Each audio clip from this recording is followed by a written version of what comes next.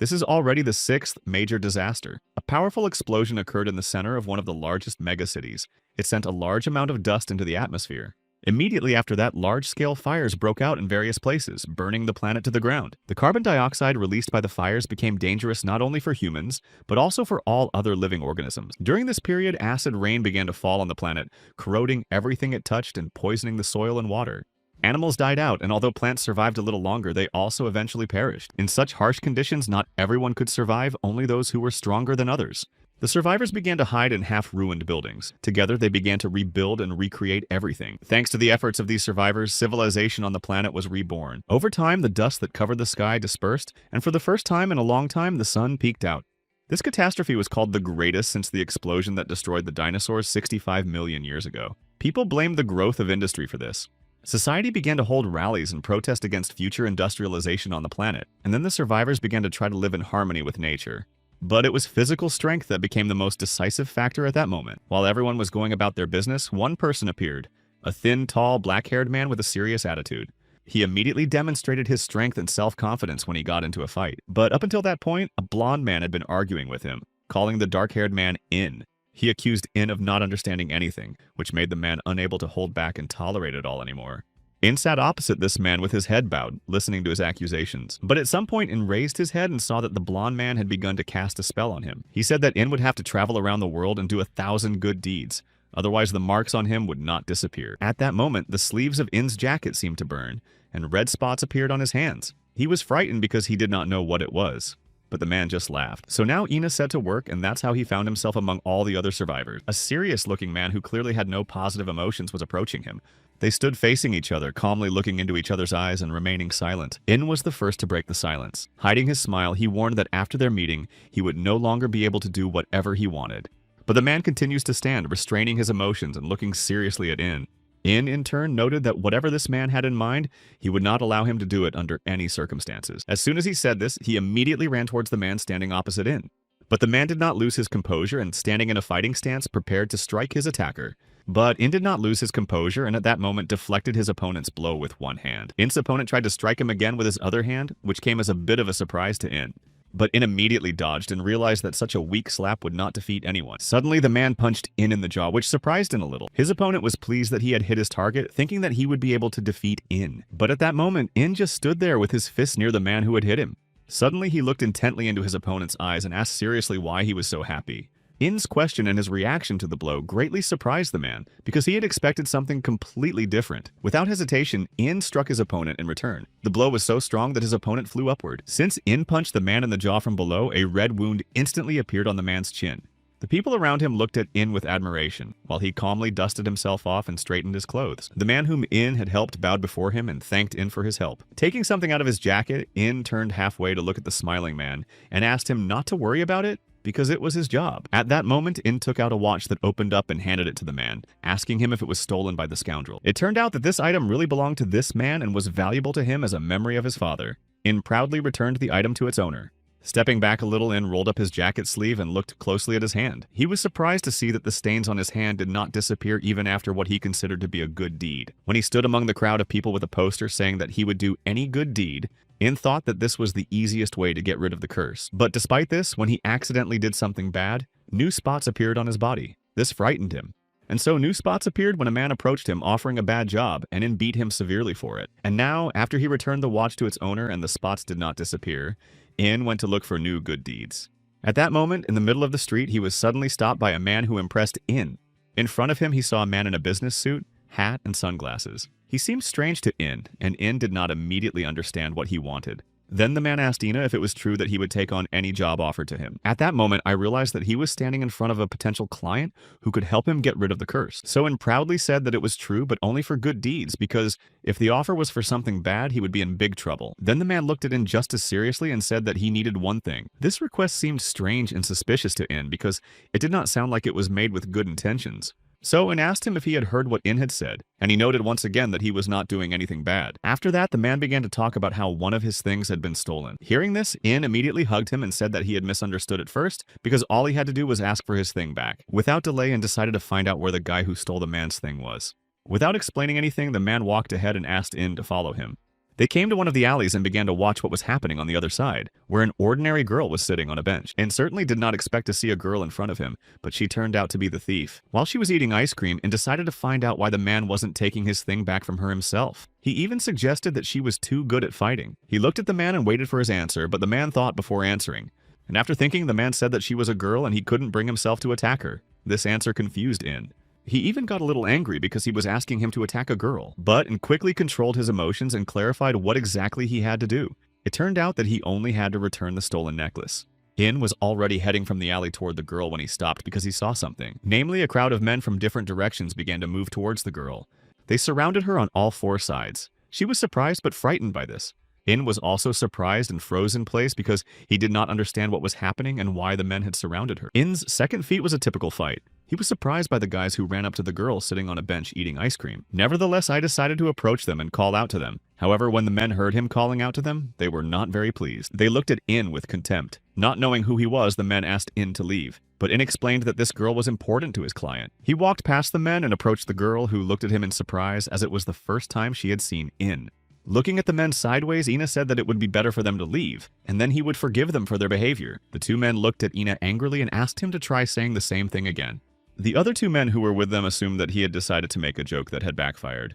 Suddenly, turning back toward the alley, the girl saw a man in a suit at the end of it, asking Ina for help. She recognized him. The girl began to shout and greet him. Because of this, the men standing next to her also turned around, and the man in the suit hid behind a wall.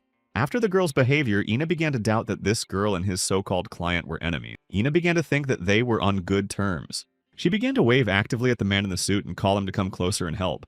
The man in the suit adjusted his hat and assured her that he had come here only for his medallion. He slowly began to walk out of the end of the alley toward all the other people, because there was no point in hiding anymore since he had been noticed. The men who had been surrounding the girl immediately approached him, drawing their weapons. One of these men with scars on his face said that they didn't want to fight, but if he got in their way, he would pay for it. Seeing this man and realized that this was a completely different person, namely the fifth member of their gang. Wylan stood and watched what was happening around him. One of the men he had seen earlier hit him on the back of the head. The attacker was satisfied with his blow because, in his opinion, he had managed to hurt In. The blow was unexpected for In. He rubbed his head where he had been hit and thought that they only hit him when he was distracted. As he turned toward the attacker, In clenched his fist and swung to strike back. But he missed, and his opponent thought that In was incapable of anything but talking. Then In looked intently at his opponent and decided to try another blow. Wylan tries to swing again. His opponent stands and continues to watch him. And then In tried to strike again and missed again, and his opponent ducked so that In would not hit him. As soon as In's hand flew over the man's head, he said that In's punches were very bad. But he said this too soon because a second later, In hit a tree trunk with his hand, and it broke and fell. At that moment, the girl who was fighting off one of the men looked up at what had happened to the tree. The men standing next to them also couldn't take their eyes off In. One of them began to tremble with fear at what he had seen. Suddenly, his opponent began to move away from In and ask for help from the others, who immediately rushed towards In. But In was not afraid and took up a fighting stance, realizing that they had all decided to attack him alone. Suddenly, one of them approached from behind and tried to strike Ina, but he was able to parry the attacker's blow. He immediately dodged the blow from another man who was also trying to attack Ina. Suddenly, a bald man with a weapon in his hands appeared behind him, also intending to strike Ina. Seeing him, the girl began to warn Ina to be careful. At that moment, a man in a suit appeared between Ina and the attacker, surprising them both. Seeing him there, In was shocked because he didn't think he knew how to fight. But when he saw the three wounded men, his doubts disappeared. At that moment, In's client helped him and neutralized the attacker, then headed towards the other aggressive men. Another man attacked In from behind with a knife, but In reacted in time and hit him with his elbow, then turned around and punched him. Meanwhile, the man in the suit was fighting another man from the gang. Finally, Ina delivered a powerful kick to his attacker's jaw. And so with all the bad guys, Ina and his so-called client managed to deal with them, and now no one bothers them. After that, In patted his client on the shoulder to show him who was standing in front of them. He saw another guy with whom he had started fighting at the beginning, in hopes that this guy, being alone, would not continue the fight. But the guy had other ideas and rushed at In to take revenge. He swung his fist at In's face, but In successfully dodged the blow. After the miss, In decided to strike back, believing that the guy had made the wrong choice. But the guy was not intimidated, and instead of running away, he began to watch In's hand movements. Meanwhile, In realized that it would be better for the guy to run away from this place. After carefully watching In's movements, the guy managed to block the blow and grab In's arm. In did not expect this from his attacker and froze in surprise. And at that moment, holding Ina by the arm with his other hand, the young man struck him in the lower jaw. This instantly left a wound on Ina's chin from the blow and knocked him back. The guy who hit Ina was satisfied with his actions. The blow not only knocked Ina off balance, but also made him lean back, throwing his head back. At that moment, the attacker chuckled a little because Ina turned out to be not as scary as he thought. He hoped that he had been able to repel Ina and that he would not continue to fight him. But slowly raising his head, Ina looked at his attacker and decided to find out if that was all he was capable of. But the guy didn't have time to answer before he received a blow in return that knocked him face down into the ground, leaving a hole in the spot. After tying all the bandits to a tree in hopes that he has dealt with almost everything and that he will soon be credited with a good deed. At that moment, I turned to the girl and pointed out that the guy in the suit had some business with her. Now In believes that he has done everything that was required of him. And now, in his opinion, these two should sort things out between themselves. In was about to leave when he turned back to them and held out his hand. But neither the man nor the girl understood what I wanted, so there was a moment of silence between the three of them. Then In broke the silence because he was hoping for a reward for the job he had done. But the man adjusting his headdress said that they had not agreed with In on a reward for the task. But In believed that this was obvious to everyone when asking another person for help. But as it turned out, this meant nothing to the so-called client, which shocked In. Then the man in the suit turned out all his pockets, showing that he had nothing at all. Then In decided to get a reward from the girl he had saved. But as soon as he looked at her, he was even more disappointed because she didn't even have pockets to put money in. The man in the suit made a serious request to the girl and asked her to return the medallion to him. But she smiled in response and said that she did not have the medallion. This situation began to exhaust Ina because it seemed like they were mocking him. Looking at them, Ina became curious about who these two people were to each other, but they paused for a moment. They remembered that a few days ago, the man in the suit was sitting under a tree with a herd of cattle running around him. He wasn't just sitting there, he was almost asleep because you could even hear him snoring. Suddenly, the first thing he thought of when he woke up and opened his eyes was that he wanted to eat. At that moment, someone appeared in front of him and handed him some food. It was the same girl holding a leaf with food in her hands and offering the man a treat. Without thinking twice, the man took the pie and began to enjoy it. As he finished eating, the man decided that he would definitely repay her, but she immediately began to ask him to pay her with money. He looked up at the girl, not knowing what to do. The girl did not want to wait long, so she demanded to be paid right away. Disappointed, the man said that he was in this situation because he had no money and therefore could not pay her. Suddenly, she grabbed his medallion, deciding that it would be payment for the food he had eaten. After the girl said she no longer had the medallion, the man wanted to know what she had done with it. She proudly declared that she had sold it. She also said that she remembered where she had left it and could take them there. Hearing that the girl had sold the medallion, and realized that she had money and decided to try to remind her that they owed him a reward. But the girl gave him nothing and just as proudly said that if he wanted to get the money, he could go with them. This annoyed In. He remembered the marks on his hands and, as he rolled up his sleeve, thought about how they had not even faded a little in recent days. But what a surprise he had when he saw that there were no marks left on his arm. He immediately turned around and looked at the bandits they had managed to catch, who were now sitting tied to a tree. At that moment, In rushed to one of them and began searching his pockets, hoping to find something interesting. Seeing this, the girl was not even surprised, but only a little upset because she thought that now, In had gone to look for something in the pockets of the tied-up guy. But when a man in a suit suddenly ran up to him, she was surprised because she thought that he had also decided to search the men. The man in the suit and In were looking at something on the body of the tied-up man. Tearing open his clothes, they noticed a drawing of a crescent moon and sun on his shoulder. When In saw the symbol, he didn't know what it meant, but he looked at the man in the suit and realized that he knew what it was. Just then, a girl approached them, bent down, looked at the drawing, and said that the sign resembled a nationalist tattoo. As soon as she said this, the man in the suit immediately began to draw his sword from behind his back. Ina could only watch them because he didn't understand what was happening or what the drawing meant. Holding the sword to the girl's neck, the man stands and looks her in the eyes. The girl does not even try to resist and looks at the sword in shock. She lowered her hands and looked at her attacker. The people around them also watched what was happening in surprise. Inu, equally surprised, sits on his knees, not knowing what to do or what it all means. With a serious expression on his face, the man in the suit, still holding the sword to the girl's neck, demands that she tell him everything she knows about these tattoos. But she only said haughtily that she couldn't say anything with a sword at her throat. Nevertheless, without removing the sword, the man began to question her. He decided to find out if she knew these men. But the girl glanced sideways at the man in the suit and assured him that she did not know the men tied to the tree. This girl and her actions seemed very suspicious to the man in the suit. Getting up, In also wants to understand the situation, but the man in the suit does not trust the girl. He is curious how she can prove her innocence.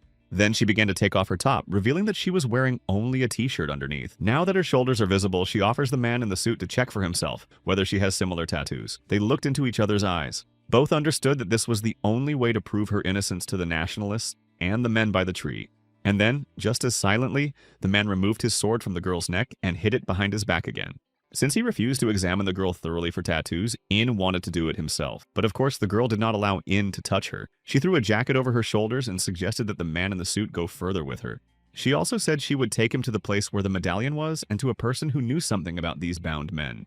For a moment, the man in the suit stood and thought about his next move. Adjusting his glasses, he asked the girl rather dryly and without emotion to show him the way there. Realizing that he would follow her after all, the girl smiled, because she turned out to be useful to him. But then they turned around because they heard In start to make noise and begged to go with them.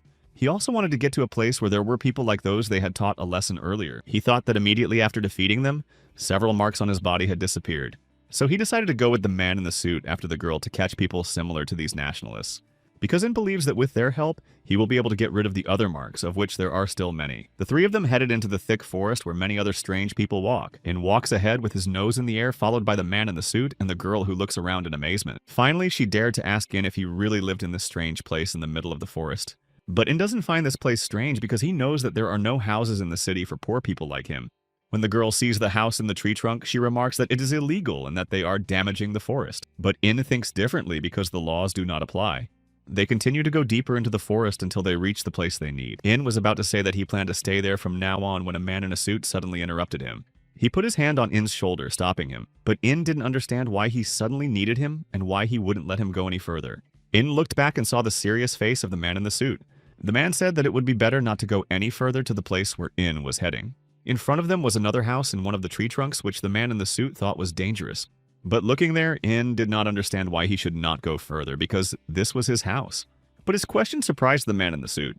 Turning back to him, In noted that living in such a house was not a problem for him if that was what was bothering them. Exhaling, the man explained that In was looking in front of him, but couldn't see anything because there were fresh scratches on the door, and a strange liquid was spilled around it. He found it strange that In was unaware of all this. The girl listened attentively to the man in the suit along with In. They were surprised by his observation. Now the man saw from In's expression that he also understood everything, but suddenly In rushed to his house, worrying about his food, which surprised his companions. In's actions made the man think that he was not smart enough and was not thinking about what he should be thinking about. Running up to the door of the house, In noticed that black silhouettes were jumping out of the trees. Seeing them, he slowed down in front of the entrance to his house and looked at them suspiciously. Standing in front of his guests, In realized that he had arrived home on time, because surely these so-called guests had some business with him. And in front of them stood reptiles, similar in size to humans, considered to be marauders. Without mincing words, In began to curse the lizards that had the nerve to break into his house. In front of him stood several giant lizards that prevented In from entering his house. Hearing how In had insulted them, the lizards began to chase him away, saying that they had no time for him because they were busy. These words did not affect In at all. They did not even seem like a threat to him. At that moment, In began to humiliate them for being ordinary lizards that couldn't even think, let alone talk. These words angered the lizards, and they began to growl and rush to fight In. But In was waiting for this moment when they would start attacking him. The first lizard that attacked Ina missed and couldn't even touch him. Now In is waiting for the next attack, for which he is fully prepared. But something unexpected happened that made him freeze in place. One of the lizards shot out its tongue and grabbed In's arm to prevent him from striking or fighting back. In felt disgusted by the lizard's tongue on him. While one held him with its tongue, the other lizard jumped up and struck In with another blow. The blow knocked Ina back, but he managed to land on his feet. Inu found the lizard's actions repulsive because they acted stealthily, not giving him a chance to respond. Looking back, Ina saw his companions standing behind him as if nothing had happened. They irritated Ina because instead of helping, they just stood and watched. But the man said that he was not fighting with the lizards, so he did not want to fight, and the girl simply did not know how to fight. These excuses irritated Ina even more, so he did not mince words with them. Still, he turned away from them and haughtily said that he didn't need their help. At this time, a crowd of lizards stood near Ina's house and raided his food without regard for those around them. But In doesn't want to leave things as they are, so he decided to ask them almost politely to leave his food alone and leave this place. After that, In adjusted his collar and said that as long as he was there, he would not let them do anything, let alone take anything with them. One of the lizards lowers his cap and listens attentively to In, who again emphasizes that it is better for them to leave. In also became aggressive and threatened the lizards in a beastly manner, saying he would roast them if they didn't leave. The lizards did not take his threat seriously and certainly did not go anywhere. Then In starts running towards them and shouting that he will start implementing his plan from the right side. This frightened his opponents a little, and one of them even took cover and tried to clarify where the right side was. But while he was doing that, In ran up to him and punched him. The blow knocked the lizard's cap off, and he began to fall backward. In pointed out that he had warned them where he would start. At this moment, another lizard on the other side began to accelerate and try to attack In. Without hesitation, In swung his fist, noting that this lizard would also receive a blow from the right. At some point, the attacking lizard thought he could outsmart In. But it didn't happen as he thought, and so In's blow hit his target directly. Looking at this lizard, In laughed and thought that he was beginning to lose his fighting skills. Having dealt with the two enemies lying unconscious on the ground, In headed towards the other two, standing a little further away from him and closer to the house. He raised his hands defiantly and tried to find out if the lizards knew which hand was which. But the lizards just stood there looking at In and said nothing to him. Suddenly, they surprise In with their next actions, which turn out to be unexpected for him. The two lizards stood back to back, not planning to retreat, but intending to continue fighting. They believed that this way they would both be able to defend themselves against Ina's attacks. But In began to mock them, sarcastically saying that they had surprised him. But he decided to show them something. The lizards stood motionless next to each other, looking suspiciously at In and waiting to see what he had in mind. Then he starts running and shouting that he will now start with red. But the lizards were prepared to respond to In's attack and were even more determined to defend themselves against him. Running towards them, In watches their every move, but he doesn't expect much from them because they are reptiles after all. When the lizards took up a defensive stance, In sarcastically called them miracle lizards. But they took it as a compliment and were pleased with his words. But as I ran up to them, he noticed that they had nothing to be happy about, because something bad was waiting for them. He struck the red lizard first, as he had promised them earlier. The lizard was unable to defend itself from this blow. While striking, In assumed that they hoped to defeat him because they turned out to be a little smarter. Only the yellow lizard remained in front of him, retreating back to the house, afraid of In. Nevertheless, to defend himself, he began to growl and threaten In, saying that his friends would not forgive him and would surely come to take revenge. But In did not give him a chance to finish his sentence, as he began to attack him with blows. He began to mock him when suddenly he felt an unexpected blow in pain. Behind him was a man in a suit who struck Ina with a sword, causing him to fall to the ground. There was no emotion on his face, he did it like a robot, but In began to lose consciousness from the pain that pierced his body. That evening, lizards with weapons stood guard at the entrance to the cave, and a fire burned nearby. They were bored with their guard duty because nothing was happening. In this cave, In regained consciousness, lying on the ground with his hands tied behind his back. He did not immediately understand where he was or why he was there. But when he saw a man in a suit in front of him who was also tied up, he immediately started shouting because he realized that he had ended up here because of him. Budden does not understand why the man in the suit did this and what he was trying to achieve. Holding back his emotions and looked around and tried to understand where they were. He couldn't get up and ask the man in the suit for help. After listening to In, the man in the suit did not answer his questions, but only remarked with a stony face that it was noisy there at the moment. But Ina was offended by the remark about being loud. Still lying on the ground, he began to argue with the man in the suit, but the man remained calm. Sitting with his back to Ina, the man turned slightly and calmly asked Ina to be a little quieter, because he couldn't answer due to the noise. He explained that this cave was a gathering place for lizards. He also noted that they were stubborn and that those who had offended them, even once, would be pursued to the very end. In listened attentively, trying not to interrupt his interlocutor. In understands that everything he says is true. Still, In couldn't understand why this man didn't fight back and allowed himself to be captured. He was also curious about where the girl had disappeared to. The man remembered that she ran away at the moment when In was beating the lizards, and he tried to calm In down. But In still doesn't understand what the man plans to do. And why, knowing that lizards are vindictive, he didn't get rid of them right away and allowed himself to be caught. The man calmly explained to In that this was because lizards remember smells and it is impossible to escape them. But this did not clarify anything for In and, on the contrary, raised even more questions for him. But he tried to guess what the next steps would be. But the man did not let him finish, and himself noted that now the lizards needed to have their tails cut off. This shocked Ina because he couldn't understand how they would be able to do that. When Ina asked, the man confidently said that to do this, they would have to talk to the boss of these lizards. This idea seemed absurd and strange to Ina. It even annoyed him a little. He began to mock his interlocutor because he did not think it would be so easy to do. He thought that he would ask the guards for a meeting with the boss. While In was complaining, the man untied the ropes that bound his hands and was able to stand up. Seeing this, In was very surprised. He couldn't believe his eyes that he had managed to free himself so easily. Anticipating In's questions, the man explained that it was good to have many different skills, especially when traveling alone, and that it was important to keep a clear head. In was shocked by what was happening and what the man in the suit was saying, because it was hard for him to believe it all. Angered, In began to shout and try to find out what the man in the suit was doing and why he was traveling alone. After the commotion, the man in the suit looked at him askance and said that he was leaving him there and walking away. This shocked In even more. He looked at the man in the suit in confusion. Then suddenly In began to laugh loudly and deny everything he had said earlier. The laughter, as a defensive reaction, instilled in Ina the belief that the man in the suit would change his mind and help him. But Ina's laughter again seemed too loud to the man. Disappointed, and lowered his head to the ground as his hopes for help began to fade. But the man approached In, sat down next to him, and began to untie him. At that moment, In finally decided to ask his savior his name. For a moment, the man froze and looked silently at In, thinking everything over. After considering everything, the man in the suit introduced himself to In as Ryu Jin. In began to think about the meaning and interpretation of his name. He explained that Ryu means flowing, and Jin means the one who comes. In also began to recall how Ryujin fought his enemies, and began to associate this with the flow of water. At that moment, Ryujin approached In to untie him, and explained that he was half right. He explained that he actually considered Ryu to be fatal and Jin to be the one who goes. While In was removing the remains of the rope, Ryujin added that he destroys everyone who stands in his way and prevents him from reaching his goal. Nevertheless, Ryujin and In managed to leave the cave and go outside. There they saw a house with the lights on. Looking through the window, they saw that there were lizards eating and resting in the house. Assessing the situation, they found 5 lizards on the left and 7 on the right. But behind this crowd of lizards stood one giant lizard, resting like all the others. Watching them, Ian still thinks about his food, because that is what the lizards are eating right now. He doesn't want them to eat everything. Next to him stands Ryujin, who is thinking about something and asks In to keep an eye on their enemies.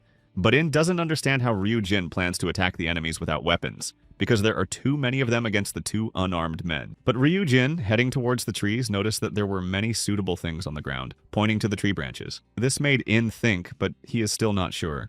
Nevertheless, Ryujin picked up a suitable stick and said he was ready to go and expected the same from In. Unexpectedly for Ryujin, In clenched his hand into a fist and swung it, saying that he was always ready. Seeing this, Ryujin was frightened for a moment because he did not think that In would fight with his bare hands without using weapons. But there was no time left for talking, and In headed for one of the walls of the house where the lizards were sitting. He struck the wall, causing stones to fall and a hole to appear. The lizards, not expecting this, did not even scatter. But when they realized what had happened, they became alert and took up their weapons. In the opening created by the blow to the wall, In's face appeared, sarcastically knocking before entering. Through the pile of stones and columns of dust, In began to make his way through the hole into the room. He was so fast that it was difficult to see Ina through the dust that rose up. So when one of the lizards noticed someone approaching him, he was very surprised because it was unexpected. But Ina is not afraid of the crowd of lizards. He is so confident that he moves forward so quickly that it seems as if he is flying. Ryujin follows him, shouting after him about his recklessness and thoughtlessness. But In has already run up to the first enemy and struck him hard with one hand. At that moment, another lizard is about to attack him from behind, but he fails to remain unnoticed because In sees him immediately. He skillfully does a somersault and kicks the lizard behind him in the jaw. The lizard flew away from the blow and In headed for his next victim, who was already preparing to attack In with a weapon. But when the lizard tried to strike with its weapon and managed to jump up and avoid the blow. As he landed, he kicked the lizard from above, knocking the enemy to the ground. And then, without a weapon, In continues to beat his enemies with his fists. The lizards immediately lose consciousness from his blows. Blocking their blows, Inu managed to strike back at them at the same time. After that, Inu had time to rest, which he used to observe Ryujin. And he saw how Ryujin managed to sever the tails of several lizards. Fighting the lizards one by one, Ryujin persistently moves towards the largest lizard, which is still sitting in its place and just watching. After defeating the last lizard, Ryujin approached his cherished goal and was not at all intimidated by the size of this lizard. When Ryujin was a few steps away from the giant lizard, it became angry and began to rise from its place. But even this did not scare Ryujin. On the contrary, he began to walk toward it with even more confidence. Standing up from behind his makeshift table, the lizard smashed it into several pieces. Some of the pieces flew towards Ryujin, but he successfully dodged them and none of the pieces of stone hit him. Now Ryujin and the Lizard King stood face to face with nothing standing in their way. But the lizard thought Ryujin had made a mistake by attacking him with just a regular wooden stick he had recently found. Attacking Ryujin with his sword, the Lizard King noticed that by fighting only with this stick, Ryujin could end up with his head severed. But Ryujin understands that this is only the lizard's opinion and therefore begins to fight him, quickly changing his position. At that moment, the Lizard King's sword flew past him, but Ryujin dodged it, not giving it a chance to hit him. When the lizard tries to attack Ryujin, he knocks the sword out of its paws with a single blow of his stick to the lizard's paws. In watches all this and is very surprised when he sees what Ryujin is capable of and how skillfully he wields his staff. After such a defeat, the Lizard King became angry because after that he was not going to leave Ryujin alive.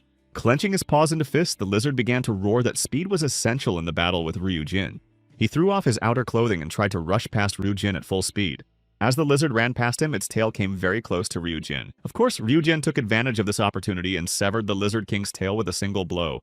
This was very painful and unexpected for the lizard. The King of Lizards roared in pain. After that, Ryujin tried to quickly leave the place where he was standing, so as not to get a response from the lizard. But as he changed his position, Ryujin noticed something he had expected, but it still surprised him. At that moment, something unusual began to happen to the Lizard King's tail. In also noticed this. He also knew that this could happen, but he still couldn't believe his eyes.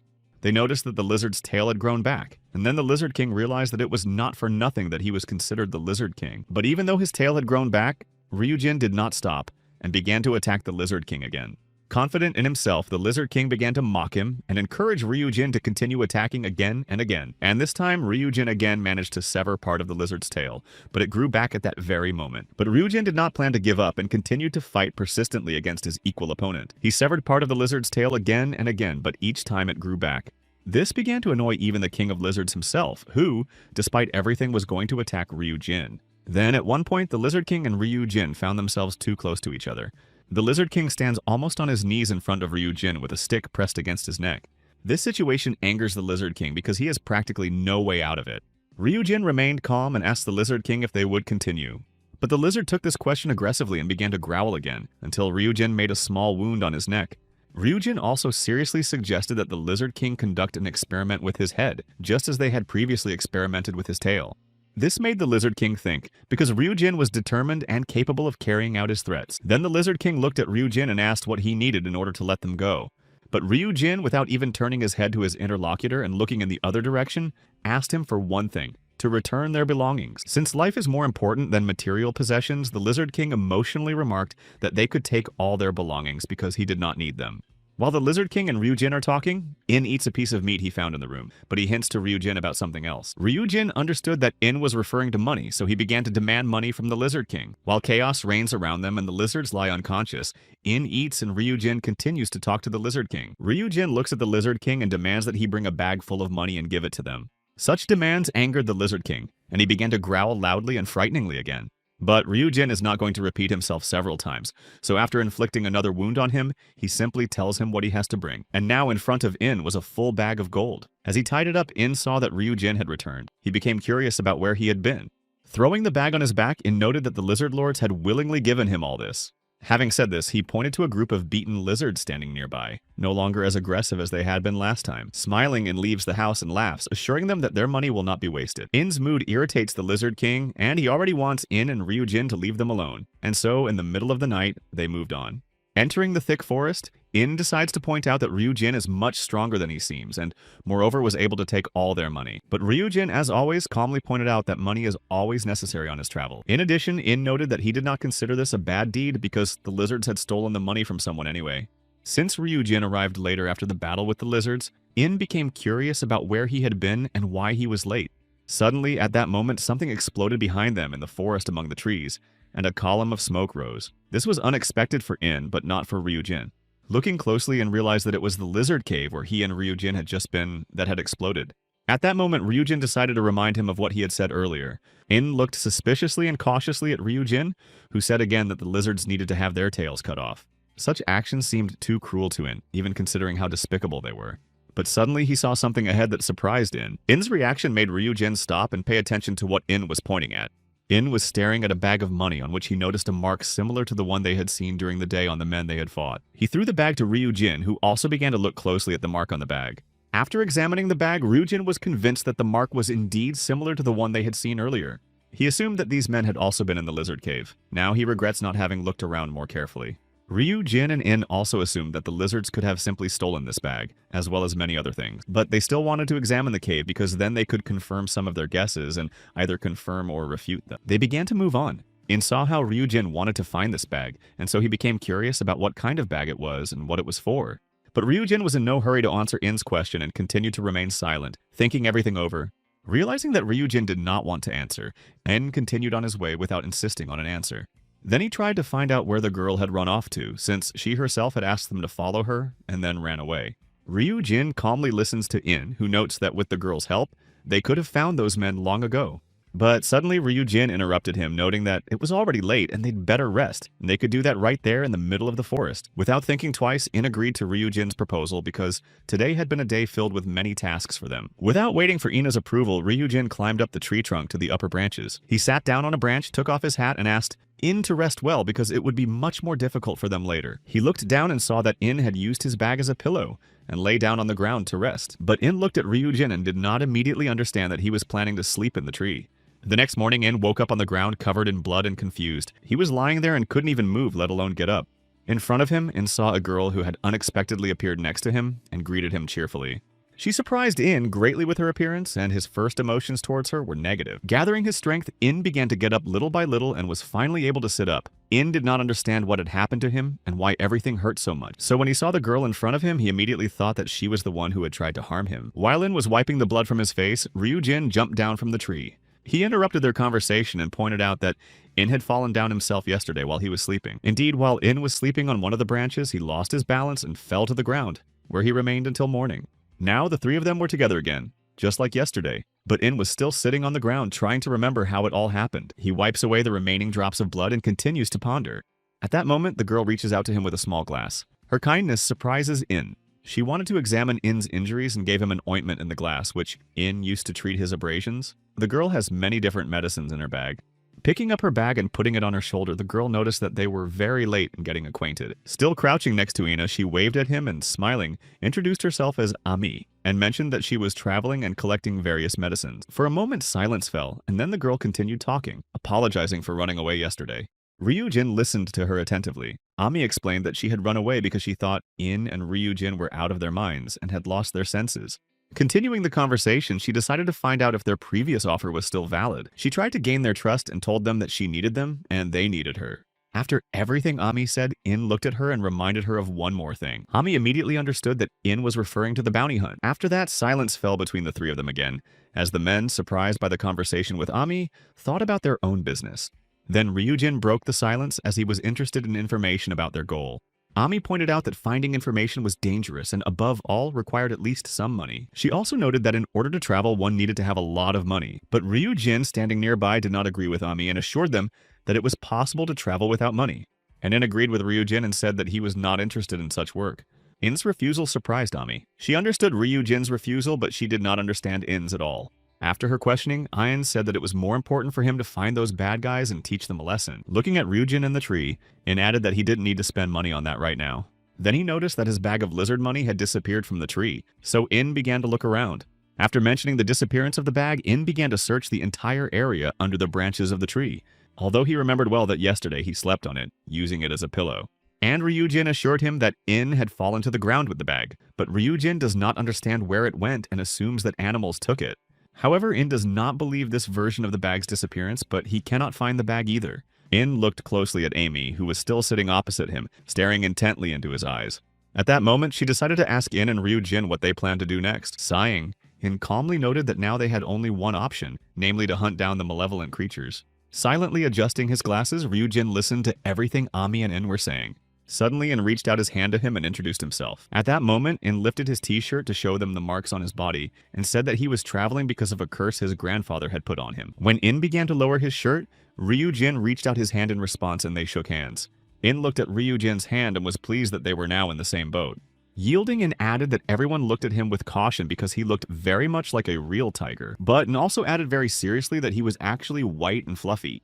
While In continued his monologue, Ami and Ryujin moved on, trying to keep the conversation going. Realizing this, In became a little annoyed because no one wanted to listen to his speech about his exploits and praise for the great In. But on their way, Ryujin, Ami, and In met 3 horsemen who blocked their path. This was unexpected for them. Ami became curious about who these horsemen were and what they wanted. Even the horsemen's horses seemed angry, showing their aggression. One of the horsemen smiled at the travelers and demanded money from them.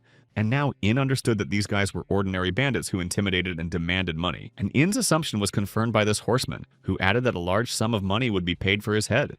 Laughing, Ami told Ryujin and In that they had only just begun their hunt, when they had already come across a precious head. Hearing this, the gang leader did not understand what she meant, but it made it clear to him that he had picked the wrong people and now he would not get what he wanted. The leader of the horsemen realized that they were not afraid of them, and assumed that it was because they did not understand who these horsemen were. He lowered his cap and said that the travelers could stay alive if they gave up everything they had. Suddenly, he saw someone's foot flying straight at his face. It was In who, not wanting to waste time talking to the horsemen, decided to attack them to get the job done quickly. Such actions were incomprehensible to Ami because In forced the horsemen to talk and immediately attacked them. Next to her stood Ryujin, who was beginning to get used to In's unexpected attacks, as he had seen him in action before. 2 other horsemen, without getting involved in the fight, began to watch what was happening. Approaching the leader of the horsemen, In tried to kick him to knock him off his horse, but In was very surprised when the horseman skillfully dodged In's blow. The leader of the horsemen still held his cap with his hand so that it would not fall off while he dodged the blows of his enemies. As he got up, he noticed that he was now communicating with In and his friends calmly and, so to speak, in a friendly manner. But this irritated Ina, so he tried to attack the horseman with his bare hands again. Ryujin watches this, getting used to the fact that In does everything without thinking and also wastes energy on talking. Hearing Ryujin's opinion, the horseman noted that, unlike In, he understands everything better and therefore recommends that In listen to him. This angers In even more, and he continues to rush at the leader of the horsemen. The horseman has a stick with him, which he clutches tightly in his hand, ready to use it in battle. In, however, is unarmed and attacks the enemy with his bare fists. And then the horseman needed his weapon, which he used to defend himself from Ina. Impressed by what she sees, Ami stands and watches the battle unfold. Just then, In began to try to change his position by taking a few steps. Noticing this trick, Ryujin remembered how he performed the same move in his fight with the Lizard King. This technique was supposed to help In dodge the blow that the leader of the horsemen was delivering to him. At this moment, the horseman who attacks him is watching In closely. In looks at the horseman, confident that he has managed to dodge and will now be able to put them in their place. Meanwhile, Ryujin covered his eyes with his hand because he was ashamed of In and thought he was stupid. The reaction of everyone around him alarms In, and he looks at the spot where the spear tip is. As it turned out, the horseman had pierced In's shoulder with his spear. At that moment, blood gushed from the wound. In immediately felt pain and cried out loudly. He tried to pull out the spear, but Ryujin noticed that his movements were too predictable and that if he continued to simply repeat everything, nothing would work out. The horseman smiled and said that they should end it there and just give him all their money. Next time, they could do it again. The other horsemen thought their friend was in a good mood today, and that was the only reason In was still alive. Surprisingly, In still stands against the rider and silently looks at him. Ryujin decides to join in and draws his sword, asking In to step aside and not interfere. But suddenly he stopped and looked intently in front of him, where In had come to his senses. Gathering his strength, In firmly grabbed the spear that was still in his shoulder and began to pull it out. Watching him, Ryujin was very surprised because he believed that continuing to fight in such a situation was not a good decision. But In began to lift the spear upward, and with it the horseman, who was still clinging to it. In this way, In decided to demonstrate that he was smarter than his opponent and capable of more. At that moment, the horseman let go of the spear because he could no longer hold it. When the horseman fell from his horse to the ground, Yin immediately struck him with his spear. His blow was so powerful that it broke the spear into several pieces, and the horseman was left lying unconscious. This situation angered In, who believed that the horseman had boasted about his coolness in vain. Similarly, covering his eyes with his palm, Ryujin believes that In could have made everything easier without using such force, throwing away the broken spear in return to the other horsemen, asking them who would be the next to fight him. But the horsemen are in no hurry to rush into battle with In. One of them even lowered his eyes to the ground, hoping that everything would pass. Yin realized that they were afraid, so he was about to choose his next victim, pointing to one of the horsemen. But suddenly he heard a voice behind him asking him to be quiet. Turning around, In saw that the leader of the horsemen had stood up and was beginning to laugh. He noted that In was actually a much better fighter than he had thought. The bandit said that he wanted to let him go, but after seeing how confident he was, he decided to finish the job. He looked at In and said that now the second round of their battle was beginning. In and the horseman, who had been unconscious just a few minutes ago, stood facing each other. Holding his wound, and barely looks at the horseman and still considers him stubborn. Picking up his sticks from the ground, the horseman noticed that, unlike him, In had barely survived and was still talking after such an ordeal. Ryujin intervenes in their conversation, trying to stop them both. But despite Ryujin, In rushed at the robber, saying that he could defeat him with just one hand. But the robber, taking a stick and heading towards In, was not so confident in him, because he considered himself stronger. In repelled the horseman's attack with one hand as he had promised. With his next kick, In knocked the stick out of the robber's hands, and it flew away from where they were fighting. But Ina's opponent had a second club, part of a spear with which he began to strike Ina again. This blow threw In's horseman back a short distance. His opponent was satisfied with his actions and watched In closely. He doesn't miss the opportunity and jumps up to knock off part of the spear and aim it at Ina. But this part flew past Ina without touching him as Ina skillfully dodged it. Now he approaches the horseman closer with the aim of attacking him. In decides to strike his opponent with his knee, but his opponent successfully blocks the blow. He immediately tries to strike In back, bypassing his block. Ryujin is tired of this fight. He thinks they are not smart because neither of them is willing to listen to the other's opinion. But In continues to enjoy it, although not as openly as before because the pain outweighs the fun. His enemy sarcastically mocks the fact that Ina's wound, which has not yet been treated, has covered the entire fighting area in blood. The robber points his finger at In, who is holding his shoulder, and remarks that In may end up with a severed arm if he continues like this. And the icing on the cake is his remark that In won't last long anyway. In's enemy spreads his arms and laughs, saying that now, In can't even be considered a real opponent. Suddenly, Ryujin appears behind him, startling the horseman. But since he was tired of these words, Ryujin tried to silence the horseman by striking him in the side. Ryujin struck with his sword, leaving a wound that caused the robber to grab his side and cry out in pain. In looked at Ryujin's actions with surprise, not understanding why he had done this. The rider's blood immediately spurted out and, like In, splashed onto the clearing where they were fighting.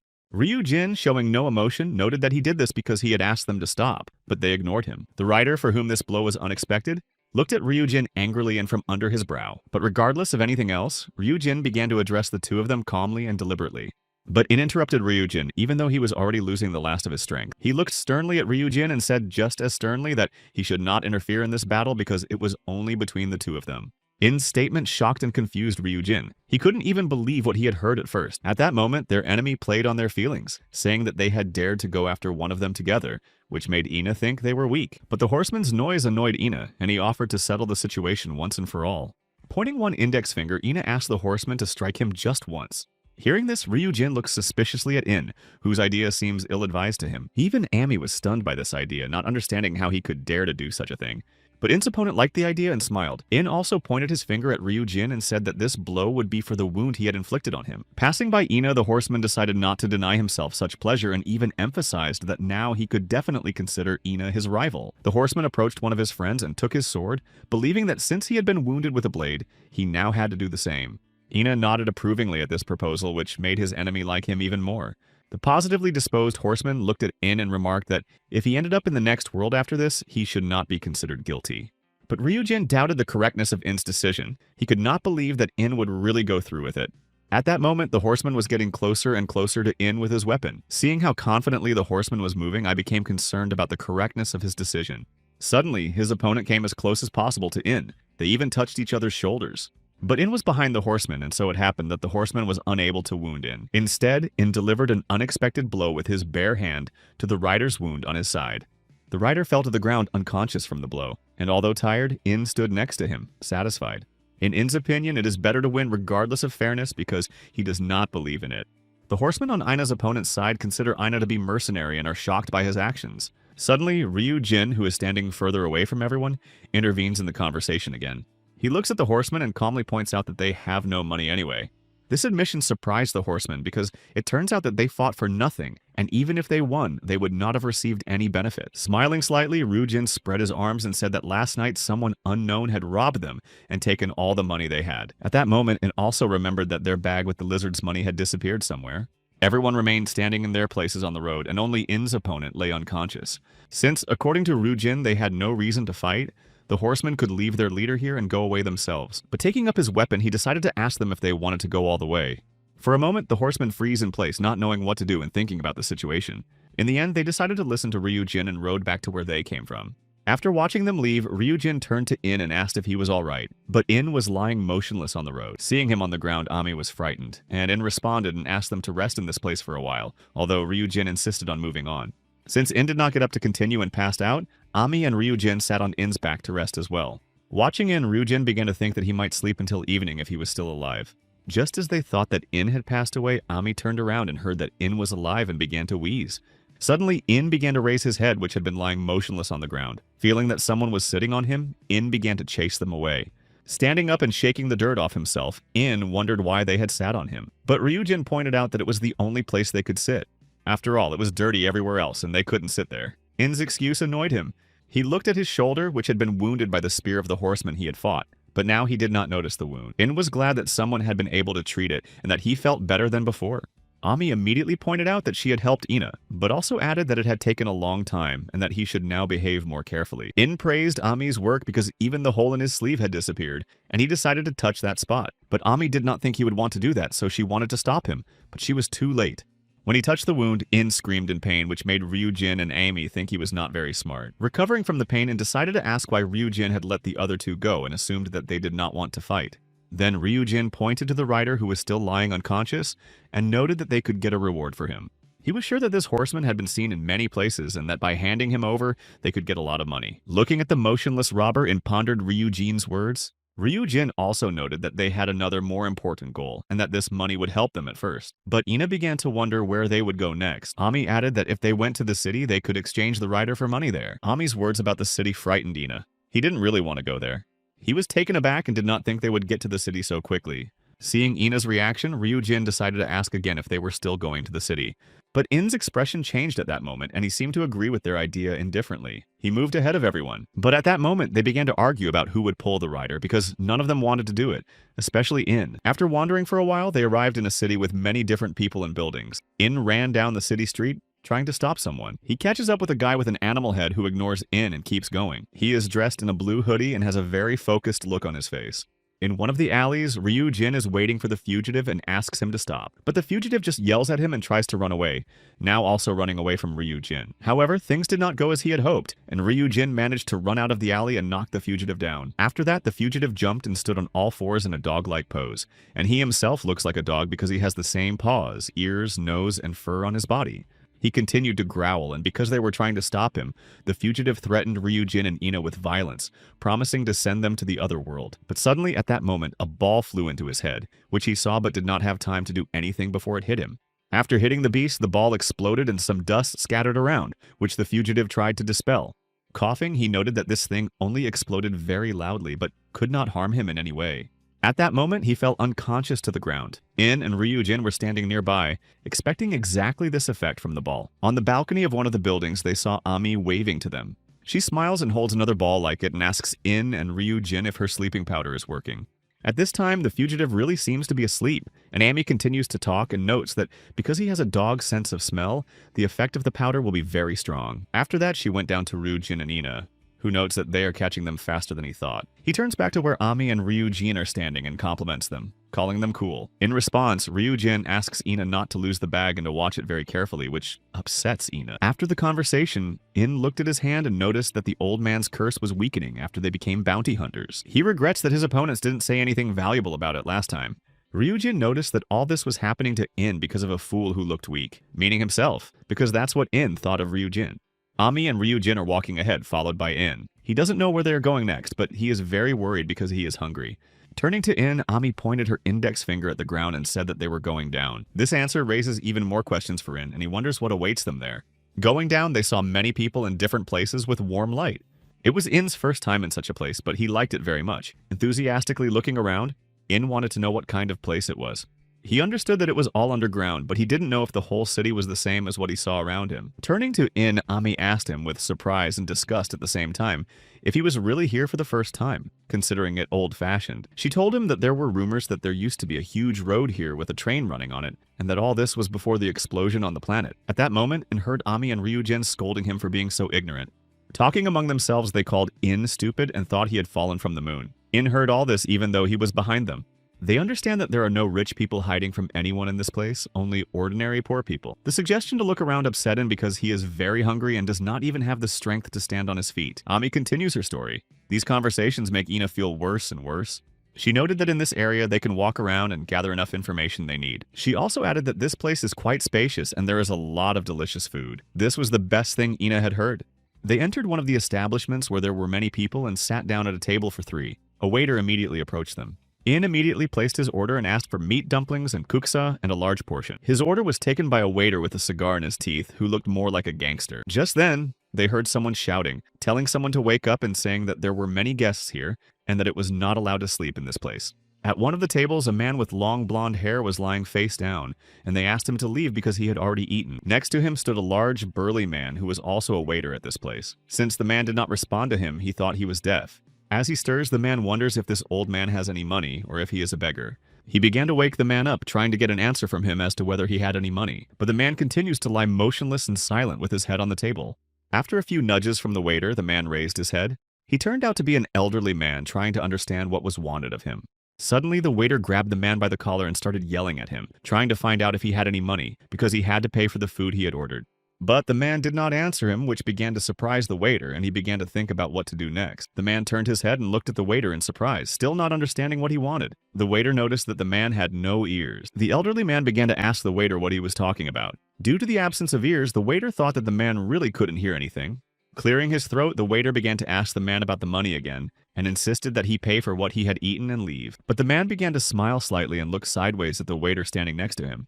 He looked the waiter in the eye and said indifferently that he really had no money. This answer surprised the waiter, although he understood that this could indeed be the case. At that moment, the waiter began to scold him, calling him a beggar, of whom there were so many here, and all of whom wanted to eat for free and leave without paying. He turned back and looked at the man sitting at one of the tables, waiting for his reaction and instructions on what to do next. And this man waved his hand, signaling to the waiter what to do next. Only after this instruction did the waiter rush to the man, threatening to show him how people like him end up here. At this moment, the elderly man stood with his back to the waiter and remained silent in the face of his threats.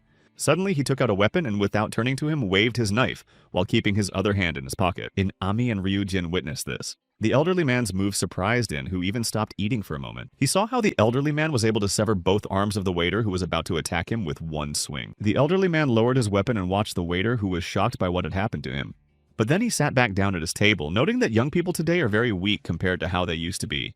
Suddenly, the man who had given instructions to the waiter began to shout and ask people in the establishment to catch the old man, promising a reward and free food in return. The old man calmly remained seated at the table, finishing his meal and waiting for someone to challenge him to a fight. Everyone around him tensed up, and in thought that the old man, who couldn't hear anything and had a bamboo sword, seemed familiar to him. The old man continued to finish his meal with a calm mind, looking at him and thought that this was a stroke of luck because the task seemed easy, and he would receive a reward for defeating him. Looking away and without turning around, the man saw someone. Behind him stood a burly man, many times larger than the old man. The old man realized that he had come to him confident that he could defeat him. Getting up from the table and saw this giant and decided that he would be the first to try to teach the old man a lesson. But the giant was already about to attack the old man, who smiled and decided to clarify whether he really wanted to fight him. Instead of answering, the giant rushed at the elderly man, growling. He did not scare the old man, but only made him smile and confirm his thoughts about the weakness and hot-headedness of the younger generation. Ryujin, sitting attentively at the table, watched all this, not daring to intervene. Suddenly, In interfered, running up to the giant and attacking him first, preventing him from touching the old man. Annoyed, In does not understand where this giant who tried to interfere with him came from. In's actions surprised many of the establishment's patrons, and Ryujin felt ashamed for him. After that, In remarked that he had warned that he would be the first to teach this old man a lesson. He turned to the table where the old man was sitting and was about to ask him to pay when he saw that no one was there anymore. Meanwhile, the old man was heading for the exit, thinking that it would be a long journey. Seeing him, In tried to stop the old man. Hearing the shouts directed at him, the elderly man thought that he was tired of these children bothering him. Approaching him, In insults him with words and remarks that he can actually hear everything. At that moment, In jumps towards the old man, who remains calm and composed. During the jump, the man grabs In by the neck with one hand without turning to him. Everyone in the establishment was very surprised by the elderly man's agility, as no young man could overcome him. Ryujin was annoyed by what had happened because he did not want to get involved in a possible fight. Meanwhile, the elderly man turned to Ina, continuing to hold him by the neck. Looking at him with a smile on his face, the man remarked that he liked young enthusiasts like Ina, but he was not going to give in to him, let alone allow him to harm himself, because he still wanted to live. Watching the old man and In, Ami suggested that Ryujin try to help In. But Ryujin, without turning around, remarked that In had gotten himself into this mess and suggested that Ami watch to see what would happen next. He pointed to the giant and said that although In had managed to neutralize him with a single blow, the old man was not inferior to him in strength. Finally, Ryujin added that Ina was currently being held by the throat and there was nothing he could do about it. He was now helpless. All the visitors who continued to eat watched closely what was happening, and some even glanced at Ryujin and Ami. Continuing to eat, Ryujin noted that this was an unusual old man, and that anyone who dared to attack him was out of their mind and beyond help. And he didn't care about Ina. He noted that he would not bat an eye if Ina were sent to the other world. At this time, being in such a position, Ina tries to understand where the old man's strength comes from. Still smiling, the old man said that he liked In, but noted that because of such reckless actions, he could quickly end up in the next world. These words angered Ina, and even when he was being held by the neck, he decided to try to attack, demonstrating his strength. He grabbed the man by the arm, which disappointed him. The old man noted that young people today do not have the same manners as in the past. Without hesitation, the elderly man made In quickly remove his hands from him. They remained standing opposite each other, but the old man held Ina by the neck, and Ina, with his arms spread wide, could do nothing. Each of the old man's actions surprised In, as they were unpredictable and even more unexpected for him. And now the elderly man decided to demonstrate something more so that In would not resist, and letting go of his throat, struck him in the stomach with his hand. The blow was so strong that Ina even started bleeding from his mouth. Those around him still do not understand how the old man manages to deliver such blows. After all, the last blow sent In flying into one of the walls, leaving a dent in it. For a moment, he seemed to lose consciousness from his injuries, but no one rushed to help In, and no one touches the old man. And he, spreading his arms, continues to talk about young people and their shortcomings, comparing young people to fighting cocks. Scratching the back of his head, the old man added that young people never listen to their elders. He started to head for the exit, but suddenly, even in his condition, In was able to ask the old man to wait and not leave. Hearing In, the man froze. Everyone around was impressed that even after such an incident, In behaved confidently and was about to get up. This made the elderly man even more certain that he liked In, because he was so confident and wanted to see the matter through to the end. Indeed, In was about to get up and continued to speak disparagingly about this man and threaten him. But suddenly, after his threats, he was very surprised by what happened next, because it was not part of his plan. Calm Ryujin and Ami continue to eat but do not understand why. After everything is said, he is still sitting by the wall. Button realized that no matter what, he couldn't move, let alone get up and continue fighting the old man. The people in this place are waiting to see how it will all end and who will win. As he leaves, the old man notes that his blow was not strong because he liked In, and the fact that he can lift himself up a little is a miracle, because everything could have been worse. Finally, the old man, already at the exit of the establishment, turned to In and said with a smile that they would see each other again. But In did not want to back down, and being in such a position without being able to move normally, he tried once again to stop his opponent. But this time, laughing and admiring In's persistence, the elderly man calmly walked away without looking back. After all this, Ryujin continues to sit at his table enjoying his food. Ami decides to approach In, who is still sitting almost motionless by the wall. She decided to help Ina, and the first thing she did was to examine the place where the man had struck him. When she lifted Ina's shirt, she was very surprised and couldn't believe her eyes because she saw a strange mark. Ami's reaction surprised Ina because he thought it was just a bruise, and in his opinion, bruises don't need to be treated. But when he looked at it, he was also surprised. This caught Ryujin's attention. He became curious about what they had seen there, so he looked in their direction. He ran up to Ina and Ami when he saw that the old man had left a mark in the shape of either a crescent moon or an unfinished circle with rays. He began to examine it, not understanding how the old man could have left this mark on Ina's body. Without wasting any time, Ryujin ran to the exit after Ina's opponent. Ina and Ami could only watch him, not understanding what was happening. On the street, Ryujin stopped right at the exit of the establishment. He held a weapon in his hands, hoping to catch the old man. He began to turn around, looking at everything with hope and anger in his eyes. But there were many different people around, going about their business, and all you could hear throughout the street were different voices and other sounds. Because Ryujin did not see the old man who was fighting with In, he fell into despair and was overcome with emotion. At that moment, Ami and In, whom Ami was helping to walk, came out onto the street. They saw that Ryujin had failed to catch the old man.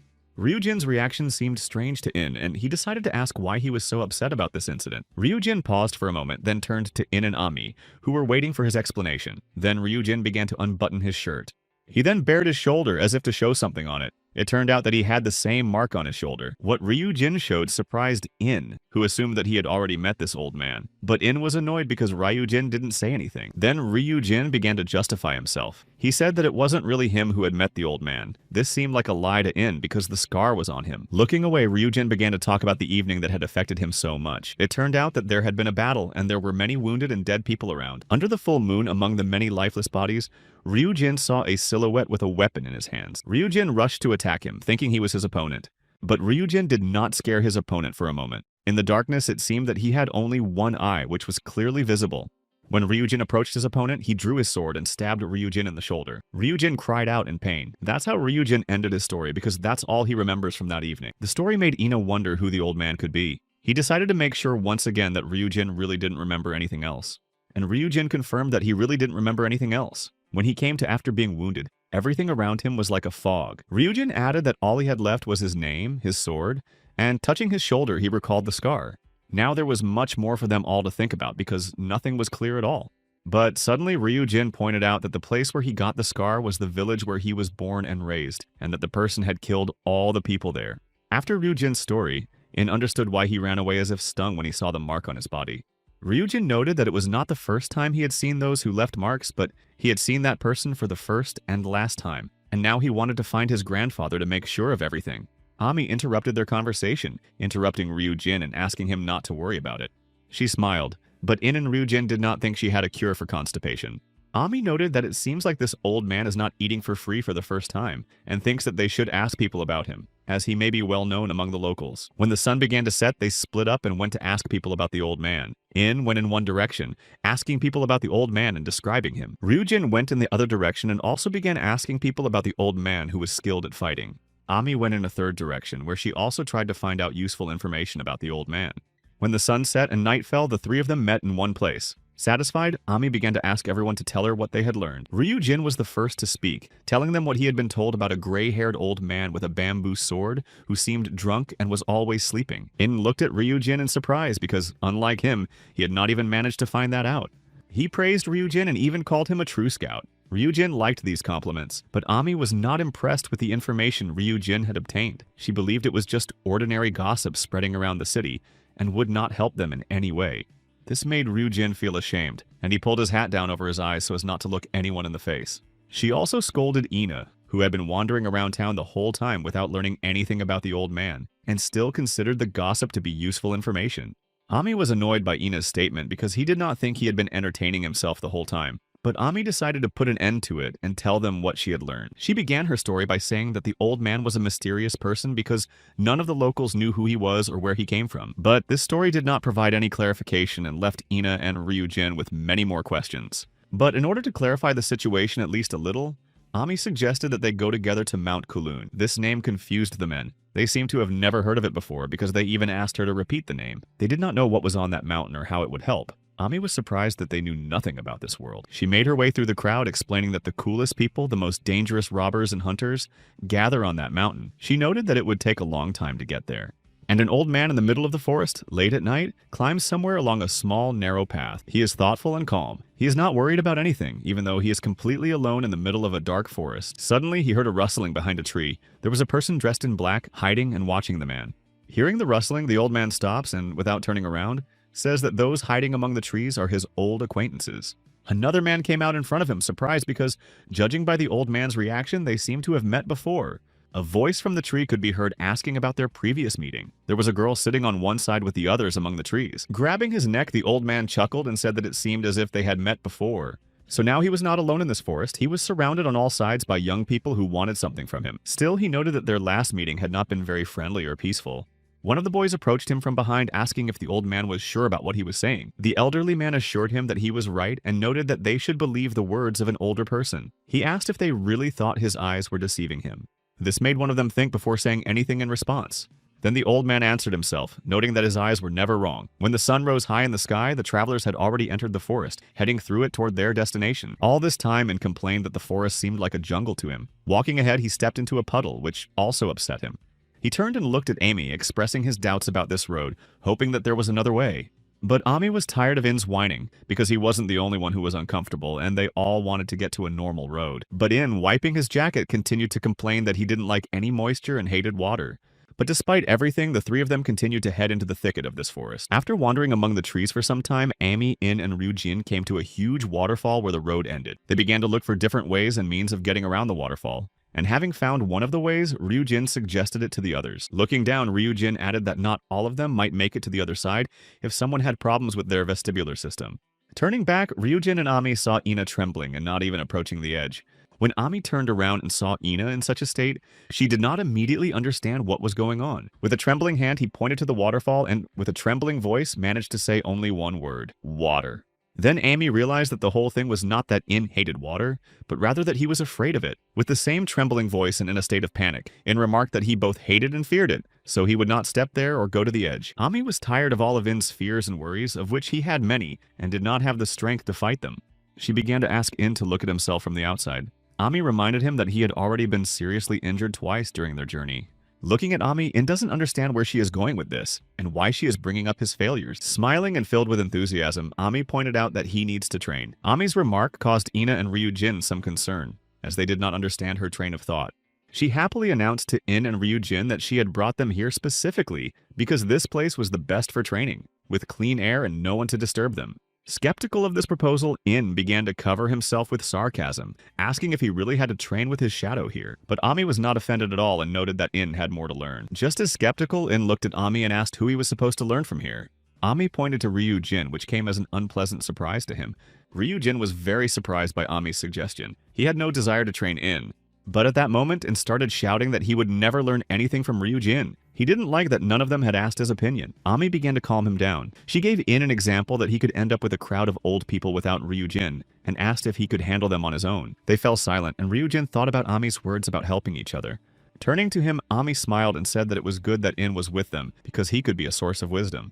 Then she turned to In again and asked how long he would remain unscathed if he continued to swing his fists around like that. At that moment, In agreed with Amy that future opponents would be stronger and the place would be more dangerous. He understands that it is very easy to die there. But even though he agreed with this, In did not understand why he had to study under Ryujin. After hesitating a little with her answer, Ami pointed out that it was because Ryujin was stronger than him. This stunned In because he did not think so, and Ryujin agreed with Ami's words. To prove that these were not empty words, Ami suggested that In and Ryujin test it. After this suggestion, Ryujin and In looked at Ami in surprise, not quite understanding what they were supposed to do. She pointed to Ryujin and asked him to go first. Again, he didn't like that very much. But Ryujin understands that he cannot do it alone, and only Ami knows the way there, so now he has no choice but to comply with her request. He saw a large rock nearby and, pointing to it, asked In to hit it with the same force he usually uses when fighting someone. Turning away from Ryujin, In stands and looks at him with contempt. Ryujin wants to know if In can break it. Since In does nothing, Ryujin tells Ami that he will not be able to do it under any circumstances. This provokes In and motivates him to act. Finding an even bigger rock, In says that this is the one that suits him. He runs up and hits the rock so hard that it cracks. In's strength impressed Ami, who was standing nearby watching everything.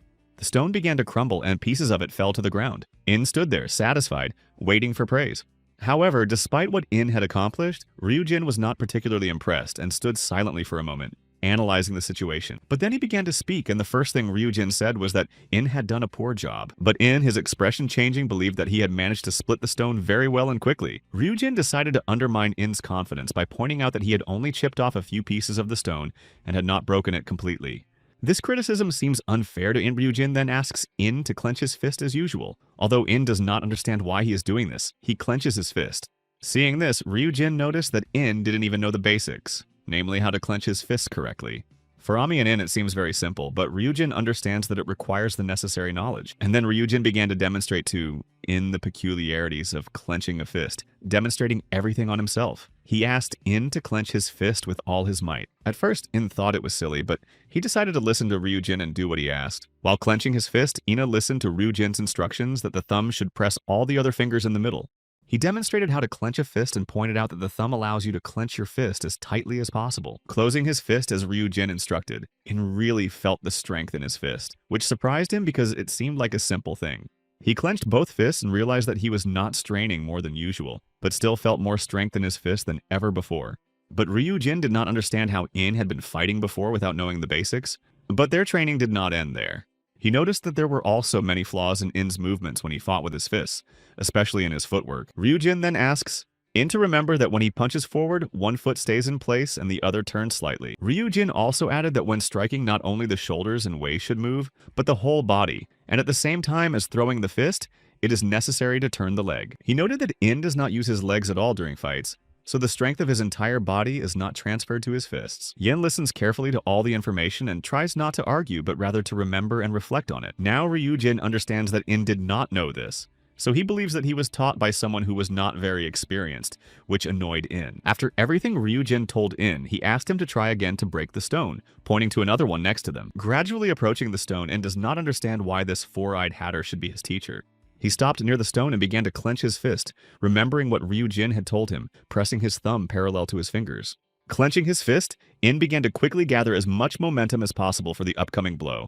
Ryujin looks at him and thinks that even without this knowledge, he manages to fight quite skillfully. He instinctively understands where and how to strike. And then, after striking the stone, everyone saw how its particles scattered in different directions. Satisfied, In turned around and said that everything had worked out, and now they could continue on to their destination. Looking down accidentally, he began to tremble again and insisted on taking another road that would bypass the water. Suddenly, In looked at his hands, which had strange marks on them. He was surprised and did not understand what they were.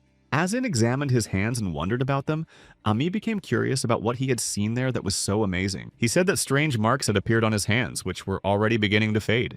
After looking, Ami noted that it was just blood. In was disappointed that it was nothing more. But he decided not to linger here any longer and insisted that they leave because the training was over.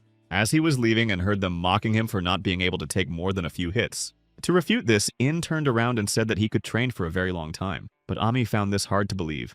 And now she decided to offer In a battle with Ryujin to the first strike. But Ryujin did not want to fight and wanted to refuse Ami's idea. Hearing this, In immediately rushed to attack Ryujin without waiting for his approval of the fight. But Ryujin is not ready for In's attack because he did not expect it at all and hoped to teach him something else. But he has nowhere to go, so he begins to dodge In's blows. And even with the first, albeit unexpected blow, In fails to hit him. But Ryujin also skillfully dodged In's next kick by jumping back. The fact that Ryujin dodges so well and does not allow Ina to even scratch him irritates Ina. Ami stands aside and watches their entire battle. Although she does not fight with them, she understands some of their shortcomings. During the fight, she noticed that although In has great strength, he does not know how to direct it in the right direction. Missing again and again, he becomes increasingly irritated because he wants to teach Ryujin a lesson. At one point, they stop, standing back to back. Ryujin already wants to leave, and In suddenly thought that Ryujin had been giving in to him the whole time during the fight. Just then, Ami again rebuked In for his excessive self-confidence. She emphasized that this should not be the case. But In began to justify himself by saying that Ryujin was very good at dodging, comparing his movements to those of an eel. He asks Ami what they should do next. Ami smiles and says that everything is the same as they agreed before the first strike. But Ryujin wants to try to stop her. He doesn't understand why he has to fight In, because there are other ways of learning that are more effective than such battles. This surprises Ami because there are 3 of them in the forest, so she decides to listen to Ryujin's idea.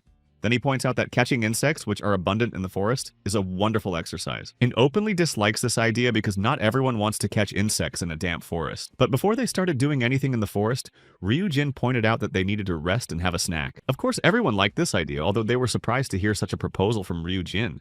During the break, Ryujin decided to learn more about the marks on In's body that appear when he does bad things and disappear when he does good things. He realized that In was planning to teach the guys with tattoos a lesson and use this to get rid of these strange marks on his body. Confirming Ryujin's guesses, In turned his attention to Ami, who suggested leaving the marks alone and not paying attention to them. But In began to explain that when he did nothing, new marks did not appear, so he tried once to leave them alone and ignore them. He recalled that after accepting them, everything was fine with him for a whole week, and he was not worried about anything. A week later, during another break, something strange started happening to him. His cheeks swelled up and his teeth started to hurt badly, causing him to tremble, not knowing what to do. Sitting in the middle of the forest, In recalls that day as if he is reliving those emotions, because even remembering it is painful for him. His story made R, Y, and A feel that In was too sensitive, which was not apparent from his appearance. But In began to explain that toothache is one of the most terrible things that can happen, and only those who have experienced such pain can understand it. He earnestly assures Ami and Ryujin that it is impossible to endure this pain. Summing up, Ami noted that each of them has their own goal to move forward, but unlike that, they have no plan to stick to. In is confident that when they arrive in Kowloon, he and Ryujin will neutralize the tattooed people. Ami will then have to get the rare precious herbs she collects. This is In's plan, and he thinks it's great. But then Ami wondered if fighting those people would be considered a bad thing rather than a good thing. In himself does not know how things will turn out, but so far after the battles with the tattooed men, he has not acquired any new marks. He also suggests that they may be so insignificant that they cannot be measured by either good or evil. The conversations tired In, so he no longer wants to talk and instead suggests eating because he is very hungry. Ryujin also wants to eat, so he is going to go catch someone, but he immediately notices that Ami will be doing the cooking. When Ryujin called Ina stupid, Ina pointed out that he is the same because they are all together in one place now. Suddenly, In stops arguing and tries to find out what he should do now that everyone is busy with food. Getting up from his seat, Ryujin tells In to practice because he doesn't have time for anything else. But In doesn't like that. It was already evening, the sun had almost set behind the horizon, and Ami could hear birds singing and other sounds in the forest.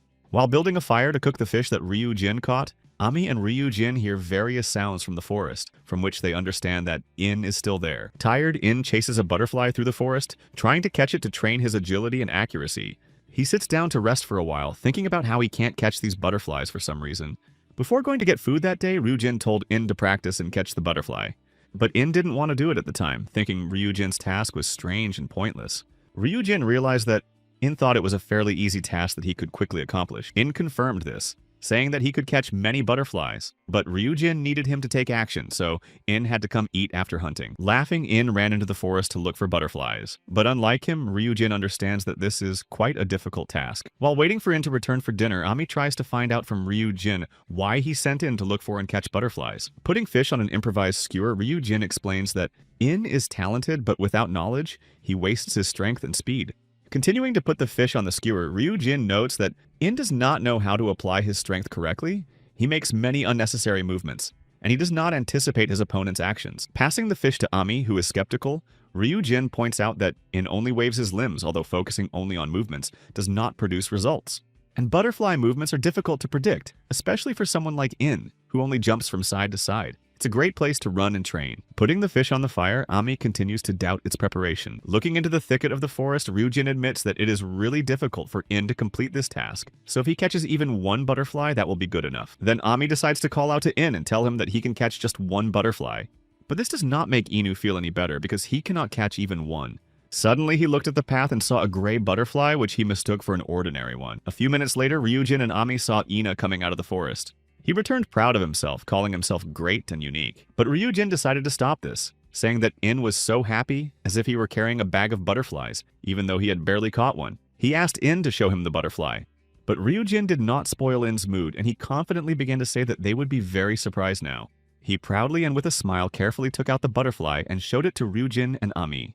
But they looked at Ina without any particular emotion and said that it was just an ordinary gray butterfly.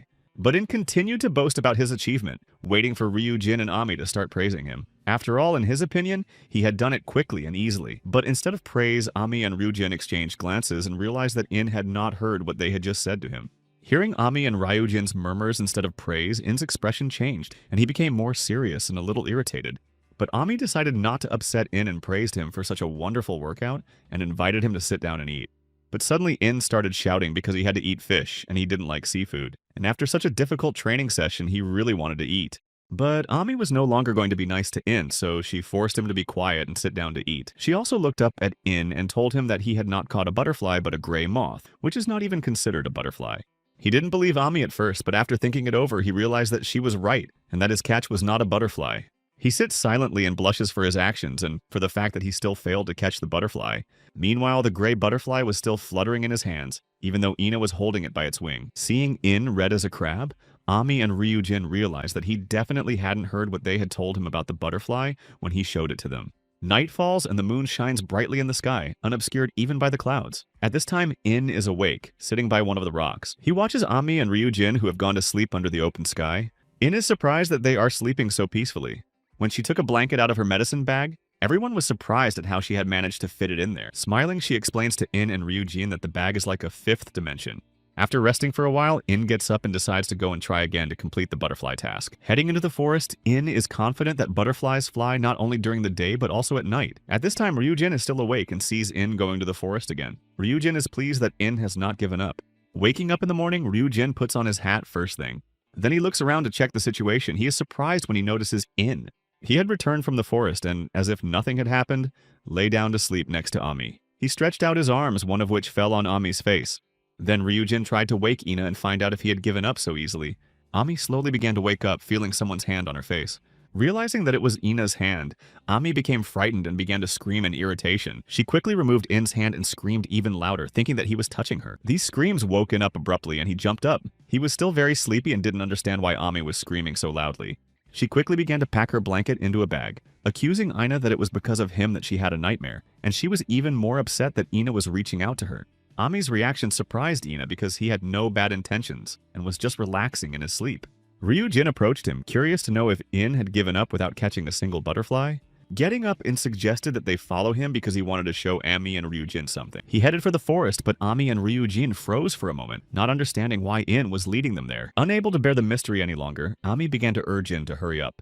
At that moment, In saw a butterfly and asked Ami and Ryujin to be quiet so as not to scare it away. As the butterfly fluttered between the trees, In pointed out that they were about to see something unusual. So In stood still near the butterfly, which began to land on him, and at that moment, In began to feel nervous. In a few seconds, the butterfly fluttered its wings many times, allowing it to move quickly. In stands still and watches, afraid to scare the insect away. As soon as the butterfly stopped, I began to raise my hand intently, without making any unnecessary movements. Suddenly, he managed to quickly grab the butterfly with one hand, without moving any other part of his body. Ami and Ryujin stand nearby, calmly and intently watching. And now In opens his palm and proudly shows Ami and Ryujin the butterfly lying in it. Without any excitement and silently, they stand and look at the butterfly in Ina's palm. They turn away, unimpressed, and Ami even remarks that she can do the same thing. This irritates Ina, and he asks Ami to demonstrate. Without hesitation, Ami approaches the bush where the butterfly is sitting, and slowly lowers herself in front of it so that the butterfly is at eye level. Freezing, she slowly raised her hand and carefully picked up the butterfly by its wings with 2 fingers. Seeing how skillfully and quickly she did it, In was extremely surprised, not wanting to believe his eyes. She showed the butterfly to In without even turning to him. Ami pointed out that it is worth catching someone whose actions are unpredictable when they are motionless. But In, not believing what he saw, began to accuse Ami of cheating, and Ami was not surprised by this. While In and Ami argue with each other, Ryujin, satisfied that In was able to catch the butterfly, moves on. He understands that a butterfly is actually a small, almost weightless creature. And if you wave your arms around like I did at first, air currents appear around your arms that push the butterfly away when the movements are too strong. Although In did not immediately understand what to do, his shoulders were able to relax on their own, which put In's body in a state of lightness. And Ryujin noted that at the last moment, focusing all his strength in one movement, In was able to catch the butterfly. He noted that it was the same as with his fists. In knew nothing but did it anyway. While Ryujin was thinking, In and Ami continued to argue. Leaving the forest, they found themselves in a place with houses and lots of people around. This settlement seemed extremely strange to In, which he said very loudly. Everything around him was made of stone. When Ami asked him not to shout so loudly and turned around and saw only Ami behind him, while Ryu Jin had disappeared somewhere. It turned out that he was standing near one of the tents where a young man was selling various headwear, hats, and caps. Seeing Ryu Jin there, In and Ami became curious about what he was doing there.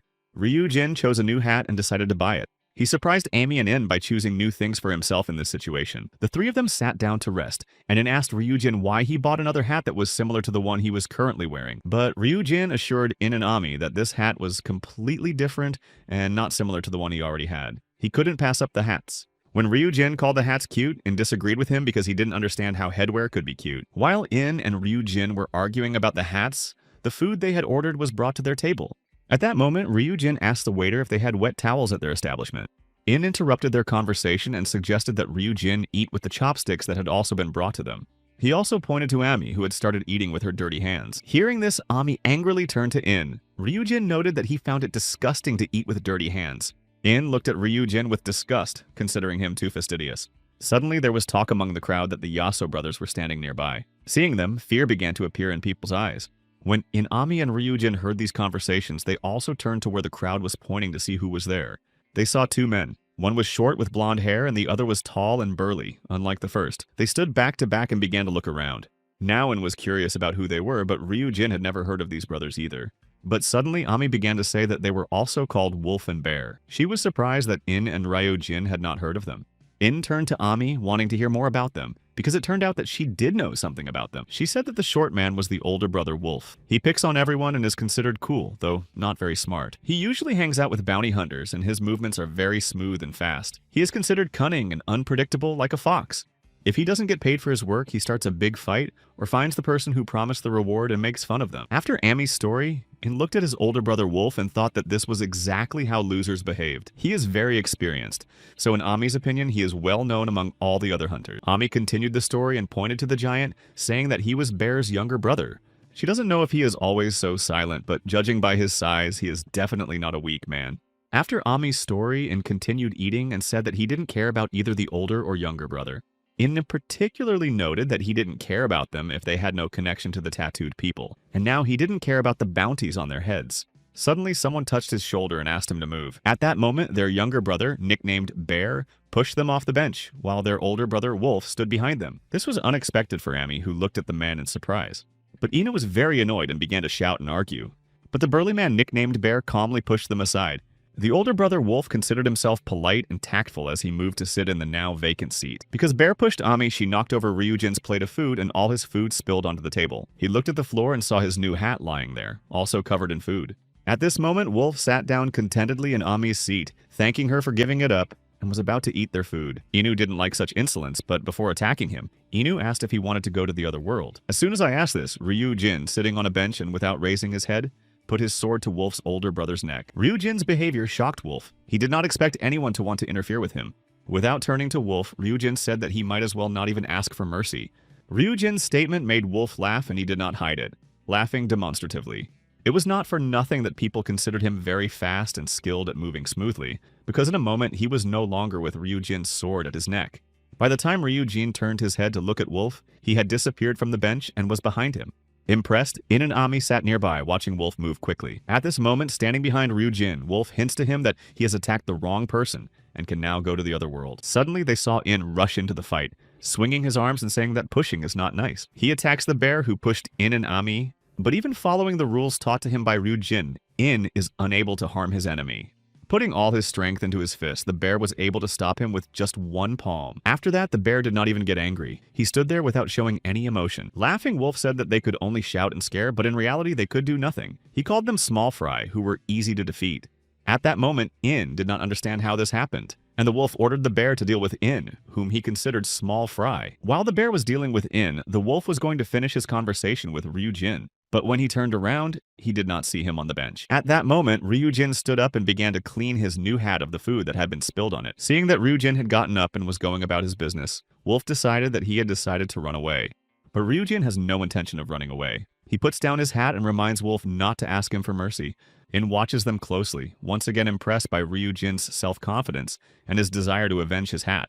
But not far from them stands Amy. In and Ryujin raise many questions for her. After all, she believes that they have a much more important matter to attend to. Hearing Ryujin's words, Wolf laughs in his face, considering him very perceptive because, in Wolf's opinion, it is Ryujin who will ask for mercy.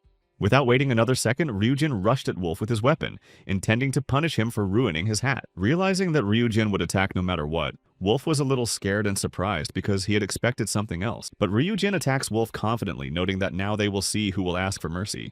Without hesitation, Ryujin strikes the first blow, which Wolf luckily dodges by stepping back from a standing position. Now the Wolf is no longer joking because he is serious and intends to teach Ryujin a lesson.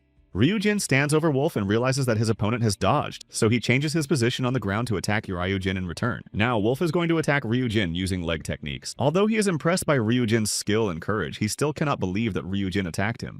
While Wolf is almost lying down, Ryujin is about to attack him again, and strikes with his sword from top to bottom, but hits the ground. Wolf managed to use his speed to jump back and dodge Ryujin's attack. After that, he looks Ryujin in the eyes, thinking that this is all he is capable of. Although Ryujin understands that his opponent is very skilled and has a lot of experience, he is not going to give up. Meanwhile, not far from Ryujin and Wolf, In and Bear stand facing each other. An angry In looks at Bear and does not understand if they are going to fight at all, because Bear is just standing there and blocking In's blows. He can't take it anymore and yells at Bear, asking if he plans to fight or just stare. In also sees that although Ryujin pretends to have everything under control, he is too excited. So In suggests that Bear move aside if he's not going to fight, because he wants to help Ryujin. And now In simply and calmly told the giant to get out of his way. After saying this, In decides to try to push his opponent's arm away and simply walk past him to help Ryujin. But Bear continued to stand silently, not letting In pass. In got angry and was overcome with emotion, and he began to demand that Bear fight him. In also decided that if he wouldn't let him pass, he would push him aside himself and try to attack his enemy with his foot. But the bear was able to block this blow and easily pushed In's leg away.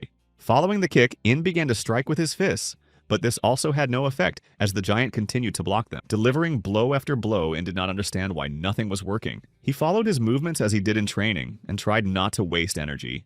Delivering another punch, In realized that he had blocked it extremely well. This made In angry because even though he was following all the rules, nothing was working. Ami watches all of In's attempts to defeat the giant. She sees every mistake he makes. She is not very happy with what she sees because the training has not produced the desired result. After watching In's battle, Ami looks over to where Ryujin is fighting Wolf. At that moment, Wolf tries to attack Ryujin with a jump in the air. Ami also sees how quickly Ryujin swings his sword, trying to strike Wolf. She is unpleasantly surprised by how eager the men are to fight. During Wolf's next attack on Ryujin, he heard Ami calling his name. This was surprising to him because Ami was distracting him from the battle, which could cause him to get hurt. Despite this, he still looked in her direction. She is holding the hat that Ryujin recently bought, and points out that while they are climbing the mountain, he will be able to buy 1,000 such hats. Looking over Baron's shoulder, he notes that since Ami touched Ryujin's hat, he might get even angrier.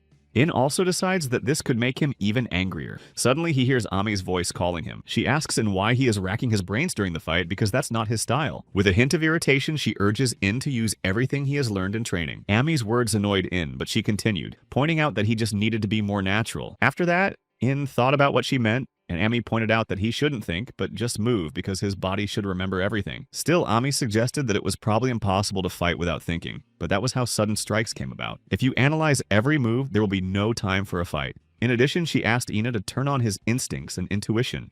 Standing opposite Bear, In looked him up and down, and he confidently noted that now it would be difficult for the bear to just block. But Bear didn't respond and didn't even understand what In meant. Suddenly, In began to attack his opponent with his feet, saying that now he was ready to demonstrate his kung fu skills. But his opponent was also confident and believed that he could block any of In's blows. But Yin, with a smile and confidence mixed with irritation, continued to attack Bear. And after Ami's instructions, In began to fight completely differently, delivering blow after blow that the bear could barely block. But the bear tries to block every blow from In without giving in to his emotion. In, on the other hand, is very pleased with his actions and shows it in every way, especially through the broad smile that appeared on his face. This is not surprising, as it finally manages to break through the bear's blocks little by little. But even after such small victories, Ina Bear continues to stand almost motionless. Suddenly, with eyes full of confidence, In clenches his fist and swings it. This blow was the most successful one during the fight with the bear, as Inu managed to break through his blocks and deliver a powerful blow.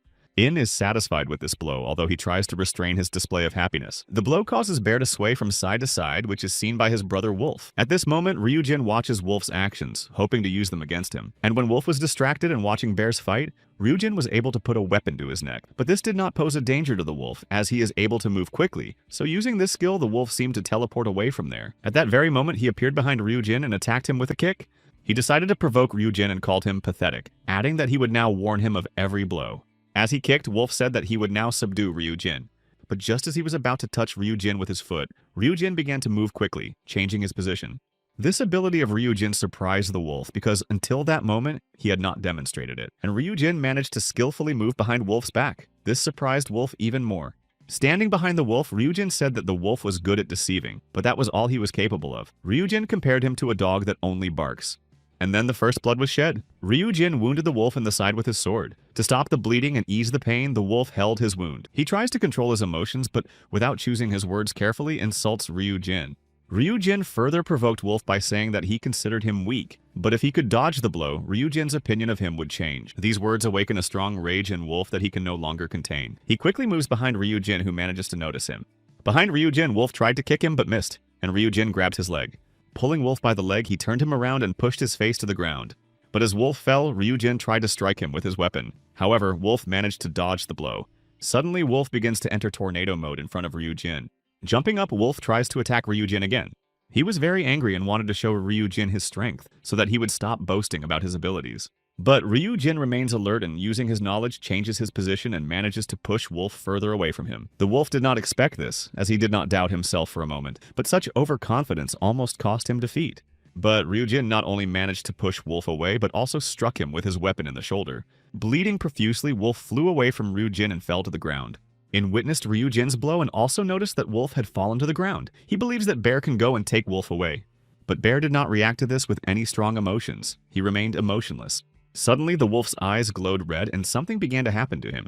Then, as if nothing had happened, he got up and rushed to attack Ryujin again. Seeing that the wolf had begun to attack and was visibly changing, Ryujin was surprised, not understanding what was happening. While Ryujin was in shock, Wolf quickly approached him. Ryujin did not have time to dodge, and the wolf wounded his face with his newly appeared claws. In noticed the wolf's transformation and was so surprised that he even began to stutter. In became curious about what was happening to the wolf's eyes. Just then, he heard someone's voice saying that it was enough, and when he turned his head, he saw the bear in front of him, who had started to move. At that moment, In was frightened by the fact that his opponent had unexpectedly started to move. Suddenly, the bear slammed his fist into the ground, demonstrating his strength, which turned out to be very great, as dust flew around. This blow from the bear caused the entire stone city to shake as if during an earthquake. Pillars of dust rose around In, obscuring his view, but he managed to see a hole where the bear had struck and that he had disappeared from there. Meanwhile, the wolf tried to attack Ryujin again, who took advantage of his opponent's proximity and struck him in the side with his sword.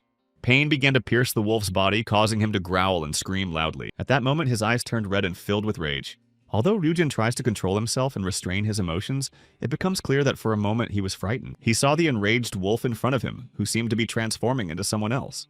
In addition to red eyes, he had sharp teeth and even fangs, and sharp claws appeared on his hands. He began to growl loudly in a voice that was not human. Standing nearby, In watched in amazement as Ryujin's opponent transformed. Ryujin himself is no less impressed than In and does not understand what is happening at all. Ami is also surprised by what she sees, but she realizes that her assumption that these are the Yasa brothers may now be confirmed. The wolf turned into a half-beast. He began to hiss loudly and breathe just as loudly. The people nearby couldn't help but notice what was happening, and when they saw the wolf's transformation, they were terrified. Meanwhile, the wolf looked sideways at Ryujin with his red eyes filled with rage. Ryujin stood motionless in front of him, slightly afraid of what would happen next. Then the wolf, whose ears and nose had become sharp and whose hair had become long like fur, began to attack Ryujin. Pulling himself together, Ryujin focused and prepared to repel the wolf's attack. Suddenly, someone tugged at him from behind, which surprised the wolf. Behind the wolf appeared the bear, who grabbed him in mid-air and lightly hit him from behind. Calmly and deliberately, the bear pointed out that the wolf had fought enough as it had gotten out of control. But the wolf cannot calm down and continues to hiss and try to rush at Ryujin. Despite this, the bear does not let him do so, and with some aggression, swings his arm and strikes the ground. The blow sent up pillars of dust through which nothing could be seen, and bear and wolf disappeared. The sun has already begun to set behind the horizon, leaving bright, colorful traces in the sky. At this time, In tries to learn more about the Asu clan. He sits opposite Ami and realizes that she knows more about them, so he asks her to tell him who they are. After thinking for a moment, Amy calmly answered In's question, saying that what he saw was called Yasu. In is annoyed by this answer because Ami has not clarified anything, but only repeated what was already clear. Sitting next to In is Ryu Jin, who joins the conversation, saying that he has heard that the Yasu disappeared long ago. He did not know where they came from or why they had such power, but Ryu Jin knew for sure that they could change their appearance. He heard that each of the Yasu can turn into a beast, and his opponent turned into something between a wolf and a dog. Ryu Jin thinks they are gone now. From Ryu Jin's story, In guessed that they might be Swin Jonas. He became curious as to why the Yasu had disappeared. Ryu Jin noted that they disappeared because they were too strong. They appeared even before the catastrophe that brought the Swinjan into existence. Ryu Jin also explained that Swinjan are beast-like from birth, while Yasu, unlike them, can transform from human to beast and vice versa. They turned out to be stronger than the Swinjan. In the struggle for power that unfolded after the catastrophe, they always had the upper hand. But later they were terrorized. People united and began hunting Yasu, after which rumors spread that they had all been sent to the other world. Ryu Jin listened attentively to the whole story and never interrupted him. But now Ryu Jin understood why his opponent had moved that way.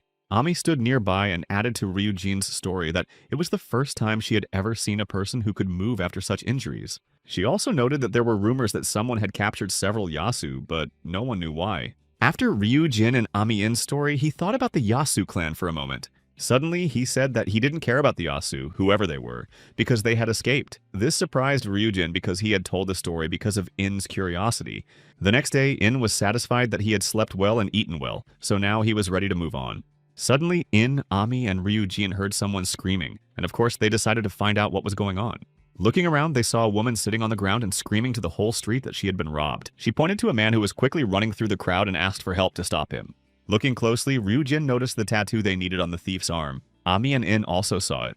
Behind them, at a distance, a man was sitting at a table who, seeing the thief, threw something at him through the crowd. Meanwhile, the thief continues to run away with his loot so that no one can catch him. However, he is struck in the back with some object and falls. Turning around, In, Amy, and Ryujin noticed a man sitting calmly at the table.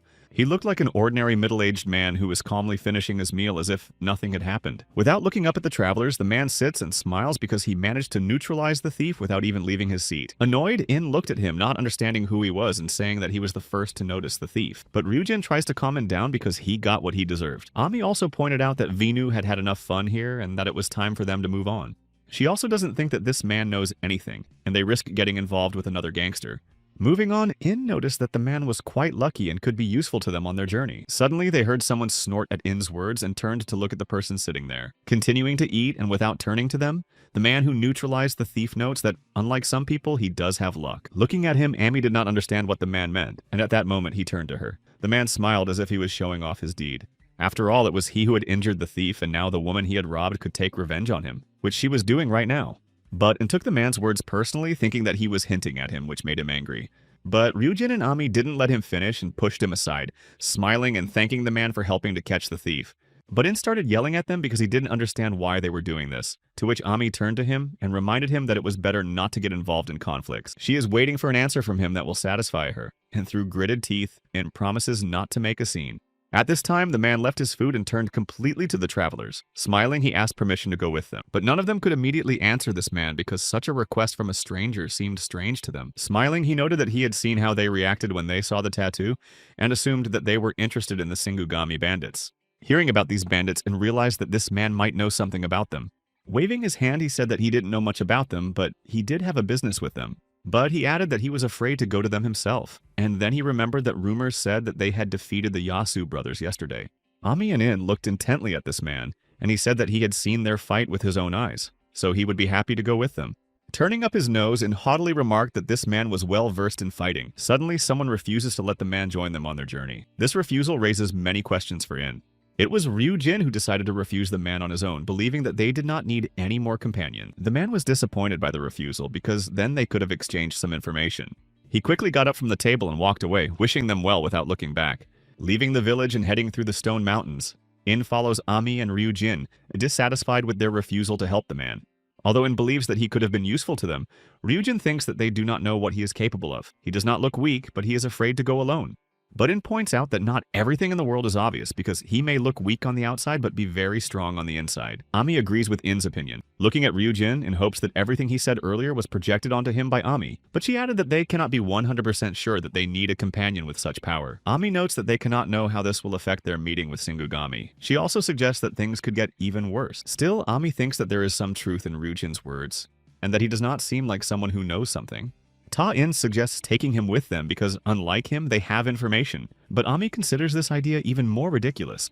Suddenly, Ryujin starts jumping because an arrow hits the ground nearby. Seeing it, Ryujin orders everyone to lie down.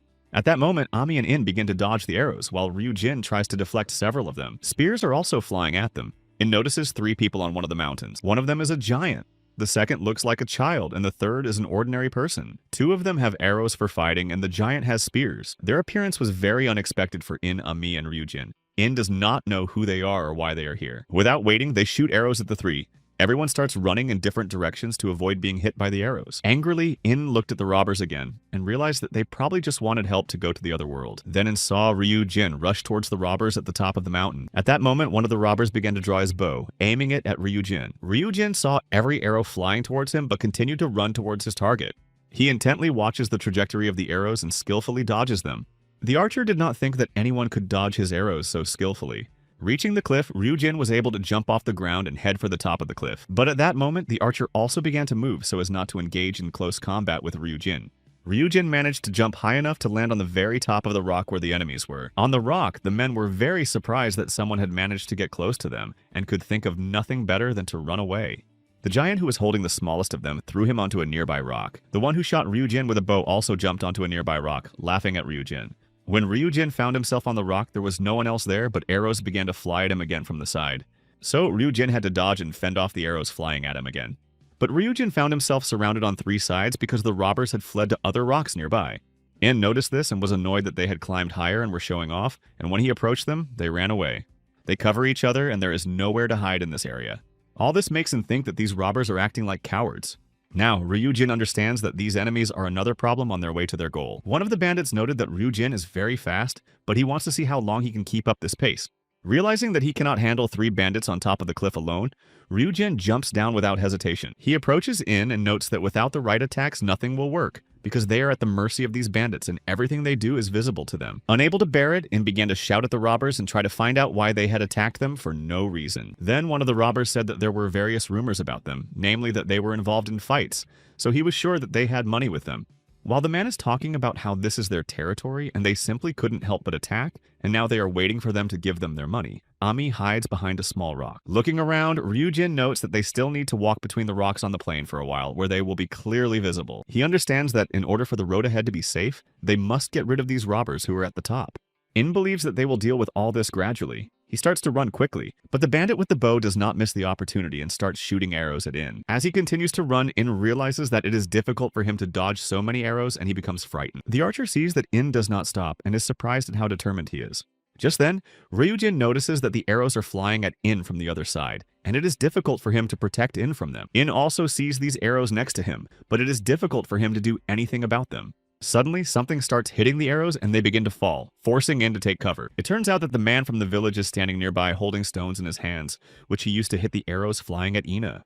When In saw him, he was very surprised to see this man here, but he didn't care anymore. He started yelling at the archer and threatening to send him to the other world, but the archer was no less surprised than In by the appearance of another person. However, he believes that the rock on which he is now standing is still a safe place for him.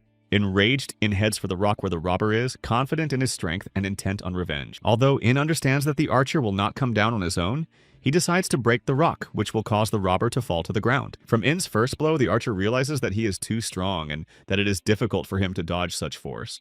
The rock began to shake and it became difficult for the archer to maintain his balance. And at the moment of his fall, In delivered a powerful blow that he could not dodge.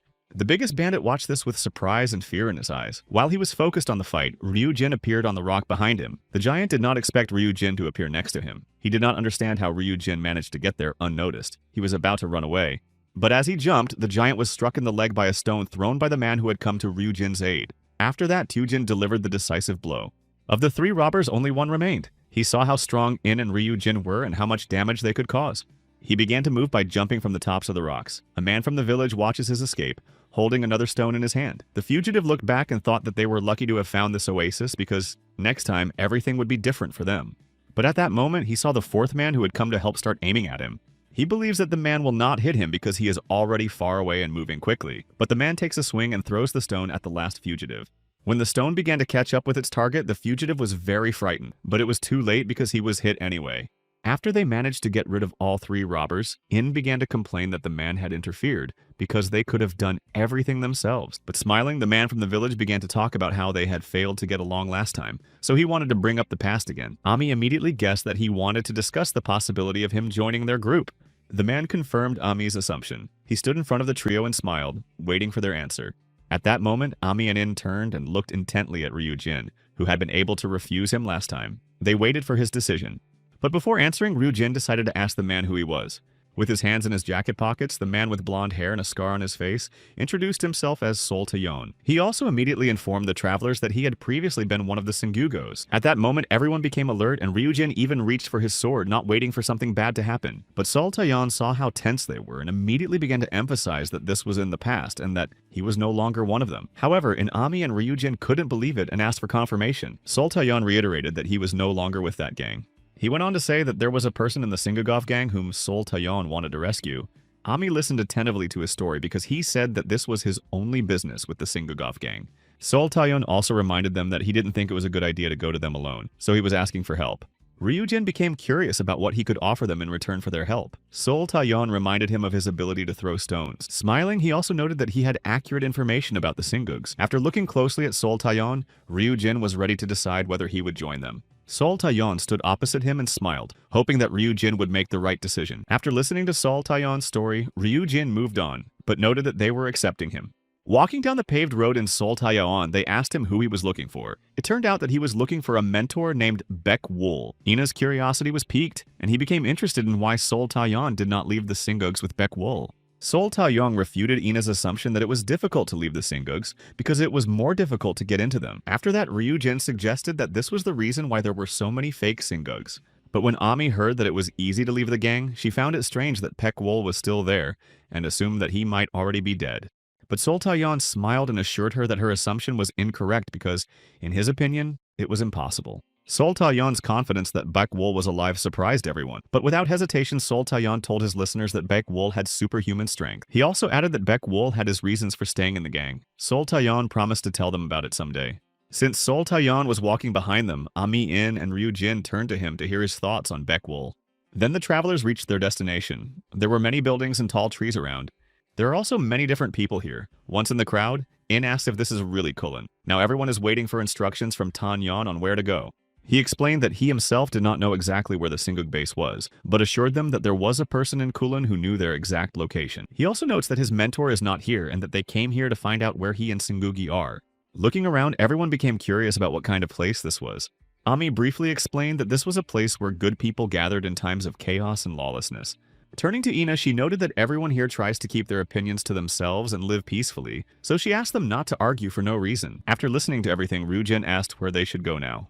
At that moment, In, with a smile on his face and satisfaction in his voice, said that he needed to eat meat first. This suggestion surprised Tan Yeon, but did not surprise Ami and Ryujin. They were already used to Ina's constant desire to eat, but suddenly Ami said she needed to leave for a while and suggested that everyone split up for a bit and then meet up again in one place.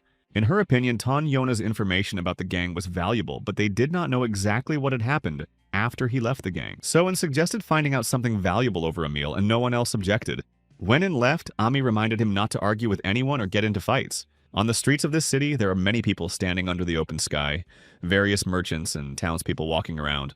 In the middle of this crowd, Ami Ryujin and Sol Tan Yeon gathered, glancing at their watches. They were waiting for In, who had not yet arrived. Suddenly, loud cries were heard not far from where they were standing. Ami immediately realized that the commotion was related to In. Sure enough, In is standing nearby, arguing with two boys, one of whom is tall with long blonde hair, and the other is small and childlike. The smaller boy has black-rimmed eyes, red hair, a butterfly necklace, and a pom-pom hat on his head. The tall boy with light hair also had slightly lined eyes and several earrings in his ear. In accused them of taking his food. Ami, Ryujin, and Sultan Yog approached them to ask what had happened between them. The smaller boy began to tease Ina for not being able to handle them on his own and bringing his friends. His words annoy Ina because he believes that someone as small as him has no right to speak. Ami approached Ina and, nudging him in the shoulder, reminded him of her request not to get involved in the fight. The tall boy, who was also involved in the argument with Ina, looked closely at Ami and seemed surprised by something. Seeing his reaction, the smaller boy was upset and surprised at the same time because he did not support him in any way. Approaching In, Ryujin noted that he had now found a worthy opponent, pointing to the smaller boy. In did not like Ryujin's words. The older boy stood silently, not reacting to his opponent or even his friend. His behavior greatly surprised the younger boy, who did not understand what was going on. Meanwhile, In tells everyone that these two boys were sitting at the same table with him, and while he was eating, they gradually moved closer to him. In addition, they ate In's meat. He did nothing to them, and then they stole more meat from In. So now In considers himself a victim. But the younger boy doesn't understand why In is so surprised, assuming that it's his first time in Kowloon. Because of this, In thinks that he is laughing at him, but the younger boy does not understand why In thinks so. Suddenly, the blonde-haired boy crouched down to the younger one and, calling him Little One, insisted that they should leave. This suggestion surprised the little one even more than what had happened to them earlier. Suddenly, the taller boy grabbed the little one and started running away with him in his arms, saying that he had no time for explanations. This action was unexpected for In.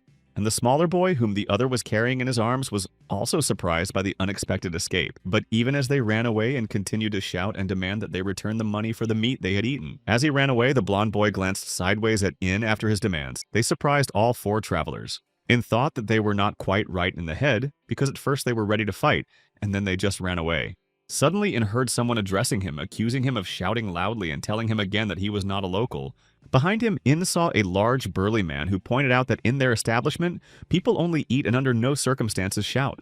He approached In from behind and asked if he understood what he was saying. But In was already so irritated by the two men that he didn't even bother to talk to the man, and simply pushed him so hard that he flew into the wall.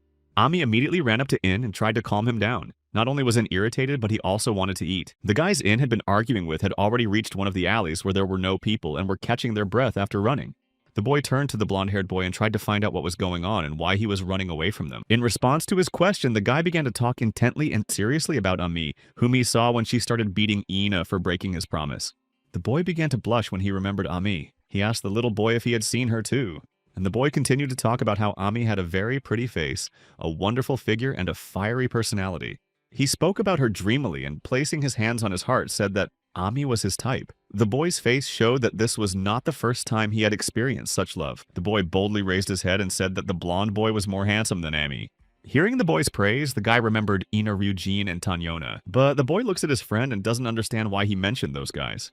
And the blonde-haired boy raised his nose proudly and said that he was much more handsome than them. The travelers are already sitting in one of the establishments and trying to find out from each other who has learned what. But almost none of them learned anything new about the Sengugi gang. Suddenly, Ian began to laugh loudly at the others because he believed that they could only talk but could not do anything else without him. Then Ryujin decided to ask In if he had learned something really important, unlike the others.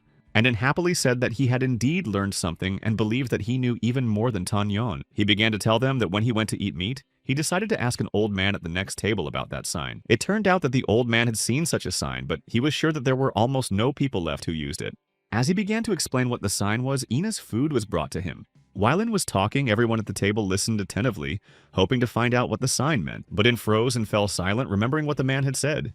Suddenly, he told everyone at the table that he had simply forgotten what the man had said next. Everyone was disappointed in. Ryujin immediately pointed out that this information was the most important and crucial for them. But In justified himself by saying that his food was ready at that moment. Ami, who believed that they should have taken notes, began to argue with In and tried to ask him if he knew where the old man had gone. Suddenly, one of the walls of the establishment shattered into pieces, and stones and dust flew into the room. Everyone got up from the table and looked at what had happened. None of them understood what was going on. In the hole, they saw a crowd of men, one of whom had a bandaged head and a cast on his arm. This man pointed at Ina and, as if complaining, shouted to the others that he was the one they were looking for. Another man standing in the center of the crowd turns to In and asks if he is to blame for what happened to the man with the bandaged head.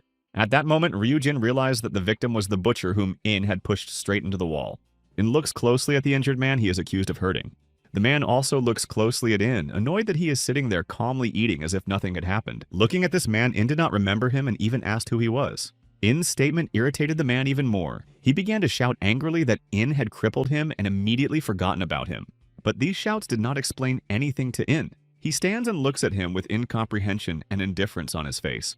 Ryujin began to run behind In and asked him to move because they didn't have time to fight these people. The beaten man was surprised by the reaction of In and Ryujin. He did not expect to fight not only with In, and Ryujin is heading straight for him, but the man who seems to be their leader starts to cover for the beaten man. The man is confident that he can defeat Ryujin, who is also confident in himself. Ryujin sees that this man has come out to fight him completely unarmed, and that his weapon does not scare the man. After striking him once with his saber, the man felt no pain, and assured Ryujin that his right side was very strong, and he would not be able to break through it. Such self-confidence surprised Ryujin, and he decided to try to teach him a lesson. But suddenly someone grabbed Ryujin by the arm and tried to stop him. It was In. He was sure that this was his job, and fighting 2 against 1 without weapons was unfair in his opinion. After talking to Ryujin, In stepped forward and told his opponents to start attacking. The man who was their leader laughed because he thought In was a very arrogant brat. Ryujin was not very happy about this, and he understood that they could not leave without In, because he had to tell them what he had heard from the old man. Ami, who was a little scared, began to support In, asking him to deal with this problem in the form of angry men as soon as possible. In confidently told the men that he was busy with his friends and couldn't mess around with them.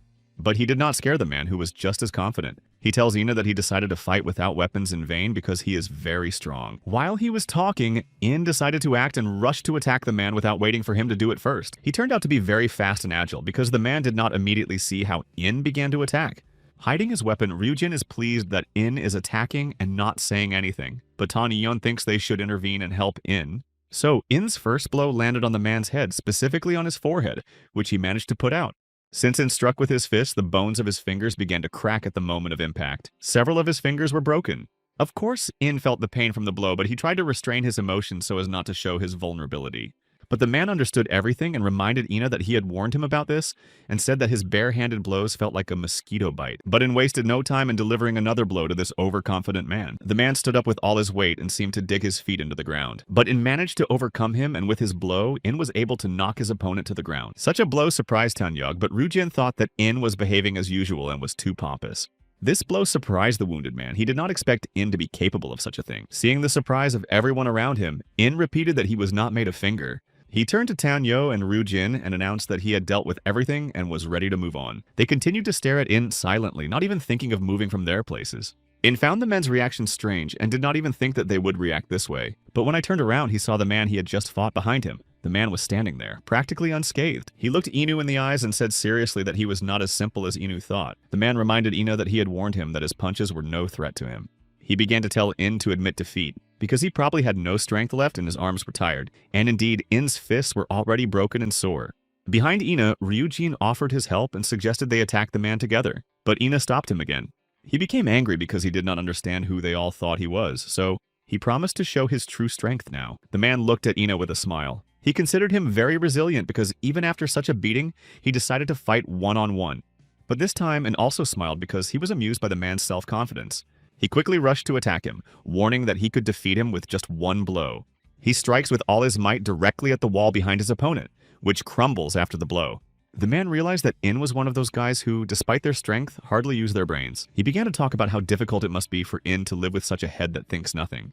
But In himself understands that this blow was ill-considered because he did not harm his opponent, but injured himself even more. But In continued to fight him, believing that he couldn't be made entirely of stone because he had to have a weak spot somewhere. Then, without thinking twice, In decides to kick him between the legs, the most vulnerable spot for all men. This causes the man to close his eyes. He feels pain in this spot after all. Hoping that this was indeed his weak spot, In smiled and asked the man if it tickled. He opened his eyes and looked at In. He said loudly that In was hitting like a girl. But this gave In even more incentive to continue fighting, and he delivered the next blow. Each of In's blows hurt not his opponent, but In himself. He felt pain everywhere he hit him. The man noticed that Ina couldn't even scratch him, but he didn't mind that he kept trying. His opponent blocks Inu's next blow with his exhausted, bloody fists. And so he blocks blow after blow. In cannot break through his armor. Once again, Ryujin began to shout at In and ask him to stop, because this man's body is as strong as a diamond. If he keeps hitting him like this, In will only hurt himself. But In has no intention of stopping and thinks that if his body is so strong, he needs to hit even harder, and then he will break him. The man blocked In's next blow with his fist. Their fists collided. After In's blows, the man doesn't even have a scratch, which is more than can be said for In, who is already tired. It seems very strange that In's attacks hit their target, but In takes the entire blow himself. At this rate, he will not achieve anything, so it is worth changing tactics. Otherwise, everything In has done so far will be in vain. In cannot understand why this man is so impenetrable and why he has no scratches or wounds. Now the man sees that In has finally understood everything, but In assured him that he would attack again and again until he caused damage and rushed to attack again. The man raised his head and looked at In, considering him a brat. And Tan Yong noticed that if In continued to behave so childishly, he would not be able to defeat this impenetrable man. And so they clashed forehead to forehead. In looked intently into the man's eyes, showing his seriousness. Suddenly, from this blow, everything in the man's eyes seemed to sway and float. Ryujin and Tan Yong looked closely at what had happened. They assumed that In had managed to break through his opponent's armor. The man felt pain and became frightened, but In noted that he was the kind of person who didn't think about anything. Blocking his hands, In continued to say that when he meets someone he doesn't like, he won't calm down until he teaches them a lesson. He does not consider the fact that this man's body is as hard as a diamond to be a problem. Pulling his head away from him and looking angrily into his opponent's eyes, In notes that the sword is also hard, but that doesn't bother anyone. Without waiting for anything, In rushed to attack his opponent again. Delivering another blow, Yin notes that even when fighting against a sword, no one gives up despite its strength. He also adds that he has enough strength and desire to win at any cost. During their conversation, In continues to strike. Suddenly, it managed to land another blow, causing the man to fall to the ground. After this blow, the man standing behind him, who had been crippled by In, became frightened. In's actions seemed to Ryujin like ordinary posturing in front of the audience. But In was satisfied with his actions and smiled as he said that he had warned his opponent about the possible consequences. A bloodied In stands over the man and says with satisfaction that he managed to scratch him after all. But as he continued to speak, wiping the blood from his face, he looked at the man's assistants. They began to run through a hole in the wall, heading towards In. Ryujin and Tanyeon saw this, but they couldn't do anything right away. A crowd of men rushed at In, kicking up dust, and In became completely invisible. Seeing this, Tanyeon, Ryujin, and Ami were frightened for Ina. They began to call out to him. The crowd of angry men knocked Ina to the ground. They were all against him. The butcher, whom In had beaten earlier, was pleased that they were attacking In. He believed that such a crowd would be able to defeat him alone. But things did not turn out as he had expected. In was able to get up and scatter the whole crowd in different directions with a single blow. He stood up angry that they hoped to defeat him, even after defeating a man with a body like a diamond. Now Yin stands by the hole in the wall with no more opponents in his way. They were all in different parts of the room. The bloodied In was also not thrilled with the others whining and shouting his name as if they thought he couldn't handle it. He started to move forward but suddenly tripped over one of the stones and, lacking strength, almost fell. But Ryujin managed to catch him and hold In by the shoulder, preventing him from falling. He called In rude because of the way he had expressed his feelings about their experiences. He realized that their so-called whining was because of him. But these words did not affect Ina. He just looked at Ryujin and asked what he needed. Ami approached them and asked Ryujin if Ina was seriously injured. But in Ryujin's opinion, the injuries were not serious. He saw that marks similar to those that appeared when they were at the waterfall had appeared on Ina's hands. Then Ami suggested that they move on to find the old man Ina had been talking to, because this place would soon fall apart completely. Suddenly, someone ran past Ami and Tanyona so fast that they could barely stay on their feet. Ryujin and In also noticed this person. Holding on to Ryujin, In watched the person closely. The person stood with their back to everyone so they could only see their light hair, which was slightly below their shoulders. But no one knows who it is. The stranger realized that he was late. The crippled butcher, who was buried under a pile of stones, called him the chieftain.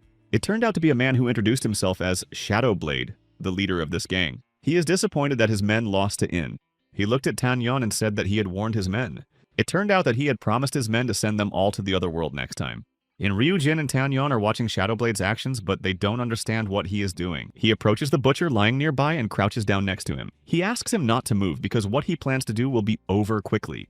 He began to hold the butcher's head, and the butcher began to ask him to wait and not do what he had in mind. But the Shadowblade uttered the word absorption at that moment and seemed to remember something. He saw that something strange, almost magical, was happening around them. At this moment, the Shadowblade held the butcher's head, not letting go for a moment. Surprised, Ryujin watched this scene and did not understand how he could do such a thing to his subordinate. And then In noticed that he remembered something. He said that he remembered what the old man had told him in the establishment where he had eaten meat.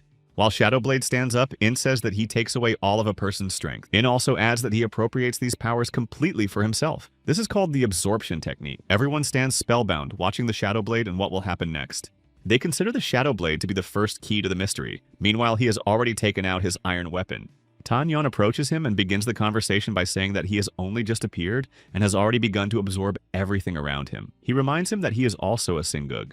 Not all members of the Singug organization use weapons with their mark. This time, Tanyeon promises Shadowblade to demonstrate everything he is truly capable of. But Shadowblade said he did not remember Tanyeon as part of the Singugs. Tanyeon noted that he had many questions for him. Shadowblade is surprised by Tanyeon's statement, but he says he will gladly answer them. But on the condition that Tanyeon is able to ask them at all, because it may become impossible for him. Suddenly and very quickly, Shadowblade appeared behind Tanyeon. Defending himself, Tanyan realized that Shadow Blade was too fast for him. The Shadow Blade dodged almost every blow from Tanyan, who considered it a circus performance rather than a fight. Tanyan ends up behind him, where he turns his dagger around and tries to attack his opponent again. But it turns out that Shadow Blade injured him during the fight, cutting his hand. He moves quickly and does not give Tanyan the opportunity to catch him. In addition, he says that they all behave as if they will never die. He says that people act without even thinking about the possibility of dying. Tan Yao is tired of these conversations because Shadow Blade won't shut up. And Shadow Blade, moving again, tells Tan Yun that he doesn't even know when he might die. But Tan Yan also notes that the Shadow Blade could die at this very moment, and he is not afraid of that either. The moment their weapons collided, they found themselves at a distance from each other. For a moment, they stopped, and the Shadow Blade remembered that Tan Yan had a question for him. He looked at Tan Yang and suggested that he ask anything he wanted to know before he went to the other world. But instead of asking anything, Tan Yan rushed to attack Shadow Blade, who considers Tan Yan foolish. Shadow Blade once again ran alongside Tan Yang at incredible speed. At that moment, he wounded Tan Yan again, but he showed no emotion that he had been wounded. Blood began to flow from Shadow Blade's face, and he began to say that the time had not yet come. Raising his weapon, he said that the Shadow Blade, Pek Tagon, is as fast as lightning and named after the one who destroys souls. He demonstrated his scythe and noted that his spirit was sharpened in it. Tanyan added that this was all that remained of him.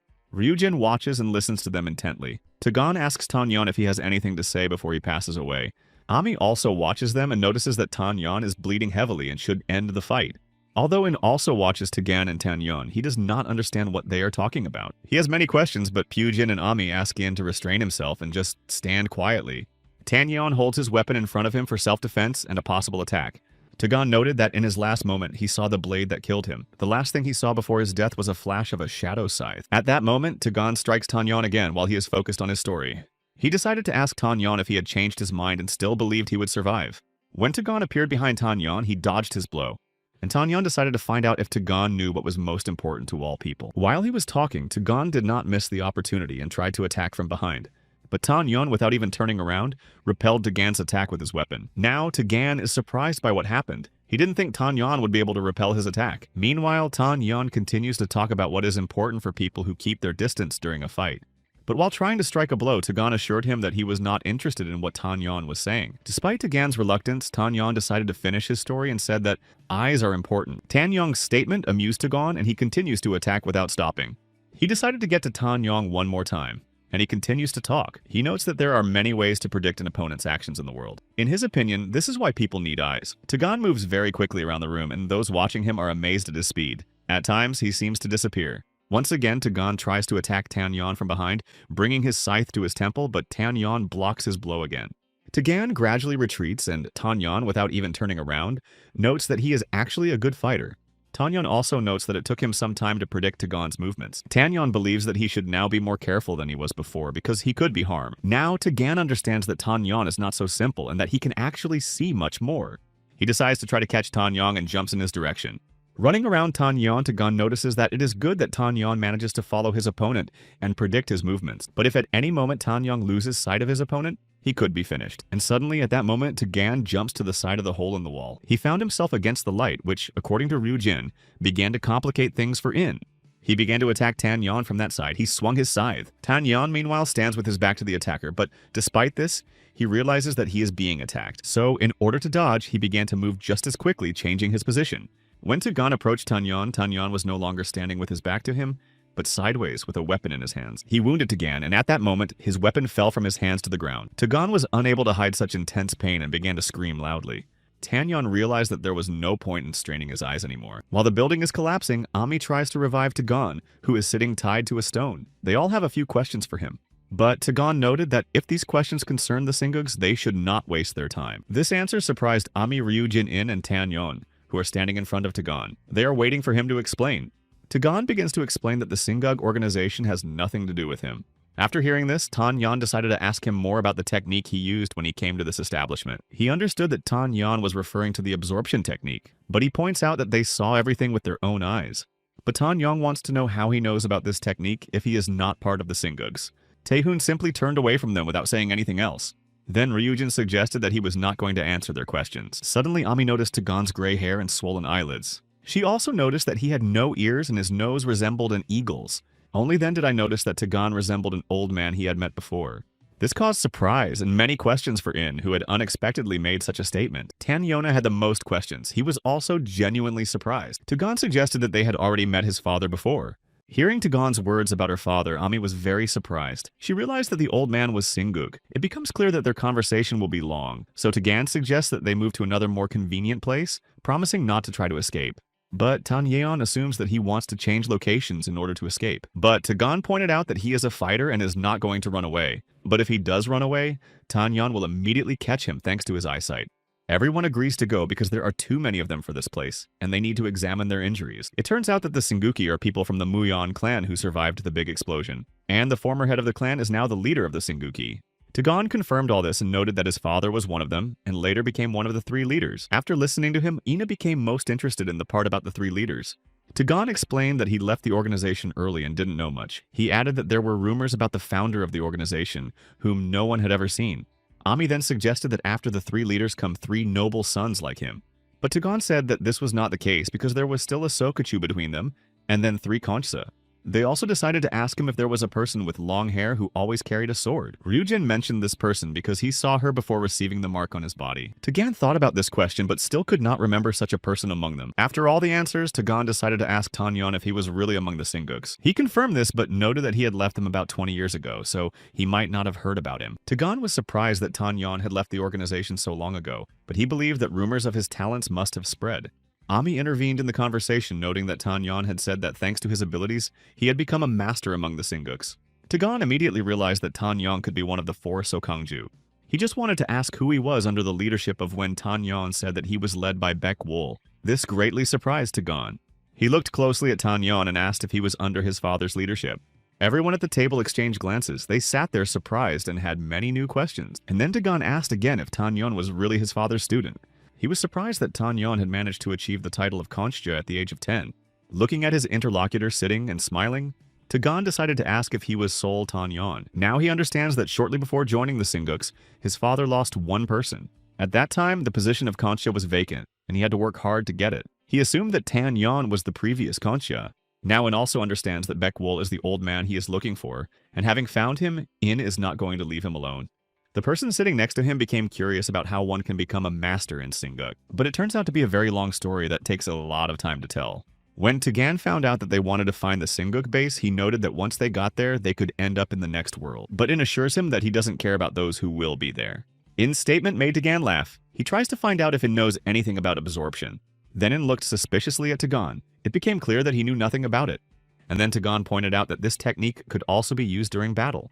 Ryujin listens attentively to the boy's story about the absorption technique without taking his eyes off him. In decided to clarify whether this technique could really be used at any time. He remembered his battle with Tanyeon, but Tagan pointed out that among the Singuks, he had only learned the absorption technique, but all the other members of the organization were stronger than him. And then he changed the subject, asking if they had seen his father and if they had been able to move even a finger at that time. A little further away from everyone sits Ryujin, who listens attentively and examines his weapon. Tagan continues to talk about how his father can absorb energy in an instant. He doesn't understand why his father didn't use the absorption technique to its full potential. He also added that when a person is absorbed, the traces of them disappear quickly. He decided not to dissuade them from going to Singuk. After the conversation, Togan relaxed because his head started to hurt after everything. But Ami, drinking a hot drink, wants to know what the Singuk's goal is.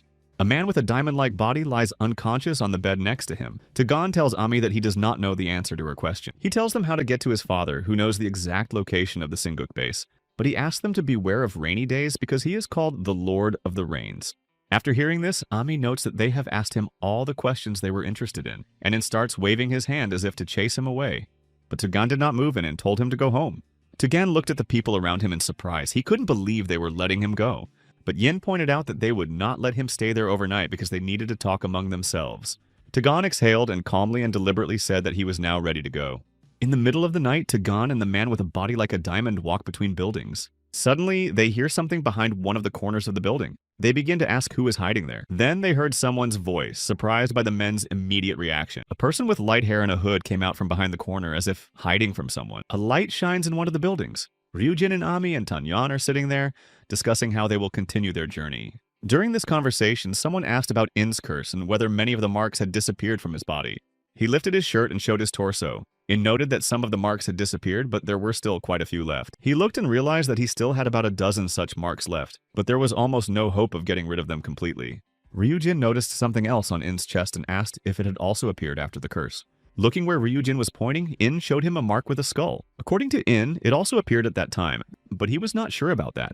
In his opinion, it cannot be removed by simply doing good deeds. They continued their conversation about absorption. Meanwhile, in the alley, Togon and a man with a body like a diamond are standing in front of some person. When the person came up to them, Togon immediately warned that he did not like being followed, and that he could teach whoever was doing it a lesson.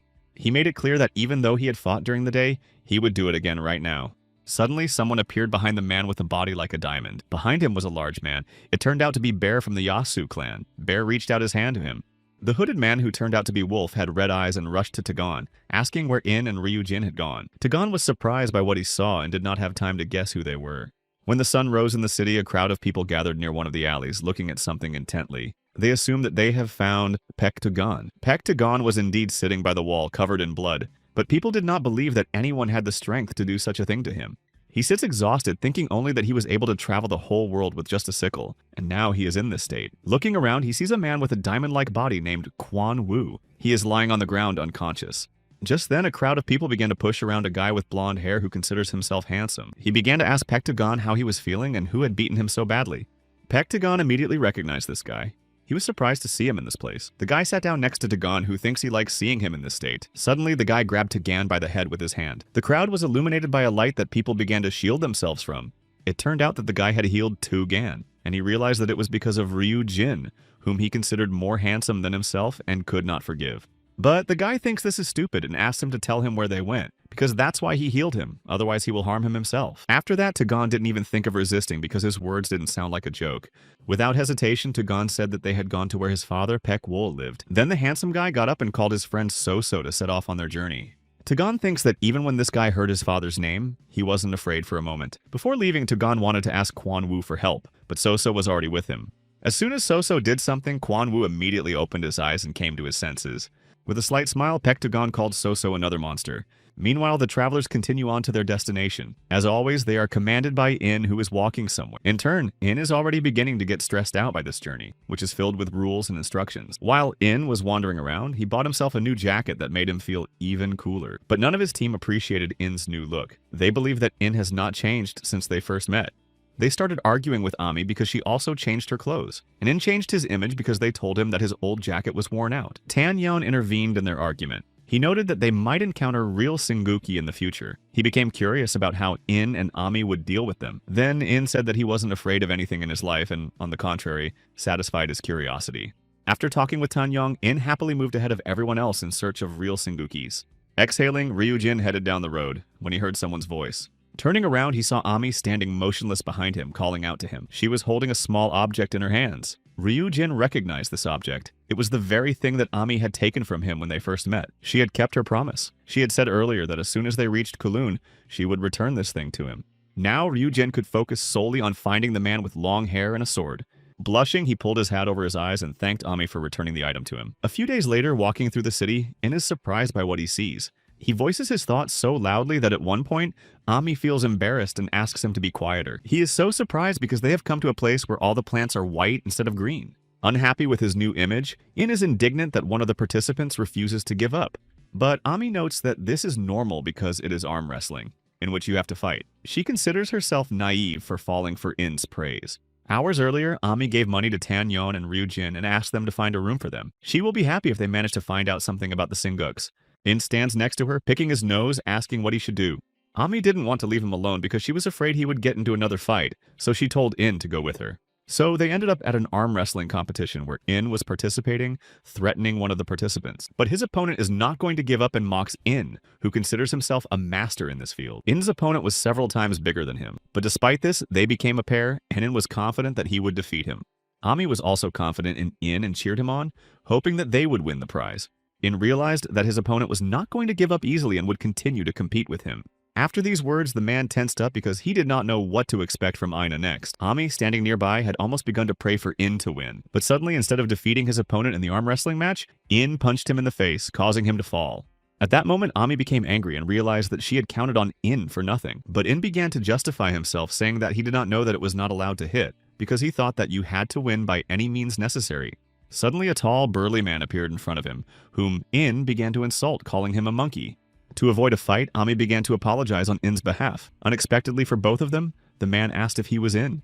But neither Ami nor In were in a hurry to answer this question. They seemed to freeze in place and think. This man's name is Po-Dok, and next to him is a shorter man named Yon-Il. They obey Pek-Vol and came to In because of his fight with Pek-Tugon. He turned out to be the third of the 3 Conchja of the Pek-Gi clan. Hearing this, Ami and In tensed up. Their appearance surprised Ami. She became curious as to why they had appeared here. Po-Dok also hopes that they will not pretend that they know nothing. The head of their clan sent them here to watch In. Rolling up his sleeves, Po-Dok does not think that someone like In will harm him in any way. Because of the situation with Tugan, he cannot just leave. So Po-Dok is going to attack In. He warned him about it and asked him to defend himself. Ami is upset and doesn't understand why they showed up now when neither Ryujin nor Tanyeon, who could help, are around. She looks at Tugan and thinks that he is not so dangerous. So she decides to leave them to win and tries to escape.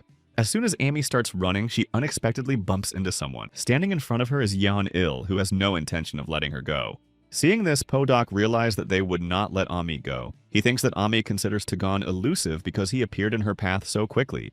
So now Po-Dok is going to show her how truly elusive he is. Ami quickly runs up to In and grabs his arm. She starts begging him to do something because she thinks the situation is very bad. But he seems frozen in place and can't even move. He looks closely at the men and listens to them. Po-Dok noticed In's fear and began to mock him, but he assures them that today he will not test them to their full strength. He also advised Ina and Ami not to try to escape because Yon was also one of the Conchja Singuks. Ami also noticed how In was frozen in place. She began to try to shake him up. Po-Dok stands in front of them without moving and mocks In. Suddenly, In began to speak, and the first thing he said after his silence was to ask Po-Dok if he was a monkey who could talk. This angered Po-Dok. He turned red with rage and began to yell at In, saying nasty words to him. But In was not intimidated by his anger and rushed to attack Po-Dok. But during his attack, as always, he began to talk and brag. Po-Dok was surprised at how devotedly Ina decided to attack one of the Singuks. He believes that Ina had previously encountered imposters, not Singuks. While Ina attacks him, Po-Dok dodges, noting that before real training in Singuk, one must undergo a lot of training. Before In's next attack, Po-Dok noted that among thousands of students, only the 3 of them were able to take conscious place. He also notes that someone like In will never be able to master a power like theirs, after listening to Po-Dok's speech, and continues to attack him, noting that now he will definitely defeat him. In's self-confidence impresses Po-Dok, but he thinks that all young people believe that they are invincible. Watching them, Ami thinks that everything is going well, and that In has every chance of winning, especially since these men do not seem so strong to her. In tries to deliver all his blows as quickly as possible, but from time to time, his opponent disappears from view. As soon as In starts attacking again, Po-Dok disappears from his sight extremely quickly. He quickly found himself behind In and delivered a single blow that sent In flying in the other direction. The man was satisfied with his blow because he didn't even have to use much force, but In quickly turned around to attack Po-Dok again. He does not consider his attacks to be strong, and thinks that by acting this way, he will soon die. So, still confident, In attacks Po-Dok without losing hope of hitting him. This time, In missed again. Po-Dok noted that In was actually a good fighter, but slow and unable to hit his target. Standing in the middle of the street, In only manages to see Po-Dok pausing briefly in some places. Ami watches them, seeing only residual images of Po-Dok. She sees him where he is no longer there. During his movements, Po-Dok notes that In should stop counting crows, but In pretends not to understand him, calling him a gorilla. He remembered Tanyeon's ability. He decided that if he knew the direction and from which side the attack would come, he wouldn't have to strain his eyes. That's what I tried to do. But he misjudged Po-Dok's movements and waited for his attack from the other side. As a result, he received an unexpected blow right to his face. Watching this, Ami doesn't understand what to do next. Her thoughts are simply confused by such intense events. Po-Dok's companion Yon-Il watches their fight. He considers such a blow dangerous. A mark from the blow remained on In's cheek, but he was not upset for a moment. On the contrary, it stimulated him to continue. While Po-Dok's foot was still close to In, he decided to try to grab it. But In was unable to grab Po-Dok because he moved quickly. Turning around, Po-Dok realized what In was trying to do. He decided to attack him again, hoping to hit him again. He struck the ground, causing columns of dust to rise in the street. Nothing was visible around him, including In. Jumping away from this place, Po-Dok is confident that this will end his battle with In. Through the dust, he could see In's face, who was still alive. Seeing Ina, Po-Dok did not stop and gathered speed for another attack. Suddenly, something seemed to ring, and at that moment, Po-Dok blushed and clenched his teeth in pain. Ami saw this, but she did not understand what had happened to him because nothing unusual had happened. Then she sees Po-Dok jumping on the ground and shouting something about his leg. He himself does not understand what happened, let alone how it could have happened to him. A satisfied In stands nearby and says that Podok shouldn't even think about touching his head, let alone hitting him on it. During the last attack, Podok hit In with his heel right in the forehead, and that's why he broke his heel. With his arms folded across his chest, In mocks Podok. Now he can't fight, and he can't even stand up straight. At that moment, Podok thought that by absorbing In, they would finally end this battle. Behind him, Podok heard footsteps. Yeon-il approached him. He began to step forward to continue the battle with In. Although Podok tried to stop him, he did not listen. He stood in front of In and said that it was time to stop putting on a circus show. When Yeon-il stepped forward, Podok no longer tried to stop him. Swallowing hard, he seemed to be waiting for something serious. Seeing Yeon-il approaching In was surprised, considering him a weak old man, and asked why he was going to him, hinting that it was dangerous. But even though Yeon-il was gloomy, he stood confidently next to In and remained silent. This began to irritate In. Without thinking twice, In rushed to attack him. But Yeon-il just looked intently at In, who began to consider him incapable of anything. So In jumped towards Yeon-il to make his blow stronger. He warned Yeon-il not to expect to remain unharmed. In was able to easily punch Yeon-il in the face because he didn't even defend himself or block the blows. Yeon-il's behavior raises many questions in In's mind, questions to which he does not yet know the answers. But In does not stop and kicks Yeon-il in the side. Yeon-il does not defend himself from this blow either. Then In attacks Yeon-il by locking his arms, and he hits him with his elbow in the chest. Using a lot of force, In was able to push Yeon-il back. Thanks to this move, Yeon-il flies back some distance. At this moment, Ami begins to rejoice because she believes that In has coped with all the tests they have prepared for him. But In has a strange feeling in his hands at this moment. He is not as happy as Ami. Further away from In, Yeon-il is still standing, even though he has received so many blows. Looking at Ina, Yeon-il notices that his strength is not small, but his movements are like leaves falling in autumn. Then Yeon-il realized that strength is not everything you need in battle. And after that, and remembered his training with the butterfly, he is sure that it will help him now. But as soon as In attacks Yeon-il, Yeon-il grabs his face. He did not even have time to understand how he managed to grab him. He is no less surprised by why Yeon-il's hand is on his face. Then Hyun slapped In's face with his palm. The blow sent In flying to the side. A large red mark from Yeon-il's palm remained on his face. Seeing what Yeon-il had done, Ami was very surprised because she assumed that he had used the Jeju Ki technique of oversaturation. She remembered that these people could take away another person's kai, so it was not difficult for them to transfer a person's body with their kai. This was confirmed by Podok. This may not cause any damage, but a person's body is not made of rubber, and if you put a lot of kai into it, you can't expect anything good to happen. Observing In, Podok notes that In is now in big trouble due to a sudden surge of energy. Moreover, the stronger the body like In's, the more pain a person feels. Podok believes that such people are easy to break. In addition, Yeon-il not only fills him with kai, but also gathers Tho-ki around himself, which makes his blows stronger. So, Podok believes that In has no chance because he will simply be torn apart by energy. Although Ami understands that Ina's opponent is strong, she hopes that Ina will be able to release his energy again as he did before. Then, unexpectedly for everyone, In starts shouting loudly in the middle of the street. Looking at him, Ami is surprised because she believes that In is really able to cope with the ki inside him. Now In is even angrier, and he looks seriously at Yeon-il. Suddenly, he asked Yeon-il not to hit him because it hurt him very much. At that moment, he began to swing his arms to attack him again. He is focused on all of Yeon-il's movements, but Yeon-il is very fast, so he unexpectedly appeared behind In again and struck him another blow. In's desire to hurt him began to annoy Yeon-il. Yeon-il considers In to be a mere brat. At this moment, Ami began to worry about Ina because he was badly injured. Ina has a hole in his shoulder, a broken head, and blood is pouring out non-stop. He could barely stand and began to cough. It turns out that So-so and his handsome friend have been watching their battle from the bushes all this time. They began to worry that In was okay. They both closely follow the movements of In and Yeon-il. So far, no one has been able to see them in the bushes. Watching the fight, So-so asks Handsome if he is worried about entrusting his ideal to someone like In. But the handsome guy is sure that In doesn't deserve it. Meanwhile, Yeon-il is still impressed by In, but he is disgusted by his confidence. He became curious whether In would continue to fight without thinking about his actions and wasting his strength. In stands silently tense in front of him. Yeon-il suggests ending it all and just listening to what he has to say. He begins to say that this is the last warning for In and his companions. Suddenly, In also began to speak. He agreed to settle everything through conversation. Hearing what I said, Ami was skeptical and couldn't believe his words. Yeon-il began to praise In for being smarter than he seemed. But In did not let him finish and punched Yeon-il in the face.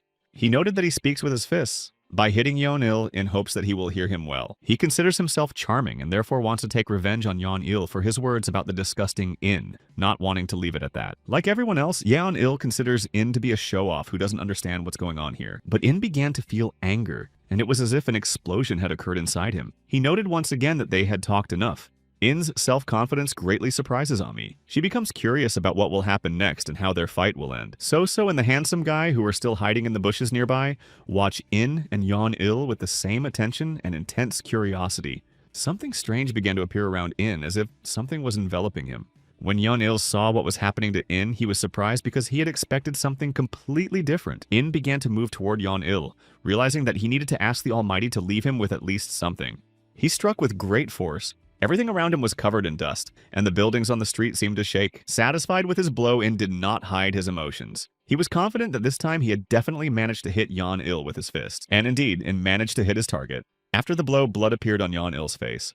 But if Yeon-il were in In's place, he would not be so happy, because he had only slightly touched him. But Yeon-il understands that In is so happy because he is still very young. Suddenly, In's happy smile changed to one of surprise. In sensed that Yeon-il was attacking him. Attacking In, Yeon-il immediately suggested that he say goodbye to his life because he was determined. But then, during the attack, Yeon-il simply fell down next to In. This was unexpected and strange for In. He looked at the back of Yeon-il's head and saw 2 needles in it. At that moment, Yeon-il simply fell to the ground. At that moment, I heard a rustling sound from the side. He turned around to see who had neutralized Yeon-il. Turning around and saw a satisfied Ami. She looked seriously at In and asked him why he was acting so carefree. In addition to Yeon-il lying on the ground, In also saw Podok lying motionless nearby. And next to him stood Ami as if nothing had happened.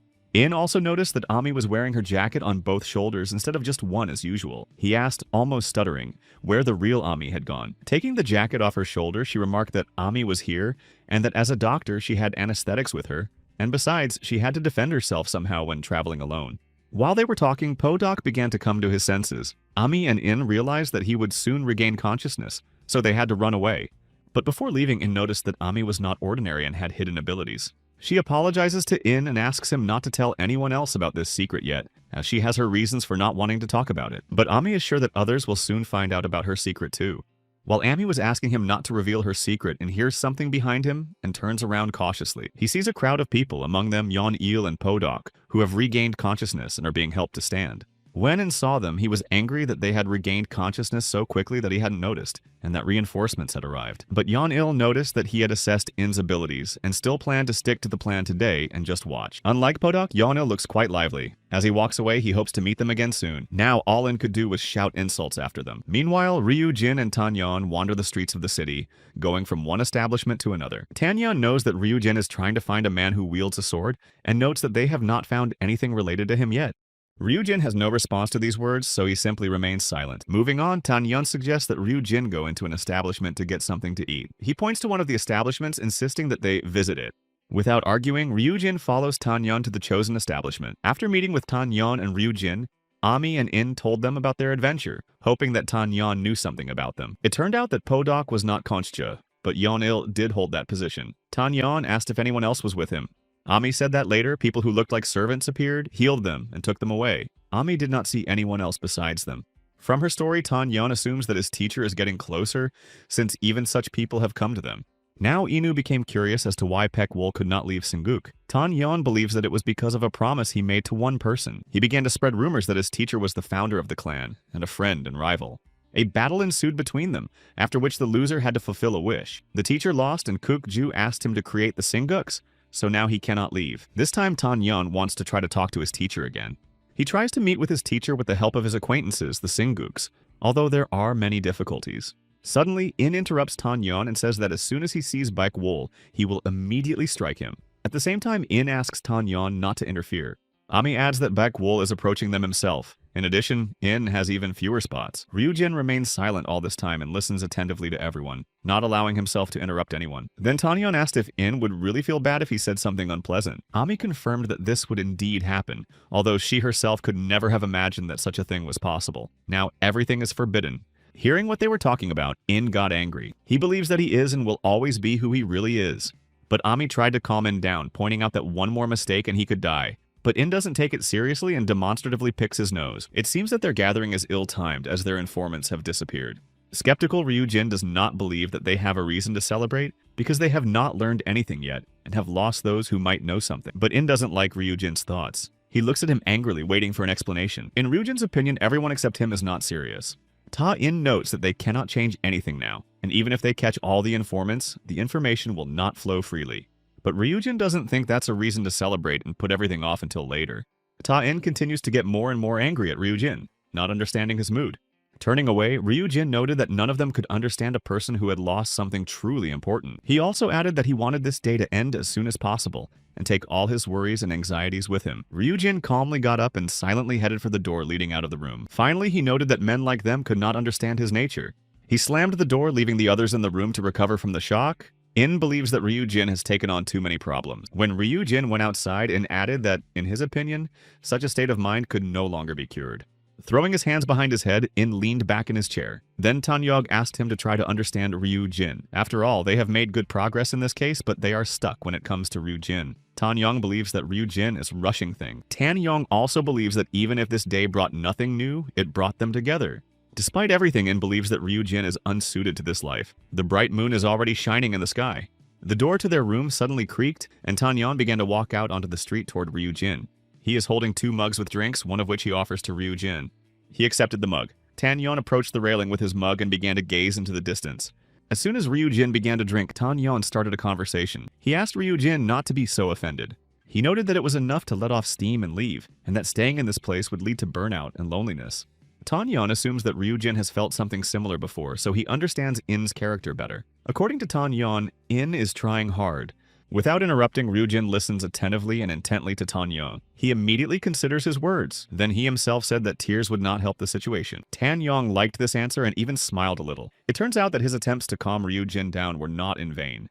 For a while, they stand and silently look at the city they are in. Then Ryujin notes that they had a good conversation with Tanyong. He turns around and heads for the door leading to the room where Ami and In are still waiting. When Ryujin opened the door to the room, In turned around at the sound and saw Ryujin there. Ryujin was the first to speak, apologizing for his behavior. With his arms crossed over his chest, In listens to Ryujin with a serious expression. Ryujin says that he went a little too far. In response, he heard that In thought it was good that Ryujin shared his feelings with everyone. This response surprised Ryujin and he even froze in place. In noted that it was not possible to keep everything to oneself. Smiling, Ryujin adjusted his glasses. He is pleased with In's unexpected but pleasant response. Sitting down in his seat, Tanyong noted that they still knew nothing about In and Ami's past. Ryujin agreed with him, saying that he didn't understand where In came from and whether he really didn't care about anything. Then In said that he had no memories of his family. He only remembered living with his teacher. But Ami decided to find out more about In's parents. She asked about them, almost stuttering. Lowering his eyes, In began to remember what his mother was like when he was 3 years old. At that moment, Ami sighed sadly and apologized for bringing up such a topic. But suddenly, In raised his head, scratched his nose, and said seriously that she was 33 years old at the time. He laughed, which made everyone tense up. Everyone at the table now understood that it was just In's artistic performance. He said that, in fact, he really didn't remember anyone else except his teacher. So Tanyong decided to find out more about In's teacher, what he was like and where he lived. And In said that he lived in the forest on a cliff and that there were no other people there besides him. Now they understand why In doesn't remember anyone else besides his teacher. Ami asked with interest what happened when he climbed down from the cliff and trained. Clenching his fists, and noted that he was beaten more than he was taught, so he learned to defend himself. After the teacher cursed him, In lost consciousness, and when he woke up, he was in the Red Forest. That was where he used to live. Throwing his hands behind his head, and said that he had decided to continue living there. And then Ryujin decided to find out if In was interested in his past at all. Suddenly, everyone jumped up from the table because they heard loud, strange sounds. They started looking behind In. Only In remained seated, gradually turning around to see what had surprised the others so much. So, turning around, he saw 3 people with red eyes and pale skin peering into the open window. Getting up from the table, everyone turned to the window. None of those present in the room knew who these people were who had appeared before them. Meanwhile, the people began to climb into the room through the window, hissing strangely. One of them sniffed the area and realized that it smelled the same as those who had caused the explosion. They had already entered the room, but no one present tried to stop them. Another of the uninvited guests noticed that during the day there had been the same smell from other people who had already left. He insists that the waves also leave. This man's words surprised Ami. She was especially surprised that they had smelled the same thing during the day, and assumed that they were referring to the Singuks. She began to justify herself and say that they had nothing to do with those people. After sniffing them again, the man assured her that they smelled dangerous and was therefore sure that another explosion could happen because of them. Ryujin intervened in the conversation. He tried to clarify who they were and what they wanted. They introduced themselves as an ancient people and assured him that they did not want another explosion to happen. Ryujin did not immediately understand what explosion they were talking about, but then assumed that they meant the 6th Great Catastrophe. But In began to shout at them, not understanding what the big explosion had to do with anything, since it happened a long time ago. They said that their settlement had become what it was because of the explosion, and even though they did not have the characteristic features of albinism, they were still persecuted in the outside world. The plants changed their chloroplasts and turned white. After the next explosion, they don't want to deal with anything. In suggested that another explosion might happen. A man with a pale face and curly hair wonders if anyone still believes that the explosion was caused by industry. Their thoughts were incomprehensible to Tanyon. He assumes that these people blame the Singuks for the explosion. But the men got tired of talking and insisted that Ami and Ryujin and Tanyon leave. Listening to them, Ami is sure that they have not communicated with the outside world for a long time, because the Singuk appeared after the big explosion. But Tanyon assured her that they would not leave so easily, and that fighting here would be difficult and dangerous for Ami. So he suggested changing the location and figuring everything out on the street. Ami liked Tanyon's idea. The pale men agreed to his idea and decided to go outside first. They began to jump skillfully out of the open window of the room, one after another. One of them remained in the room and confidently emphasized that he would surely be his opponent. Just as In was about to jump out of the window like everyone else, he saw a large wolf with red eyes in front of him. Seeing it, In was surprised and frightened. Going to fight his opponent, In did not expect to see such an animal. And then he received his first blow, but In managed to block it. Now he realized that, unlike the others, he had two opponents. Meanwhile, the last of the uninvited guests jumped out of the window and mounted the wolf. At this time, Ryujin was walking down the street, climbing higher and higher. He doesn't know what to expect from his opponent because he doesn't know what he is capable of. But the opponent catches up with Ryujin and tries to attack him. Ryujin manages to dodge the man's attack. Ryujin began to try to escape, increasing the distance between himself and his opponent. But the man warns Ryujin that he may end up dead if he continues to run. Sniffing around, the man realized that Ryujin was also a swordmaster. Attacking Ryujin, the man believes that his sword is as weak as its owner. But Ryujin is not going to give up and takes up his sword, hoping it will help him. Ryujin was able to dodge the man's attack and jump back.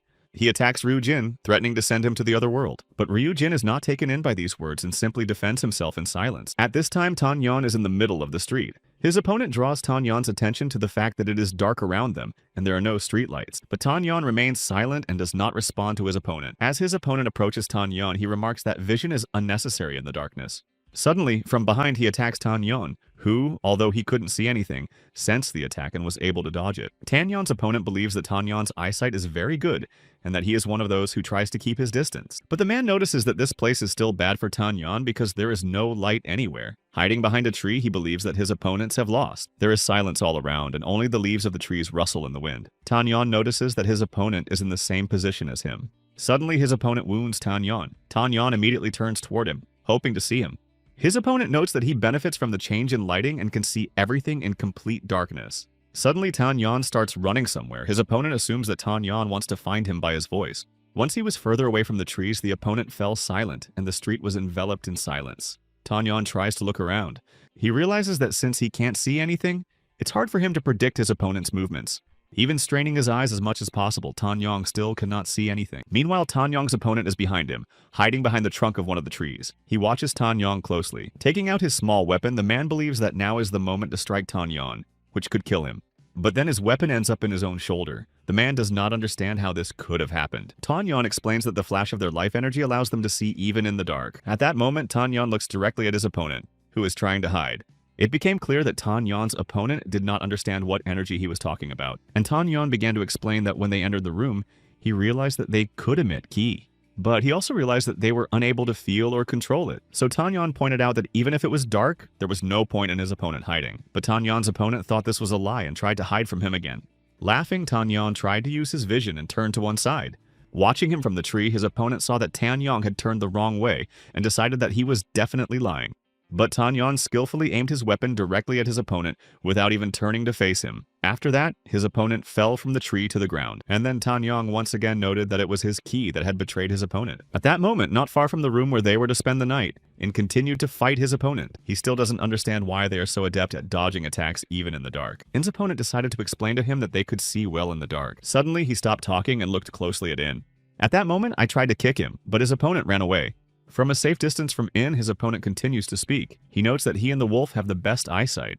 But Ina couldn't help but point out that his opponent was a coward who ran away from attacks. This really annoyed Ina. At that moment, the opponent riding his wolf began to attack Ina. In was unable to dodge their blow, so his opponent laughed and said that he always hits his target. In another part of the city, Ryujin stands opposite his opponent, whose sword is several times larger than his. Ryujin's opponent draws his attention to the fact that his sword cannot be stopped by force alone. But Ryujin is not the kind of person who uses brute force alone, unlike Ina. He hides his sword because his opponent assumes that Ryujin recognizes the difference in their strength and is giving up. After that, he began to attack Ryujin, saying that he would send him to the other world right now. While the attacker is focused only on himself, Ryujin takes out his sword. Dodging the enemy's attack, Ryu Jin strikes back. This blow was unexpected for Ryu Jin's opponent, and he does not understand why he hid his sword before. Ryu Jin proudly points out that strength is not necessary in fencing. With his sword, Ryu Jin strikes directly at his opponent who was trying to attack him. At this time, In tries to hide from his opponent in order to attack him unexpectedly. Suddenly, he hears sounds indicating that his opponent is approaching, and when he was right next to him, In jumped out of the alley to attack him.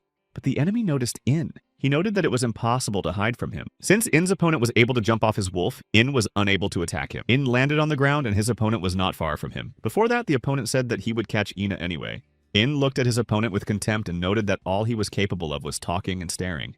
He began to take off his jacket because he wanted to show his opponent what usually happens to those who stare. At that moment, having taken off his jacket completely, In throws it on his enemy's head.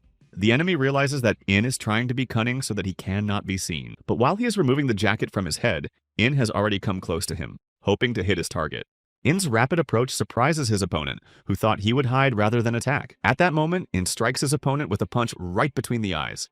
The blow staggers his opponent, and he calls out to his wolf, named Kan. He quickly mounted Kan. In found these actions incomprehensible. Then his opponent pointed out that although he had lost his sight for a while, Kan had a good sense of smell. He commanded Kan to attack Ina so that he would be sent to the other world. But In was not confused by this, and on the contrary began to call him to himself. As soon as Kan headed towards In struck him in the nose without hesitation, so that he could not use his sense of smell. After this blow, In became even more confident because he was right. He did not consider his opponent or Kan to be any different from everyone else. But when In tried to attack them again, Kan began to growl loudly. He was angry after being hit. Suddenly, something very small, like tiny needles, began to fall on Kan and the rider. Behind them, Ami appeared unexpectedly like a ghost and threw the needles at In's opponents. After Ami's actions, the horseman closed his eyes, fell to the ground, and lost consciousness. Kana also fell unconscious next to him. Ami stood over them, and In sat nearby exhausted. Exhausted, In did not expect his opponents to be so resilient. He became curious about what Ami had done because they immediately lost consciousness. Ami shyly noted that she had studied medicine, which taught her how to use the vital points of the human body. In exhaled and fell to the ground to relax. He did not understand why Ami had not helped him earlier, because at one point he thought he was going to die. The next day, people walk and live their lives on the streets where the fight took place the night before, unaware of anything. In still feels unwell. Ami is surprised because he usually heals quickly, but for some reason, these scratches are not. As they are talking, someone addresses them. They all turn toward the voice.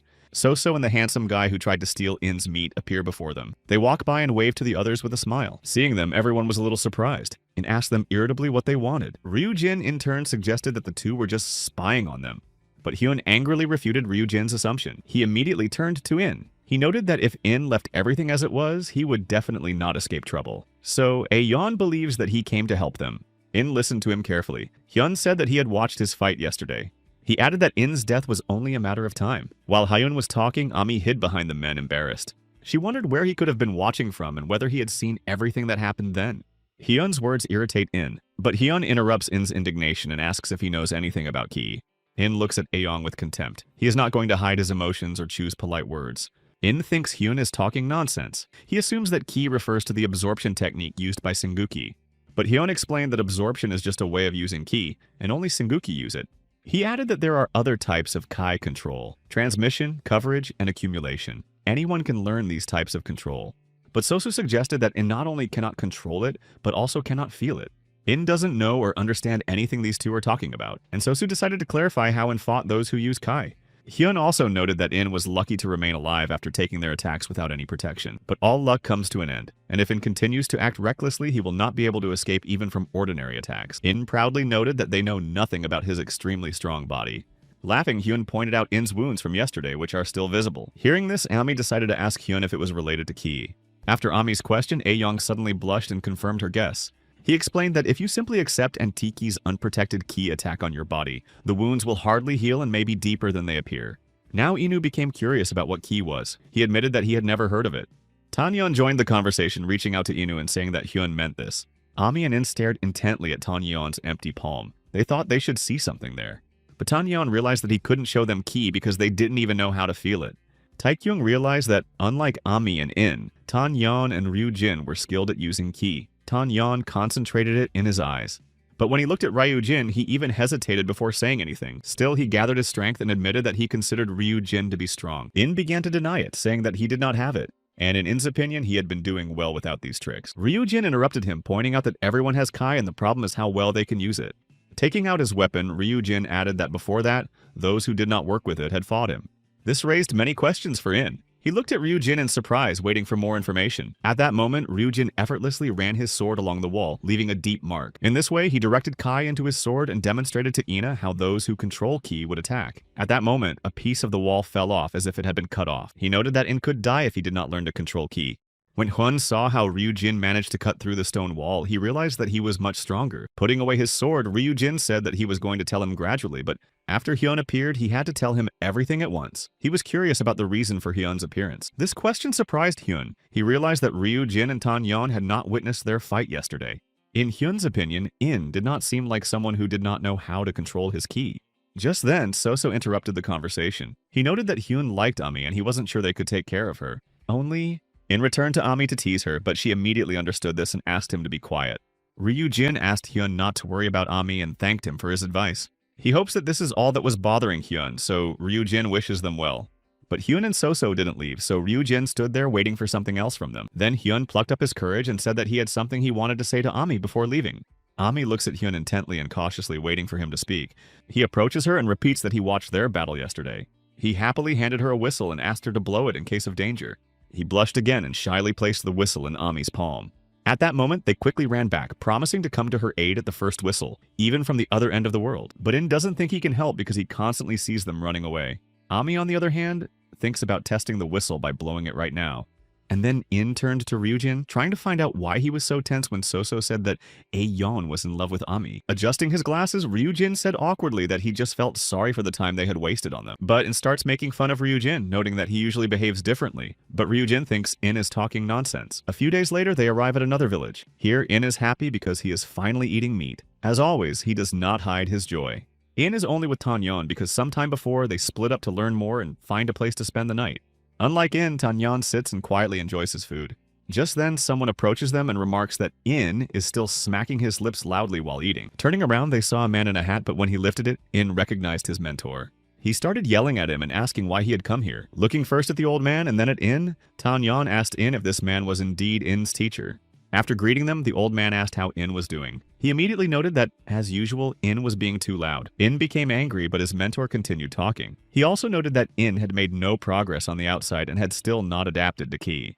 Taking their food, the old man also became interested in how his task was progressing, namely whether the marks were disappearing. But In still did not understand why he had appeared and was pretending to be a beggar. In addition, he noted that the old man had not told him anything about Kai. The mentor contradicted Ina and said that he had told him about it. Ina could not remember such stories. The mentor reminded him that when he hit him in the face, he always used Kai. He also reminds him that he beat him often, and despite this, he endured all the blows. After these memories, In began to tremble, and the old man assumed that he was getting angry. Tanyeon, who understood why In was able to withstand all the blows, interrupted their conversation. At that moment, the old man noticed Tanyeon. He realized that he was In's friend. For a moment, Tanyeon hesitated to answer because he didn't know what to say. The old man continued talking, assuming that Tanyeon was Singguk. When In heard about the Singguks from his mentor, he was very surprised that he knew about them. The mentor admitted that he did know something about the Singguks and noticed that Tanyeon had some connection to them. But he noted that if you looked closely, you could see that Tanyeon was no longer a Singguk, because if he were, he would have already died. He surprised not only Ina, but also Tanyeon, who became curious about how the old man knew that he was a Singguk. He noted that if you look closely at Kai's movements, you can tell where a person studied. Laughing and raising his nose, he said that only a master like him could see everything. He explained that he could sense that it was not Singguk's style, so he left his training halfway through. So the old man assumed that Tanyeon was no longer with Singguk. But Ina was tired of talking to him and got down to business, trying to find out why he had come here. The old man continued to eat In's meat without asking his permission, and without intending to explain himself to In. Despite the fact that he was not going to explain himself, the old man noted that after coming down from the mountains for such a long period, he had heard many interesting rumors. He heard that the cause of the sixth great catastrophe was not related to the development of civilization. Interrupting him and noted that he had also recently heard the same rumors among people. The old man had no doubt about this because that was all anyone was talking about. Yin began to listen to him attentively. The old man said that it was all because of an explosion. Before continuing, he decided to ask In and Tanyona what they thought was the cause of this explosion. This story intrigued Tanyona, who was waiting for the continuation of the story and an explanation of what he was talking about. But the old man said again that the explosion had nothing to do with the development of civilization. He believed that the experiment could be called the result of human development. Of course, Ina became curious about what kind of experiment had caused such an explosion. The old man pointed out that he had already talked about it. He repeated that it was the creation of a new type of superhuman. This made Inu even angrier. After all, he did not remember his mentor telling him about it. But the mentor remained calm. The old man noted that while in the mountains, he had definitely told Inu about the explosion and the superhumans. But In could not remember these stories. Now they both began to get angry. Unable to withstand In's arguments, the old man punched him in the head. From this blow, Ina falls from his chair and seems to stick to the ground. While In asks for help from other people who are looking at him in fear, Tanyang wants to know more about superhumans. The teacher suggested that their ancestors wanted to create a being that would surpass humans. Then he said somewhat excitedly that something had gone wrong, and there was an explosion. While Tanyang helps In get up, In decides to find out why his teacher is talking about this now. Suddenly, unexpectedly for In, the old man began to talk about the pain of a parent's heart when sending a child into adult life. He also advised In to be careful, but In does not understand why the teacher cursed him. The old man reminded him that he had asked how many marks he had managed to get rid of. Ina willingly said that he had gotten rid of many marks and that a few still remained, but he was not sure that it was possible to get rid of them all. The old man became curious whether In understood how exactly these marks disappear, and In became interested in the method by which these marks could be removed. The old man was still curious about how many marks In had left. In knew of 10 on his chest and 4 more strange ones, but the mentor didn't like this answer because the real marks hadn't disappeared. Upon hearing about the real marks, Yin was surprised. He is waiting for more explanations about them from his mentor. Laughing, the teacher noted that for Ina, everything is just beginning. And then the old man revealed the peculiarities of the disappearance of the marks. He noted that they disappear if Singuk is caught. The old man hoped that In knew about this. When In stared at his mentor with a surprised look, he realized that In did not know why the marks disappeared. Laughing again, the old man realized that he had not warned Ina about this. But Ina was not amused, unlike his teacher. And then he pointed out that in order for all the marks to disappear, it was necessary to catch the real Singuk and defeat him. After his teacher's story and explanations, Ian thought about how to proceed. Tanyong also became interested in how to find the real Singuk, or a bigger fish than him. Putting on his headdress, the old man reminded him that Tanyong was with the Singuks and must know a lot about their organization. As he walked away, he asked Tanyong to help In. Tanyong and In remained seated at the table. But In did not remain silent. He shouted after his mentor and tried to understand why he had told him all this. Without turning around, the old man asked In to fulfill his cherished dream. Suddenly, he stopped because he had something else to say to In. In became interested. The old man asked him to get rid of the marks quickly and come back to him to prepare food. Laughing, he left. When they all met, In told Ami and Yarujin everything. He was indignant that he had met his mentor here, who had made everything even more confusing. Thinking about it, Ami became curious whether, when talking about more serious opponents, he meant someone higher than Conch. In calmly explained that there were only so many marks left, so Ami might be right. But Ryujin became curious about what happened between In's mentor and Singuk, that he even put a curse on In. But In himself did not know. He now understood that his yoga mentor was simply using him. Tanyan noted that In's goal now matches that of Tanyan and Ryujin, but they also can't stop thinking about the conversation about the explosion that happened because of the experiment. Unlike the others, In considers this nonsense because he thinks that the teacher knows nothing in reality since he rarely comes down from the mountain. In also noted that after the surprise among the people, he realized that his mentor had been telling many lies. In his opinion, this is just another fabrication. But Ryujin cannot simply dismiss these thoughts from his mind. Suddenly, Tanyan remembered that the old man said he taught In Ki. But In does not consider this to be teaching. In his opinion, he simply beat him under the pretext of training. Tanyan believes that thanks to this, In learned to concentrate his ki in the place that receives the blow. He also believes that this is why In was able to withstand Ki's attacks, but In does not think that he should thank his mentor for all this. And Ryujin noticed that during the attacks, In concentrated his ki in his hands or feet. Because of this, he believed that In knew how to control his ki.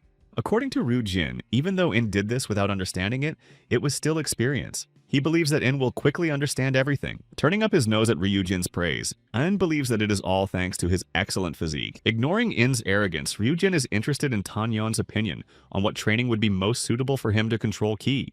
All this time, they're sitting in a gazebo in the middle of one of the parks. According to Tanyan, In has good reflexes. After a while, Tanyan begins to train Ina. He shows Ina how to position his hands. Ryujin also takes up training Ina. Everyone watches Ina's training with interest. In also trains on his own. He practices concentrating ki in his hands. In some of his training sessions, he uses fire. After many grueling training sessions, In became even more confident in himself and his body. A few days later, In assures everyone that he has mastered everything he has been taught. They stand in front of the forest. Pointing to it, Ryujin notes that beyond it is a bamboo grove where Pekwol lives.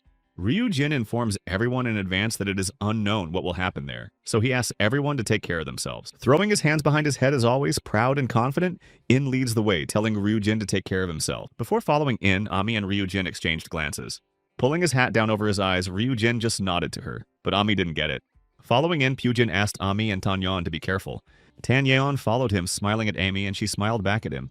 Hiding behind rocks, they all watch the fight in front of them, but none of them understand what is happening. They see a large number of beast people in front of them, but they don't know why there are so many of them here. At one point, it seemed to them that the beast people had gathered in this place for a reason. They surrounded someone. This was suggested and voiced by Tanyeong, to whom everyone else immediately turned their attention, waiting for an explanation. With his megavision, he saw that the beastmen had surrounded the brothers Yasu, Wolf, and Bear. Upon hearing about them, I was surprised. He considered them losers and did not understand why they were here. Suddenly, Ryujin saw something off to the side of himself and his group. He saw the beast people quickly descending toward them, so he quickly began to reach for his weapon. In was surprised that the beast people were hiding not far from them. They managed to hide so that they did not see them. At that moment, Wolf began to threaten the beastmen if they did not leave on their own. Suddenly, he saw something that surprised him even more than the crowd that surrounded them. A little further away, he saw In and Ryujin, whom they had already encountered once before. In realized that because they were surrounded by beastmen, Wolf had noticed them. He began to blame the wolf and his brother for the fact that he and those around him were surrounded because of them.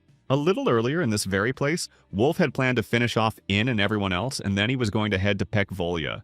His brother followed him. Finding a good place, they decided to hide there for a while. But as soon as they got there, the wolf heard and noticed something strange. He saw several humanoids hiding in this place.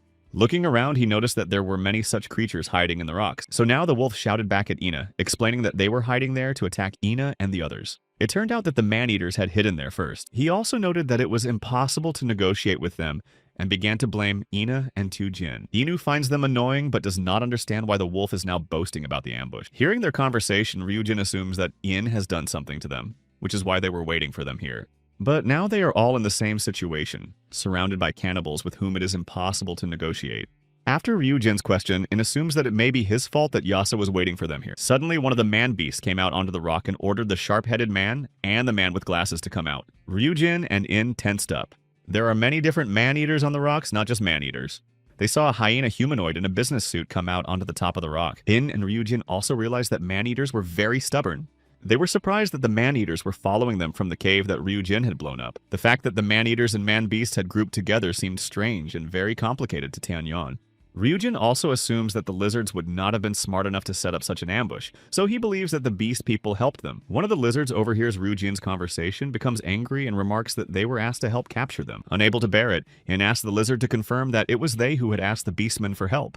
The hyena did not give the lizard a chance to answer in and asked to speak herself. He said that after hearing the lizard's story, they themselves offered to help, and this place is good for dealing with all of them. Hiding behind the rocks, Ami realizes that the hyena and the mantis are ready to do anything for money. Since they cannot escape, In suggests that Ryujin fight, but Ryujin does not think this is a good idea, because there are more enemies and they have a better position for attack. In hears Wolf shouting that they are almost the same as beast people and the lizards are attacking them. He insists that the beastmen should know that they are of the same blood. Everyone stops to listen to Wolf's speech about family ties with the beastmen, but Wolf continues to pressure them, asking if they will still go against him and his brother. Hearing this speech, Ryujin pondered his words about ancestors and shared blood. The hyena also became interested and pondered his words about the wild race. Sniffing at the Yasu brothers, the hyena became convinced that they were also from a wild clan. But he noted that it was not worth touching on what had long been forgotten, and insisted that he would go to the other world like everyone else. And at that moment, man-eaters and man-beasts began to jump off the top of the cliff. Frightened and focused, Wolf watched their every move closely.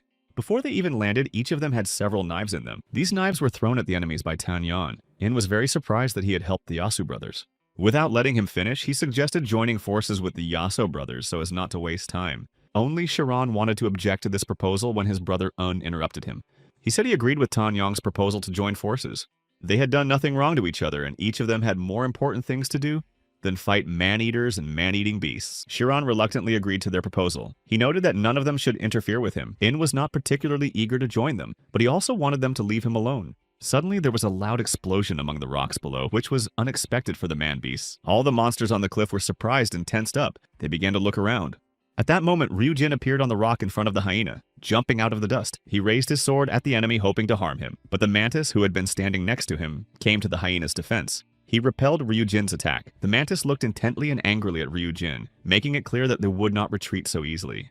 The monsters below between the rocks are confused and disoriented because they can't see anyone except the dust around them. At this moment, taking advantage of the situation, one of the people quietly approaches the monsters. It is Un, one of Yasu's brothers, who uses his strength to attack the enemies. One of the humanoid monsters, who looks like a burly man, jumps out at him wearing a cap. At that moment, Un, without hesitation, began to attack him first. But his first attack was unsuccessful because the man-eating lizard was able to dodge it. At that moment, the lizard struck Bear. The blow wounded Bear. He tried to hide the pain he felt, but still, Un closed his eyes. Ami was hiding near one of the walls. She was worried because the walls were starting to crumble from the blows. Suddenly, one of these blows landed right next to her. Another cloud of dust rose nearby. In the cloud of dust, Ami saw Ina, who had caught one of the enemies. Waving to Ami, Ina pointed out that there was a lot of dust around, so she could stop pretending and show everything she was capable of. Ami liked this idea. Through the pillars of dust, she could see one of the lizards standing calmly, smoking a cigarette, out of nowhere and attacked him from behind through the dust where nothing could be seen. But suddenly during the attack, In's enemy jumped up and In missed. In remained standing on the ground and watched as the enemy moved through the air. He was very surprised by the lizard's ability. In addition, his movements are very fast and light. He even called it Chongginchu. This is the name of a technique from Chinese martial arts based on energy control. The same lizard quickly landed on the ground and struck it so that In was thrown to the side and dust rose around him again. In Ina's opinion, it was similar to the ability to control one's Kai. This surprised him because he did not think that even lizards could learn this. The lizard stood still and calmly continued smoking cigarettes. At this time, Chiron was fighting enemies nearby, but his attention was somewhat distracted. He noticed a man-beast in a suit rushing towards him. A hyena stopped near Chiron, eager to attack him. Chiron looks at his enemy with disgust and notes that beast people are so unsuccessful that it is not surprising that they know nothing about their ancestors. This angers the hyena. He does not think that Chiron created them. After all, they are what they are because of the blood of his ancestors. But Chiron points out that if it weren't for the great catastrophe, there would be no beastmen. He assures that if you have become a victim of an experiment, there is no point in boasting about your origins. And at that moment, Hygiene attacks Chiron. He hits his target and wounds her. Putting on his hood, Chiron notes that now he will respond to his enemy, whom he considers a mistake of nature. Chiron's eyes begin to redden and he himself begins to glow, promising to show his opponent what the original of the clan looks like. At this time, Un continues to fight the crowd of lizards attacking him from all sides. Suddenly, he sees that someone is throwing stones at them, distracting his attention. Turning around, Un sees Tan Yan, who asks him not to be distracted by trifles and to continue fighting for real. He is surprised that Tan Yan has decided to help him. Meanwhile, a giant lizard appears behind him again. As soon as Un turned around, he saw that his opponent had already attacked him. But he managed to dodge, and the lizard missed and punched right into the wall. Following this blow, the lizard immediately launched another attack. Yun dodged that one too. However, blocking the next blow did not help Bear 100%. He flew backwards. The lizard was still standing in a fighting stance, aimed at his opponent. From the last blow, Un was injured in the arm he used to block. He assumed that his opponent was using the White Lotus technique. Without wasting any time, the enemy strikes Un with another blow without using a weapon. This blow was also successful. The lizard aimed his fist directly at Un's chin, which even threw him up a little. At that moment, Un opened his eyes. They were dark, almost black, and seemed to radiate something. Chiron is still standing opposite the hyena, with whom they cannot start a fight, because no one dares to start it first. Chiron's red eyes were filled with anger. He had just started talking about the smug beastman when he suddenly fell silent. He felt something happening behind him, as if a huge column of dust had risen into the air. Chiron also felt the ground begin to shake. After that, Chiron assumed that Un had turned into a beast. He did not remain silent and pointed out that everyone who was near Un was very unlucky because they would not be able to maintain their form. But the hyena began to growl, saying that he was not afraid of Chiron's threats because he himself had been a beast his whole life. But Chiron did not believe that all power lay in the form of a beast. Transforming into something between a wolf and a dog, Chiron rushed at the enemy, wanting to show his true power. Chiron's transformation surprised the hyena. He even froze in place because he did not think such a thing was possible. He quickly regained his composure and pointed his weapon at Chiron, threatening to kill him. When he saw that his weapon had almost touched Chiron, he rejoiced, hoping that his opponent would now go to the other world. But at that moment, his weapon shattered into several pieces and scattered across the ground. Chiron's eyes reddened even more and filled with greater anger. He wounded the man-beast, and while it was recoiling in pain, Chiron noticed that the same blood was flowing from both of them, even though the man-beast was his defective copy. The humanoid beast is kneeling near one of the walls and cannot get up. Opposite him stands Chiron, who believes that it is thanks to the blood of the humanoid beast and the Vidi. He stands over his opponent and tells him that those who have their blood have strong bodies. But despite this, Chiron managed to inflict wounds on his opponent's body. Now Chiron notes that, unfortunately, this is where the man-beast will meet his end. Before Chiron can do anything, Un stops him. He appears behind Chiron without his outer clothing, wanting to ask the man-beast something. Chiron had many questions for Un. One of them was whether Un had torn his clothes again during the transformation. In order for Chiron to let him talk to the beast, Un pointed out that they were using the power of the leopard. Un's words shocked Chiron. He stared intently at Un, not taking his eyes off him. Meanwhile, Ryujin is still at the top of the mountain where he met the mantis. He saw that his opponent had changed his ancient techniques and was fighting with 2 short swords. Looking into his opponent's eyes, Ryujin notes that he would never have thought that the mantis was capable of such a thing. He is curious where the beast people learned such techniques and how to fight in general. The mantis decided to answer Ryujin's question. He noted that there is a community that teaches beast people. In this community, masters train weak beastmen and take care of them. It turns out that the mantis did not study with them, but he knows that their students appear in different places and spread the knowledge they have acquired. The story was informative, and Ryujin wanted to know who was behind it all. Without hesitation, the mantis said that the chief leopard was one of the Senguksuki Kachzu. While Ryujin is gathering information, In tries to escape from his opponent. Jumping from above onto the ground, he makes large holes in it and raises a lot of dust around him. Running to the other wall, In watches his opponent and thinks he looks more like a jumping frog. He decides not to hold back and asks his opponent if he considers himself a frog rather than a lizard. At that moment, his opponent jumps right at In. His jump causes a pile of stones to rise up, and In is thrown even further away. Even in this situation, he continues to joke that the lizard did not like his idea about the frog. Pulling himself together, and decided not to run because he was tired of it. But he doesn't understand why the lizard is jumping like that. But he knows for sure that their meeting is a kind of luck for him. While the lizard jumps towards him, In notices that he cannot get what he wants and cannot be who he wants to be. In also noted that even if his opponent didn't try so hard, he still wouldn't succeed. As the lizard lands, In raises his arms and grabs his opponent by the paws. The lizard did not immediately understand what had happened and why he had not landed completely on the ground, but he was not afraid of what had happened. In, on the other hand, had to strain hard to hold the lizard. Without holding him above himself for long, In gathered strength to throw his opponent to the ground. He succeeded. The force of the blow left a hole in the ground, and stones and sand began to scatter in all directions. So, Ryujin and the mantis still haven't started fighting each other. They continue to talk. Suddenly, the ground beneath their feet shook, which Ryujin and the mantis felt very well even though they were on top of the mountain. After the ground shook, Ryujin looked down from the top of the mountain to understand what had happened. Seeing what had happened, Ryujin told the mantis that his client had gone to the other world. After that, the mantis began to hide his weapons because he now had no reason to fight, since no one would pay him now. A moment later, Ryujin returned to the conversation. He wanted to know if the mantis knew anything else about the leopard, but the mantis noted that since they were looking for Pekvol, they could ask him about it, because he knew more about him. But finally, he added sarcastically that they would be able to do so if they survived their encounter with Pekvolume. No longer wishing to talk or stay in this place, the mantis jumped and disappeared from Ryujin's sight. After the battle, the 4 of them gathered together again. They were curious about where the Yasu brothers had gone, as they could have either died or simply left.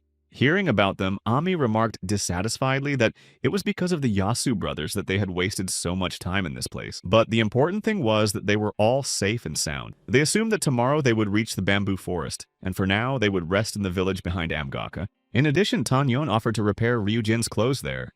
Meanwhile, Un and Chiron are making their way through the forest. They are glad that the 4 met them on the way, because without their help, it would have been difficult. But Chiron is sure that if they turned into beast people, they could deal with everyone in an instant. But Un assures him that the beast people are very stubborn, because they continue to pursue them. As they continue on their way, they believe that everything will be fine for now, because they were able to fight them off. Un becomes curious about whether the leopard that the beast people talked about really exists. Chiron also does not know if he really exists, so he suggests meeting with Pekvol first, and then dealing with everything else. Un agreed, but suggested that they first treat their wounds. The 4 of them arrived at the village as planned. They went in to eat and discuss everything they had learned earlier. Over dinner, they discussed the open community and its leader, Leopard, who is one of the Senguk Kanshsu. Ami also began to think about this community. She believes that they should be told about it in the ancient forest. She has questions for the Yasu brothers.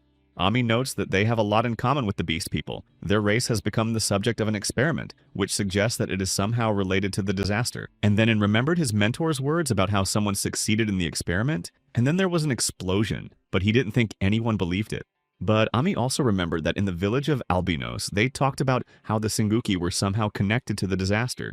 But In doesn't think so because the Senguki created their organization after the disaster. The strongest united because the world had become that way. Ryujin joined the conversation. He was worried that the albinos had mentioned that the Senguki had some kind of mission. He recalled that Togar had talked about how they caught and devoured the stronger ones. He doesn't think this is unrelated to the experiment. Ami also remembered that during the battle with the Yasu brothers, there was talk of a wild race. She decided to find out if Ryujin remembered what she had said then. She recalled rumors that several people had been captured and taken away. She had a feeling that several of these wild ones had been captured alive. Ryujin remembered this. He wants to know if Ami thinks this also has something to do with the Senguk. According to Ina, it looks like the Senguk created some kind of cunning plan. Ami still can't calm down because she remembers the albinos saying something about a mission. Suddenly, she asked if anyone had heard about the disappearances. She remembered that people often disappeared when she was little, but it hadn't happened in several years. Then Ryu Jin suggested that the Sengukis might have changed their goal, but the four of them don't know what they are trying to achieve. Tan Yong, who had begun to look suspiciously at In, thought about this. Unable to restrain himself, he turned to Tan Zong. In began shouting that he was a Senguk and must know something, but Tan Yong insists that he can't know anything because he left them about 20 years ago. He began to recall that when he was with the Senguks, they captured a strong guy who looked like an albino and then took him somewhere. Then Tan Yong remembers that nothing remained of him except his skin. Everyone at the table is shocked by what they hear. It's terrifying to hear such a thing. Tan Yong recalls that he joined the organization because he was impressed by his teacher's fighting skills. He left because he couldn't stand what was happening there. He asked his teacher to leave with him, but the teacher was bound by a promise to Kukju and therefore remained there. At that moment, Ami felt ashamed that, while busy digging under Senguk, they had not asked about the reason Tan Yong was with them. But this did not upset Tan Yong. Besides, he did not want to dwell on the past, even though there were many good things there and he often missed those times. Therefore, Tan Yong noted that they could ask nothing about those times. After the conversation, In summed up. He noted that among the Senguks there was an experimenter, and strong people gathered together and created a community. Tan Yong looks at In surprise as he suddenly stops talking and stops listing everything. But suddenly, In wondered why the wild tribe didn't care that experiments were being performed on their fellow tribesmen. After discussing everything they had learned, the four of them sat at the table, very tense. In is particularly pensive, unable to understand how such strong people as the Beastmen managed to become test subjects. And Ami was curious how anyone could have managed to unite the wild tribe with anyone else. It was difficult to get along with them, at least because of their character. Ami even suggested that the Senguki existed before the Big Bang, and that the catastrophe was their fault. And the destruction of the wild tribe was also their doing. She also began to think that the Senguki's goal could really have been to create superhumans, for which they needed strong people. And the savages with their strength were the best for them, because they were not suitable for anything else. Now In pondered that this was precisely why the Yasa brothers were so afraid of turning into beasts during the fight. He remembered how Un restrained Shiren so that he would not transform, noting that there were too many witnesses here for that. According to Ryujin, every day there are more and more questions for Baekwol, and Tan Yong hopes that they will be able to find out from Pek Volya who wounded Ryujin in the shoulder, leaving a mark. But Ryujin has already forgotten about it because they have too many other questions now. Ami changed the subject, hoping that Tan Yong would tell them what might await them tomorrow when they continue on to Baekwol.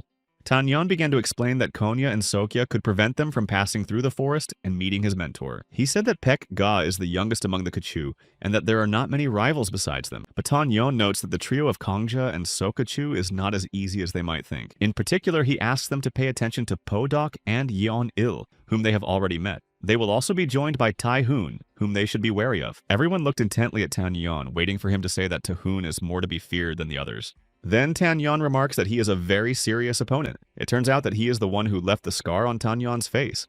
The story of their meeting is very complicated, but if they meet him, Tan Yong asks them to leave him to him. He added that Tai Hoon was his best friend among all the Senguks. Now everything became even more confusing for the others. Tan Yong began to explain that they were both orphans who quickly became friends. His respect for his teacher strengthened their friendship. He was very disappointed in Tan Yong when he left the Senguk organization.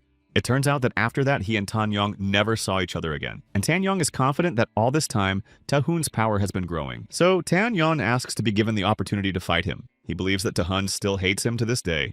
To support Tan Yong, In did not object to his request and only asked him not to lose to him under any circumstances. After hearing this story, Ami decided to find out if there was anything else they needed to know. She reminded them that Baek Togan had asked them not to go into the forest if it rained, so Ami suggests postponing the trip in that case.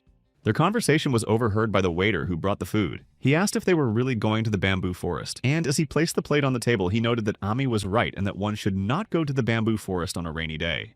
But if you go there in the rain, an old man will appear from the thicket as a silent shadow and offer you a bowl of alcohol. After that, the person dies. After telling this story, the waiter left. He noted that they might not believe it, but people from their village do not go there on rainy days. Tan Yong remembered that his mentor had told him something similar. Therefore, he agreed that it was not worth going there when it was raining. The next day, the four of them stand in front of the forest entrance early in the morning. In notes that he never believed in any kind of energy before, but he has a feeling. He notices that the further they go into the forest, the worse their mood becomes, and it feels as if life is leaving their bodies. Suddenly, he breaks away from the group in a good mood, thinking it's all nonsense. Suddenly, Ami hears screams coming from the forest that surprise and frighten her at the same time. They all started to follow In. Ami began to shout, asking what had happened. It turned out that In was screaming because he had found water in the bamboo forest, which he was afraid of and which should not have been there. He did not know how to cross the water. In's cries frightened Amy, and when she realized that In was crying because of the water, she began to get annoyed that he was acting like a child. She turned around when she heard a noise and saw that they were surrounded by a crowd of men. Po-Doc and Yeon-il came out of the crowd and noticed that they had not seen In and Ami for a long time. Tan Yeon recognized them. He was pleased to see their faces, which he had not seen for so long.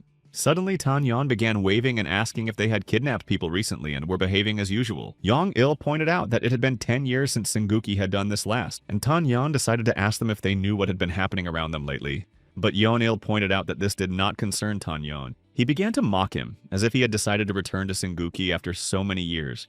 But Tan Yeon pointed out that this could only happen in their dreams, but not in reality. And Po-Doc noted that even though he had returned, there were no vacancies in Konchja. After that, Tan Yeon began to mock Po-Doc, saying that he had grown up and become connected to the Kachsu, even though he had previously been second-rate. This angered Po-Doc. He began to assure Tan Yeon that he had changed, and that the guy he used to be was no longer there. Confident in himself, Tan Yeon suggested that Po-Doc check what had changed in him since then. Po-Doc did not expect to hear such a proposal. He hesitated and seemed to freeze in place. Tan Yeon continued talking, hoping to find out why there were only 2 Konchjas in front of him. Yeon-il was the first, and Po-Doc was the second. He was curious where the third one had gone. But at that moment, Yeon-il realized that he was actually the second Konchja. This surprised Tan Yeon. He asked awkwardly if he had become the first Konchja. Yeon-il realized that Tan Yeon was referring to Tai-hoon, and pointed out that he had become the Sok-chul. This surprised Tan Yeon even more, and he began to wonder who could be the first Konchja. Suddenly, someone jumped on him from behind. Ryu Jin reacted quickly and drew his sword to defend himself. A dark-haired guy with a big smile appeared in front of them and immediately greeted them. The boy turned out to be the first Konchja. He was impressed by Ryu Jin's abilities and quick reactions. Ryu Jin looked angrily at the first Konchja who had appeared before them so unexpectedly. He holds a sword in his hands and assures them that no one will lead them to the clan leader just like that. He began to threaten the four with revenge. With anger and confusion in his eyes, In looks at this so-called first Konchja. He is already getting ready to fight him, but Ryujin stops In, and In does not understand why he is doing this because he was going to deal with the enemy, and Ryujin is interfering. Coldly and emotionlessly, Ryujin says that he will deal with this Konchja himself. In was already about to argue with Ryujin. Suddenly, he reminded In why they had come here. Confidently and insistently, Ryujin asks the others to leave him and go to Pekvolya, and he will catch up with them in a moment. They accept Ryujin's decision, and before leaving, In asks Ryujin to survive. Ryujin asks them the same thing, and the three began to flee from this place. But suddenly Po-Doc and Yeon-il stood in the way of Ami In and Tan Yeon. They want to clarify where they are going. Ryujin ran between the bamboo like lightning, distracting Po-Doc and Yeon-il. And Ryujin began to attack them. During his attack, Ryujin cut down many bamboo stalks. While Po-Doc's attention is focused on Ryujin running alongside him, he cannot deal with the others. But looking back, Po-Doc noticed that the other three were already running away through the bamboo stalk. Yeon-il considers Ryujin's actions to be reckless. After all, he is left alone against all of them. First, Konya also noted that staying with them alone is either very brave or Ryujin is simply not smart. But without being distracted by the fugitives, he decided to attack Ryujin in order to finish him off as quickly as possible. He began to move very quickly between the bamboo stalks, leaving only residual images behind him. Ryujin watched his movements closely the whole time, not wanting to miss a thing. After the first attack by the first conch, Ryujin was impressed by his skills. Immediately after the first attack, he began to deliver subsequent blows aimed at Ryujin. But Ryujin also began to use all his skills to move quickly, which helped him dodge successfully. He does not forget to watch his opponent intently. In addition, Ryujin has several such opponents. At that moment, Po-Doc began to attack Ryujin from the other side. While Po-Doc distracts Ryujin on one side, Yeon-il attacks him from behind. Sensing danger behind him, Ryujin manages to block Yeon-il's blow without turning around. Meanwhile, Inami and Tan Yeon continue to make their way deeper into the bamboo forest through the bamboo stalks. Suddenly, In stops. He sees something ahead that surprises him greatly. In the bamboo thicket, In saw what looked like a cluster of dark energy. He himself does not understand what he sees before him. Unlike In, Tan Yeon understands what it is. He notes that he has not seen the person in front of him for a long time. Ami and In, who were standing in front of him, immediately turn to Tan Yeon, waiting for him to explain. Now a man can be seen in the dark mass. The only blade of lonely souls to Hong. Seeing him, Ami assumes that this is the man Tan Yeon told them about. He is his former best friend.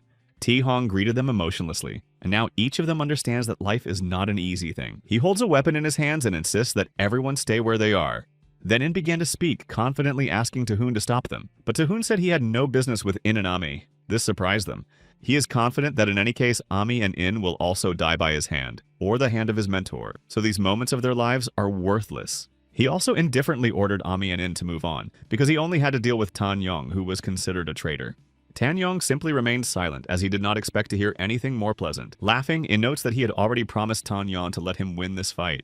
They ran on, leaving Tan Yong and Tahoon alone. But In noted that Tahoon might regret this. Before running after In, Ami wished Tan Yon to take care of himself. She began to approach Tahoon and, not missing the opportunity, looked him straight in the face. Running past Tahoon, Ami heard them start talking about how long it had been since they last saw each other. Ami and In were almost hidden in the bamboo thicket. Tahong stands opposite Tan Yun and looks at him emotionlessly. For a moment, the men stood facing each other and remained silent. Tan Yeon was the first to speak, asking how Tahoon was doing and if he was still angry with him. But Tahoon pointed out that Tan Yeon didn't understand something, namely that he had always been indifferent. He said he had only been ordered to stop Tan Yeon and that their meeting had nothing more to do with it. After so many years, such a meeting seemed very cold to Tan Yeon. And then Tan Yeon took out his knife and asked Tahoon if he didn't remind him of anything, namely what happened 20 years ago. Taking up his weapon, Tahoon notes that Tan Yeon will regret getting rid of In and Ami. Tan Yeon boldly declares that he is glad to meet his friend Tahoon, taking up his weapon at this moment. And so, after wandering through the forest for a long time, Ami and In stop in one place. Ami asks In if he is really sure about his actions. But In is more confident than ever because he really wants to repay his debt to the old man. They stand in front of the only house in this bamboo forest where Pek Wol probably lives. Summoning his courage and reassuring himself once more, In decides to approach the house. But suddenly he stops again and sees that the door to the house is slightly ajar. Through the open door, In sees an old man sitting in the house who has finally waited for them. He knew that from the very beginning, the four of them had been heading towards him. Pek Wol knew that Tan Yeon had met Tahoon. But when he asked if the guy with glasses, Ryu Jin, would appear before him, In noticed that he was left with 3 conchju. Continuing to go about his business, Pek Wol noted that all the conchju should not be underestimated. But In assured him that Ryujin was also not easy and should not be underestimated either. At this time, Ryujin stands wounded in the middle of the forest with chopped bamboo, where many lifeless bodies of Singuks lie. He was surrounded by 3 conchjas, and Pek Wol assumes that Ryujin has never heard of how strong they are. Ryujin began to remember how In fought 2 conchjas on his own. He became curious about how he managed to defeat them back then. While Ryujin is thinking, Podok attacks him from behind. At that moment, Ryujin felt that he understood everything and knew what to do next, and then someone's blood spurted out. Meanwhile, near the house, Pek Wol and In continue to talk. Keeping her distance from the house, In stands and listens attentively to Pek Volume. Then he sees a girl behind In and immediately realizes that it is Ami hiding there. When In realized that Pek Wol knew Ami, he turned to her, waiting for an explanation. Ami was embarrassed. Then, raising her head proudly and smiling, she greets Pek Wol, calling him a Joshi. Now he was completely sure that it was really Ami. Pek Wol was very surprised at how she had grown. When they started talking to each other as if they were acquaintances, In asked Ami if they really knew each other. And Pek Wol began to remember that it had been 10 years since she left her home. But Ami denied it and pointed out that they had seen each other in the subway.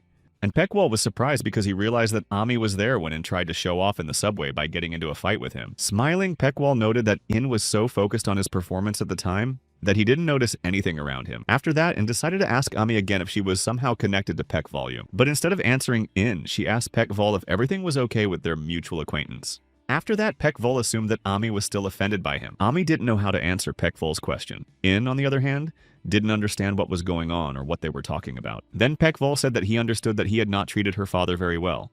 When Pek Vol mentioned Ami's father, she got angry and asked him not to call him her father. After that, everyone fell silent and In had even more questions than she had a few minutes ago. She started saying that she would never forgive him for using her mother and leaving her to die. But Pek Wol pointed out that despite this, Kukju was still her father. These words shocked Ina. He could no longer remain unknown. And so In began to try to find out what was going on and whether Ami was really Kukju's daughter. But Ami seemed frozen in place, unable to answer In. In began to get angry that all this time she had been pretending to be weak, when in fact she knew everything and was just putting on a show for them. But Ami began to deny it and assure Ina that she really knew nothing about the Singuks. She began to explain that she was born into the Kukju family, but she didn't think about the Singuks, and didn't even want to know about them. Suspecting that Ami is not telling the whole story, In looks straight at her, hoping for some kind of explanation. Then Ami's eyes fill with tears, and she says that her mother died because of the Singuks.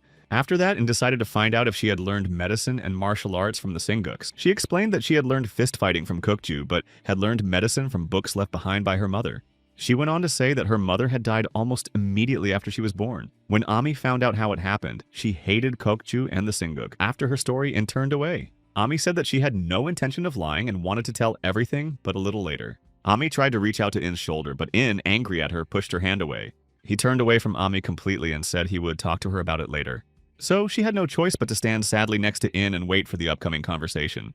Now In is going to talk to Pek Vol himself, who is walking near the house.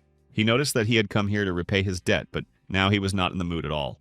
Calmly sipping his drink, Pek Vol noted that if In gets worked up, he will become just like him.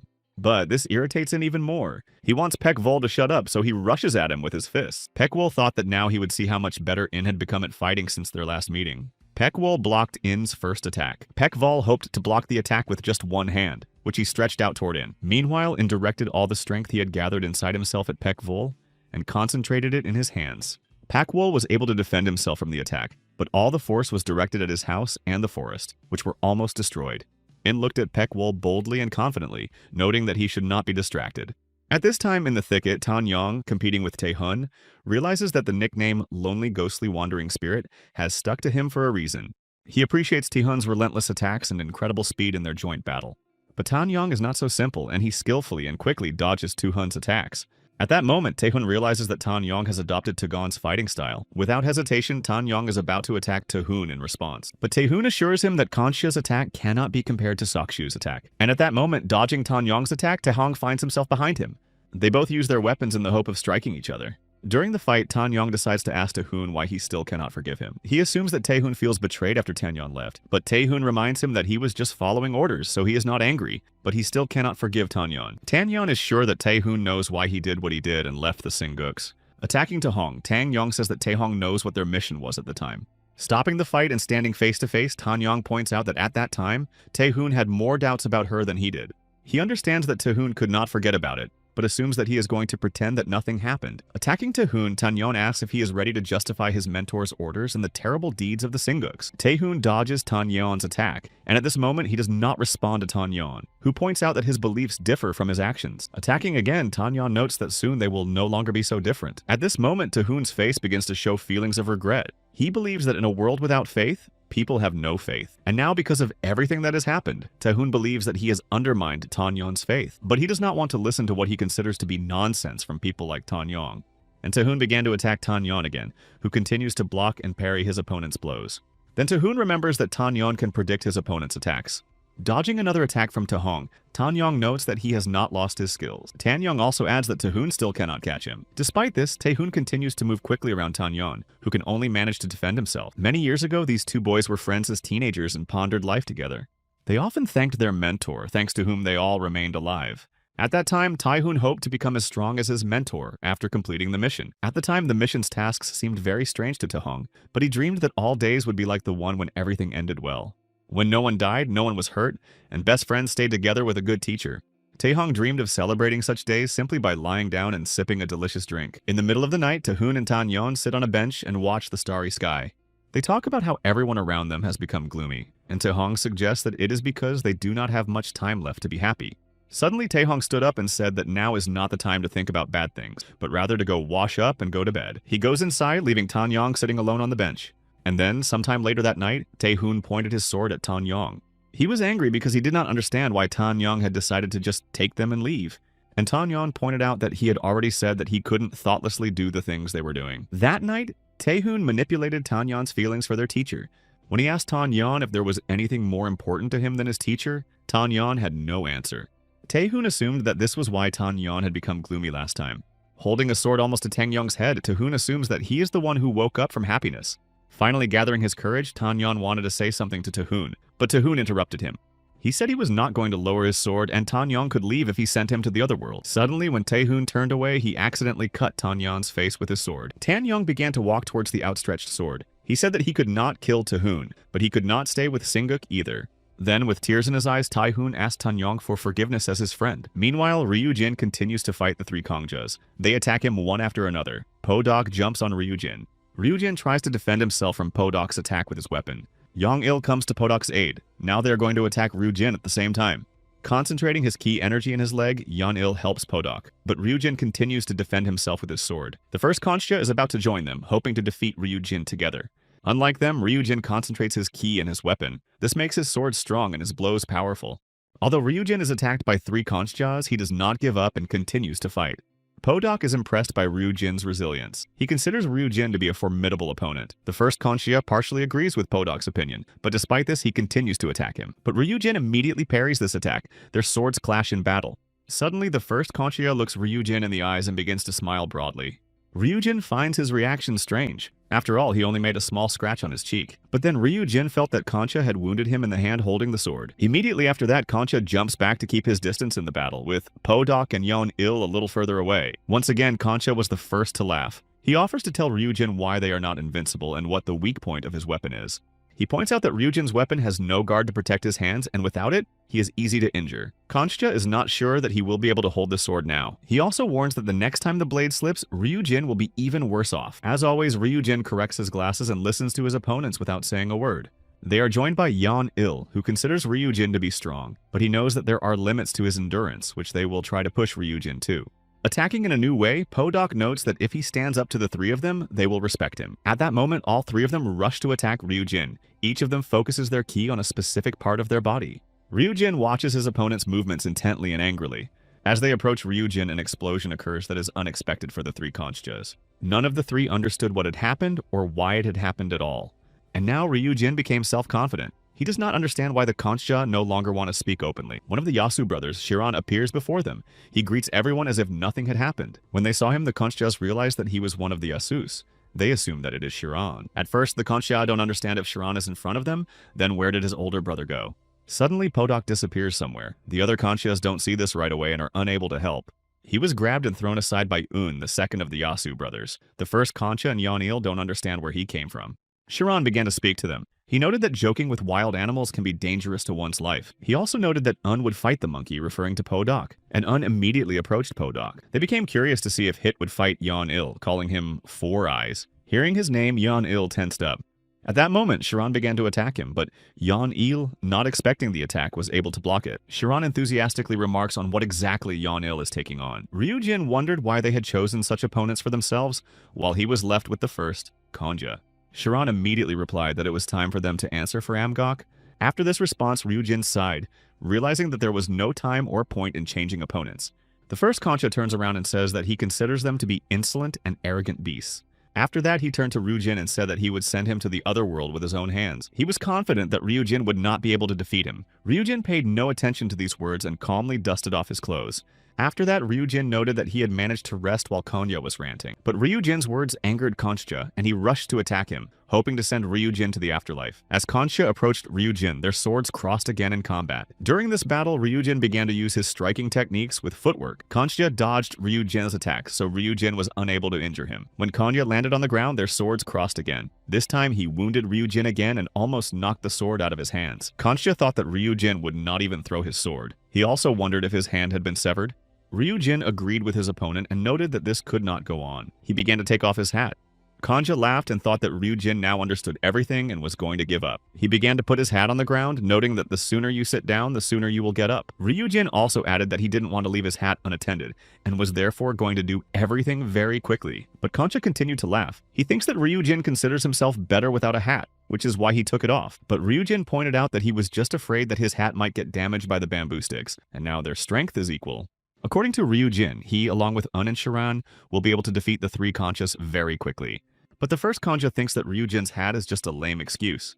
At that moment, Ryujin quickly appeared behind the first Concha, who did not even notice him. This was very unexpected for Ryujin's opponent. He did not understand how Ryujin managed to move so quickly. And Ryujin stated very seriously that he would never forgive the insults that his opponent had directed at his hat. At that moment, Ryujin struck his opponent. The opponent jumped back, but Concha doesn't understand why Ryujin has become so bold in front of the first Concha. He rushed to strike Ryujin in return, but this strike was unsuccessful because Ryujin managed to dodge it. After that, the first Concha decided to strike from behind so that Ryujin couldn't see him, but Ryujin sensed the attack, turned around, and blocked Concha's blow. Concha smiles slyly at Ryujin and points out that without a guard, he will not succeed. But things did not go as Concha expected, and Ryujin was able to prevent his sword from injuring him. This shocked Concha, who looks at Ryujin in surprise, not understanding how he managed to do it. Ryujin, however, happily repeated what Concha had said to him earlier. At this moment, clouds began to cover the sky. Ryujin raised his hat, noting that he could demonstrate more advantages of a sword without a guard. He starts to leave, and Concha, who is badly wounded, tries to provoke Ryujin by saying that he thinks he is running away. But Ryujin ignores his chatter. He is curious about where the wild ones have gone and how Amy, In, and Tanyeon are doing. Nearby, the wounded and exhausted Podok sits on the ground. He considers his opponent a monster, but he wonders why people like Un walk with people like Ryujin. His question is heard by Shiran, who is standing in front of the exhausted Yeon-il, and points out that they have their own business here. The wounded Yeonil decides to ask what Un and Shiran are trying to achieve here. Then Shiran and Un, their eyes shining, say they want to catch Baekwol. Not far from them, Tanyeon is still fighting with his old friend Taehoon. They attack each other in turn. The code skillfully dodges and does not give in to his opponent. Jumping away from one of Tanyeong's attacks, Taehoon says that he cannot defeat him. Jumping up, he asks Tanyeong to explain why he thinks so. Then he begins to tell Tanyeon where he is going to strike him. At this moment, Tanyeon is very surprised because he does not understand why Taehoon is doing this. But Tanyeon listens to Taehoon and pays more attention to the areas he mentions, blocking his attacks there. And although Taehoon's eyes show indifference, he continues to point out where he will attack Tanyeong. But Tanyeong does not have time to dodge the blow from above, and Taehoon wounds him. Then Taehoon finds himself behind Tanyeon and informs him of this. Tanyeon begins to turn towards him. At this moment, Taehong uses his skills to quickly move around Tanyeong. Once again, Tanyeon is unable to block the blow and Taehoon wounds him, but this time in the back. While Tanyeong turns to face Taehong, Taehong points out that they have completely different abilities. Taehoon notes that although Tanyeon can predict his movements, he lacks the speed to block them. Wounding Tanyeon again, Taehoon notes that having only good eyesight will not get him very far. Therefore, in Taehoon's opinion, Tanyeon will not be able to defeat him now. The wounded Tanyeong is under the aim of Taehoon's sword. Taehoon believes that there is no point in continuing the fight, and that this is the end that a traitor deserves. But suddenly Tanyeon starts talking about what he's best at, which isn't predicting movements but sensing other people's anger. Hearing this, Taehong is surprised, and Tanyeon continues to speak. He notes that his mentor probably did not tell him about this. Carefully but at the same time indifferently, Taehoon listened to Tanyeon's story. He points out that in reality, his intuition is not as sharp as others think. But Taehong believes that this is just empty talk, that it is time to end. Suddenly, Taehong began to look intently and tensely in front of him. Tanyeong notes that he himself is exhausting his anger and rage. Behind Tanyeon, Taehong sees the giant shadow of a monster. This is what makes him tense up. Taehong's body is pierced by needles of anger, and he stands frozen as if facing a great beast. But Tanyeon noted that he didn't really want to do this. However, he agreed with Taehoon that they should end this senseless fight. At that moment, Tanyeong saw Shiran appear behind Taehoon, jumping out of the thicket of the bamboo forest. He had half transformed into a wolf and was about to attack Taehoon in this form. Realizing Shiran's intentions, Tanyeong shouted at him not to do it, but it was too late and Shiran severed Taehoon's head. At this time, Ami and In are still near Baekwol. They hear loud noises coming from the forest, but In does not think it is important. He is sure that it is the Senguki who are suffering. With this, In threatens Baekwol. After listening to In, Baekwol considers him arrogant. Baekwol is surprised that In had the courage to destroy his house. This remark surprises In. After all, that is the least of his concerns right now. Suddenly, In falls silent. He has a strange feeling. Ani notices this too. He pulled back the collar of his t-shirt and looked underneath it because he had a feeling that the stains had disappeared from his body. After that, In confidently stated that all the Senguki in the bamboo forest had gone to the other world. But Baekwol decided that this was nonsense, because if Ryujin was able to defeat 3 Konjas on his own, he would not believe that Tanyeon had defeated Taehoon. Baekwol's opinion made In and Ami think. They did not understand why Baekwol thought that way. Meanwhile, in the bamboo forest, Shiran is pleased with what he has done to Taehoon. Unlike Shiran, Tanyeon is not so satisfied. He is annoyed because Shiran interfered in his fight even though he asked him not to. But Shiran insists that this is the first time he has ever heard such a request. This greatly angers Tanyeong, but suddenly he sees something that surprises him. As Tanyeong focused on what was behind Shiran, Shiran also decided to turn around and look in the same direction. They saw behind Shiran that Taehoon's head seemed to have grown back. This surprised and frightened Shiran at the same time. He did not understand how this could have happened. Meanwhile, Baekwol explains to Ami and Inu that Taehoon turns his opponent into a lonely spirit. That's why he got that nickname. Now he himself has become a lonely spirit. After Tanyeon left, Taehoon took part in all the missions where he destroyed many souls. But in one of these missions, Taehoon himself suffered a blow that could kill him. Sitting by the wall of one of the buildings, the wounded Taehoon thought about Tanyeon and that this could be his end. He recalls their last meeting, and he thinks about what could have happened if he hadn't dropped his sword then. He also remembers Tanyeon's words that when you are unhappy, you learn what it means to be happy. Tae-hong remembered how he and Tanyeong watched the other students and dreamed of being born in a prosperous area.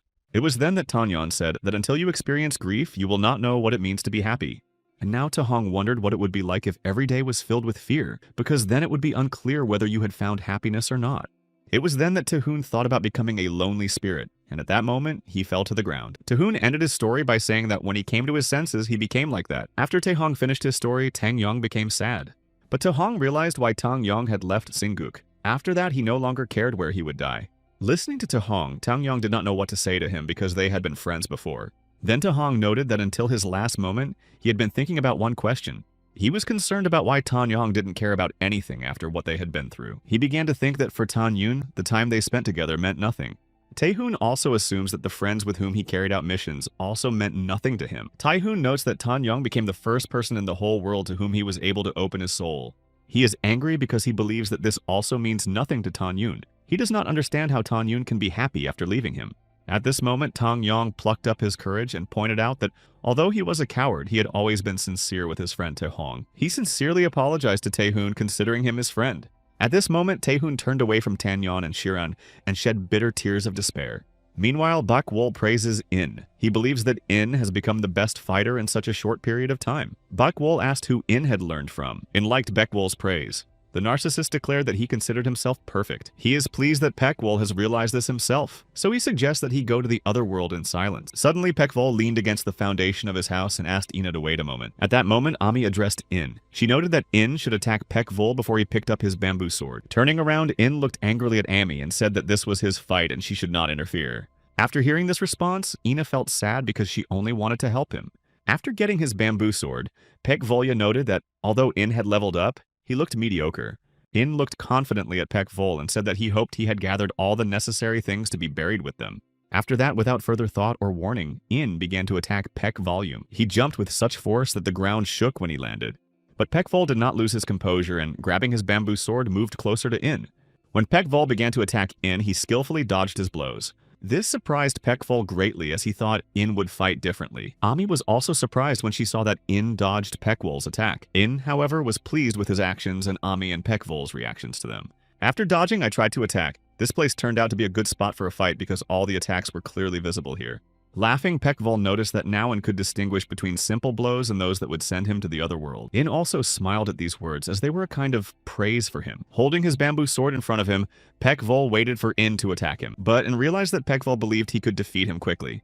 After that, In concentrated his ki in his hands and directed it towards Pekvolum. With its help, he was able to throw Pekvol back. Satisfied with himself, In notes that he now understands that among Pekvol's attacks, there are none that can send him to the other world. Heading back to In, Pekwol decides to ask him if he plans to continue acting cocky, but In notes that he is not being arrogant at all, but is honestly saying what he really feels. And so In and Pekvol find themselves face to face. Pekvol immediately decides to get as close to In as possible. When In sees Pekwol's face right in front of him, surprise and fear mix inside him.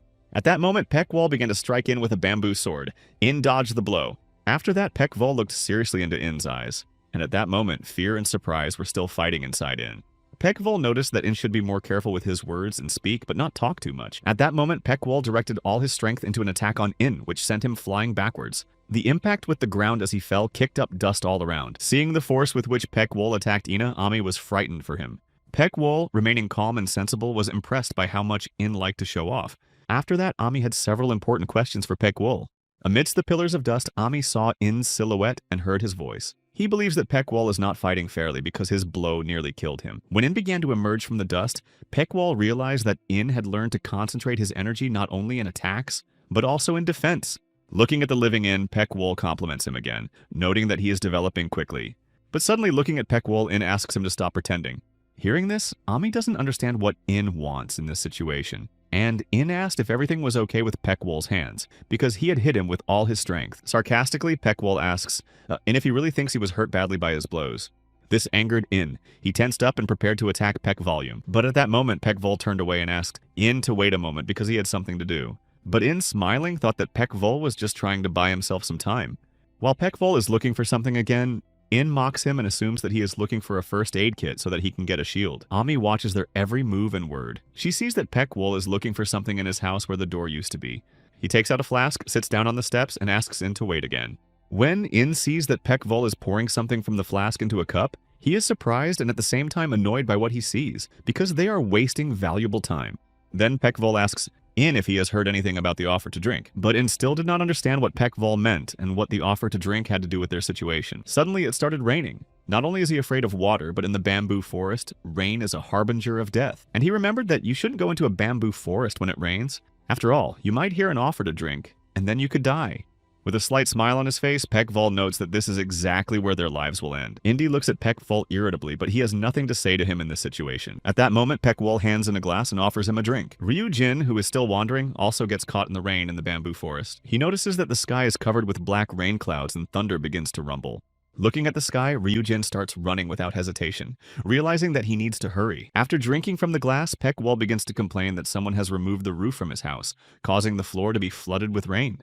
But In stands silently, not responding to Peckwol. Because of this, Peckwol began to assume that In had either swallowed his tongue or did not like rain or alcohol. Heading towards In, Peckwol thinks that the weather means he should borrow money but drink anyway. He stopped pouring into a glass and started drinking straight from the bottle. In decided to take advantage of this and moved closer to Peckvolume. He tried to strike Peckvol, but Peckvol dodged him. In's next blow was also unsuccessful, as Peckvol, thanks to his intoxicated state, dodged it.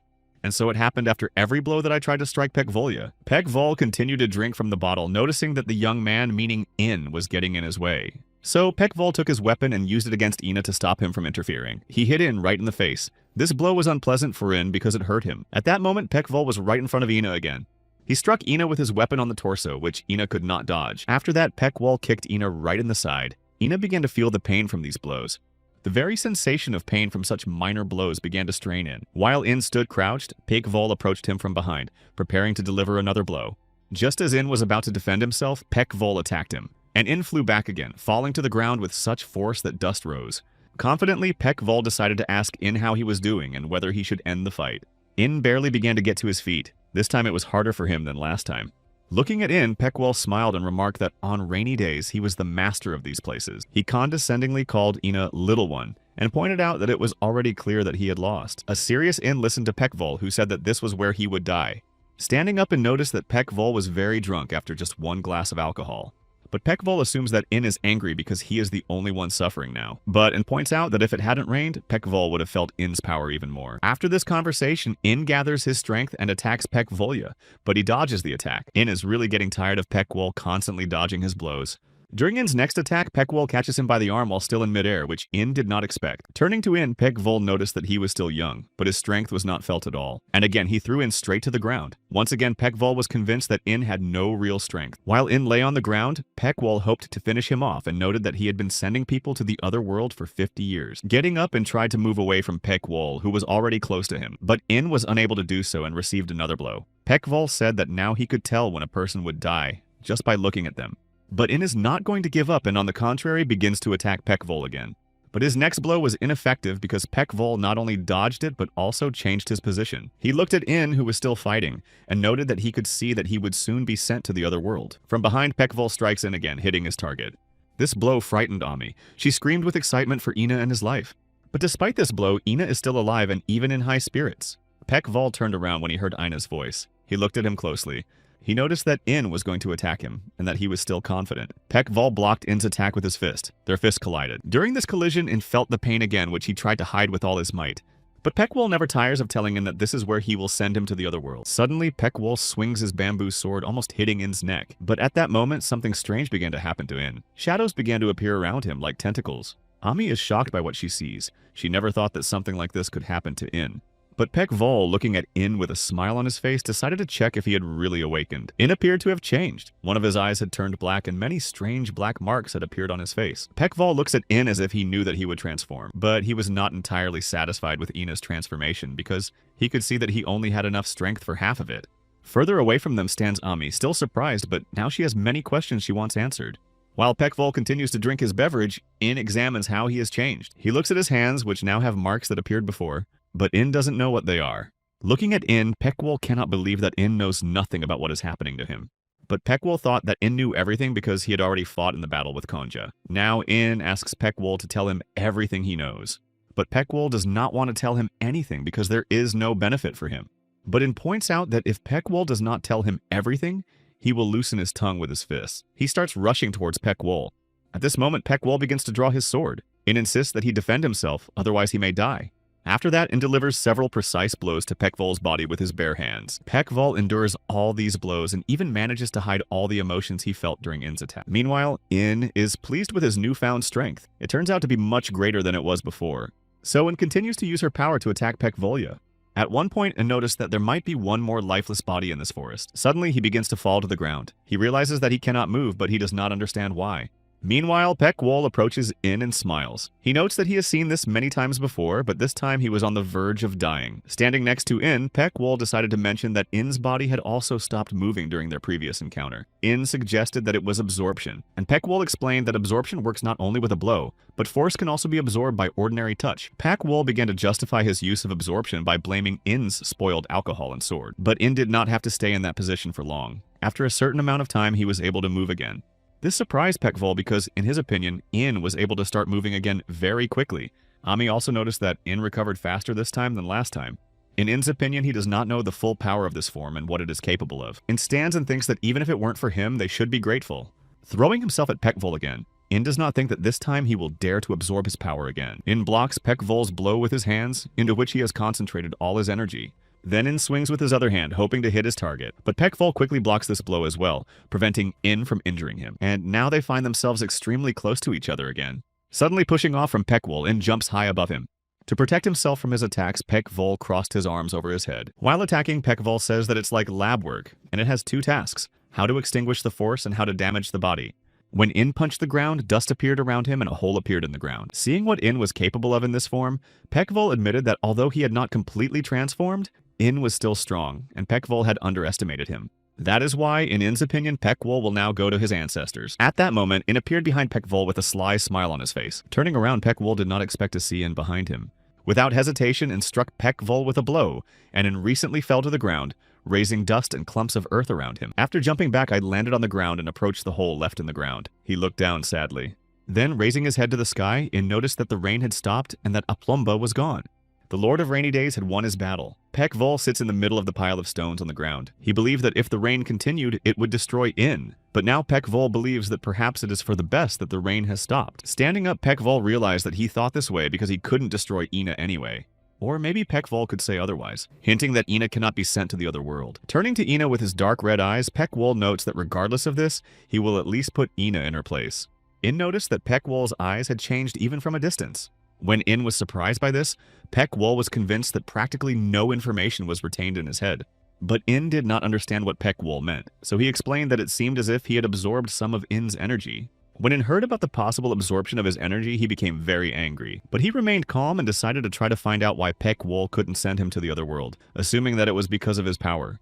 But Pek Wol did not consider it necessary to explain why this was so, believing that what he had said about not being able to send him to the other world was enough. These mysteries irritate In. He doesn't like that Pek Wol doesn't give specific answers. But In assumes that Pek Wol is now going to make peace with him. But In believes that the power he has absorbed must diminish because it cannot remain with him forever. At that moment, In tried to attack Pek Wol again, but instead Pek Wol attacked In, punching him in the stomach. And Pek Wol assured In that before losing his energy, he would take care of everything. After these words, Pek Wol began to strike In with blow after blow, which In cannot dodge. Ami is still watching them. She sees every blow and every step they take. She is angry and begins to clench her hands into fists, as if she is also releasing something from within herself. She begins to take off her backpack, realizing that she can no longer stand aside and just watch everything that is happening here. Suddenly, at that moment, she feels someone's hand on her shoulder.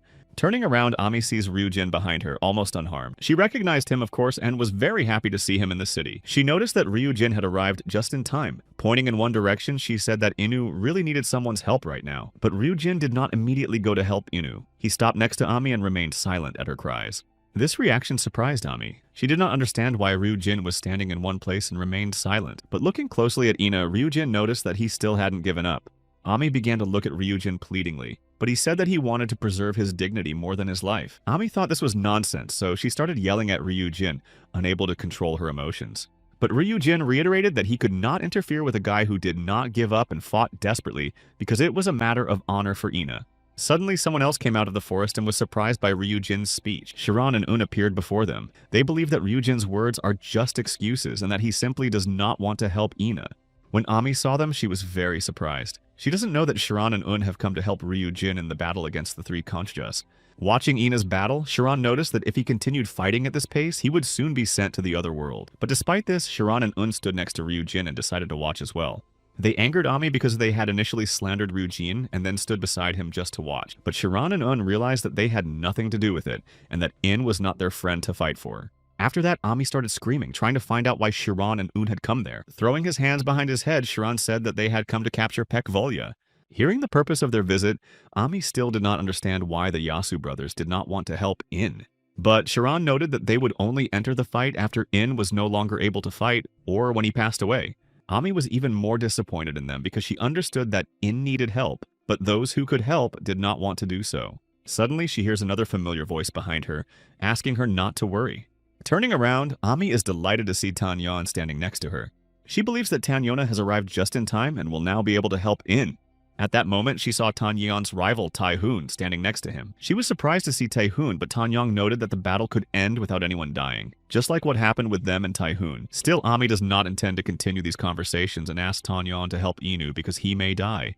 But Tanyong refuses Ami, saying that he completely agrees with Ryujin's opinion, and that now is not the time to interfere in In's fight. Now Ami is even angrier. She doesn't understand what is going on with these men and why they are behaving this way. Tanyon notes that the In he knows would rather die than lose his honor. He notes that In is capable of turning everything upside down at any moment. Continuing to watch In's battle, Ryujin notes that he is impressed by the battle. Tanyon also adds that if they intervene, In will not be happy. In his opinion, if they attack him and win, they will strike a blow to In's pride. Tanyon is not sure that they can defeat their mentor. But according to Ami, they are leaving In one step away from going to the other world. But Ryujin noted that Ami shouldn't worry because In would not give up so easily. Tears begin to well up in Ami's eyes as she looks at In with pity. Exhausted and turns around and sees so many people standing behind him, just watching everything. Ami looked at In with pity. She clenched her fists for him, hoping for the best. But suddenly In shouted that he needed their help because he was about to be sent to the other world. Hearing In's plea for help, Ami, Ryujin, and Tanyon couldn't believe their ears. Even Baek-wol was surprised because he thought In was going to defeat him on his own. He noted that he had a better opinion of him and was going to praise him. At that moment, In jumped high into the air, preparing to attack Baek-wol from above. At the moment of the attack, In noticed that Baek-wol should stop talking so as not to be distracted. Nevertheless, In managed to attack Baek-wol, knocking him to the ground and creating another crater. At this moment, everyone standing behind him was surprised. Ryujin, already reaching for his weapon, thought that In was inconsistent. In stands over Baek-wol, who is lying in the crater, satisfied with his attack. Smiling slyly, he hopes that Baek-wol also liked his attack. Getting to his feet, Baek-wol notes that he is not impressed by such an attack, because its effect is not very successful. Looking at Baek-wol from under his brow, In considers him a real monster, because even after such an attack, he got up.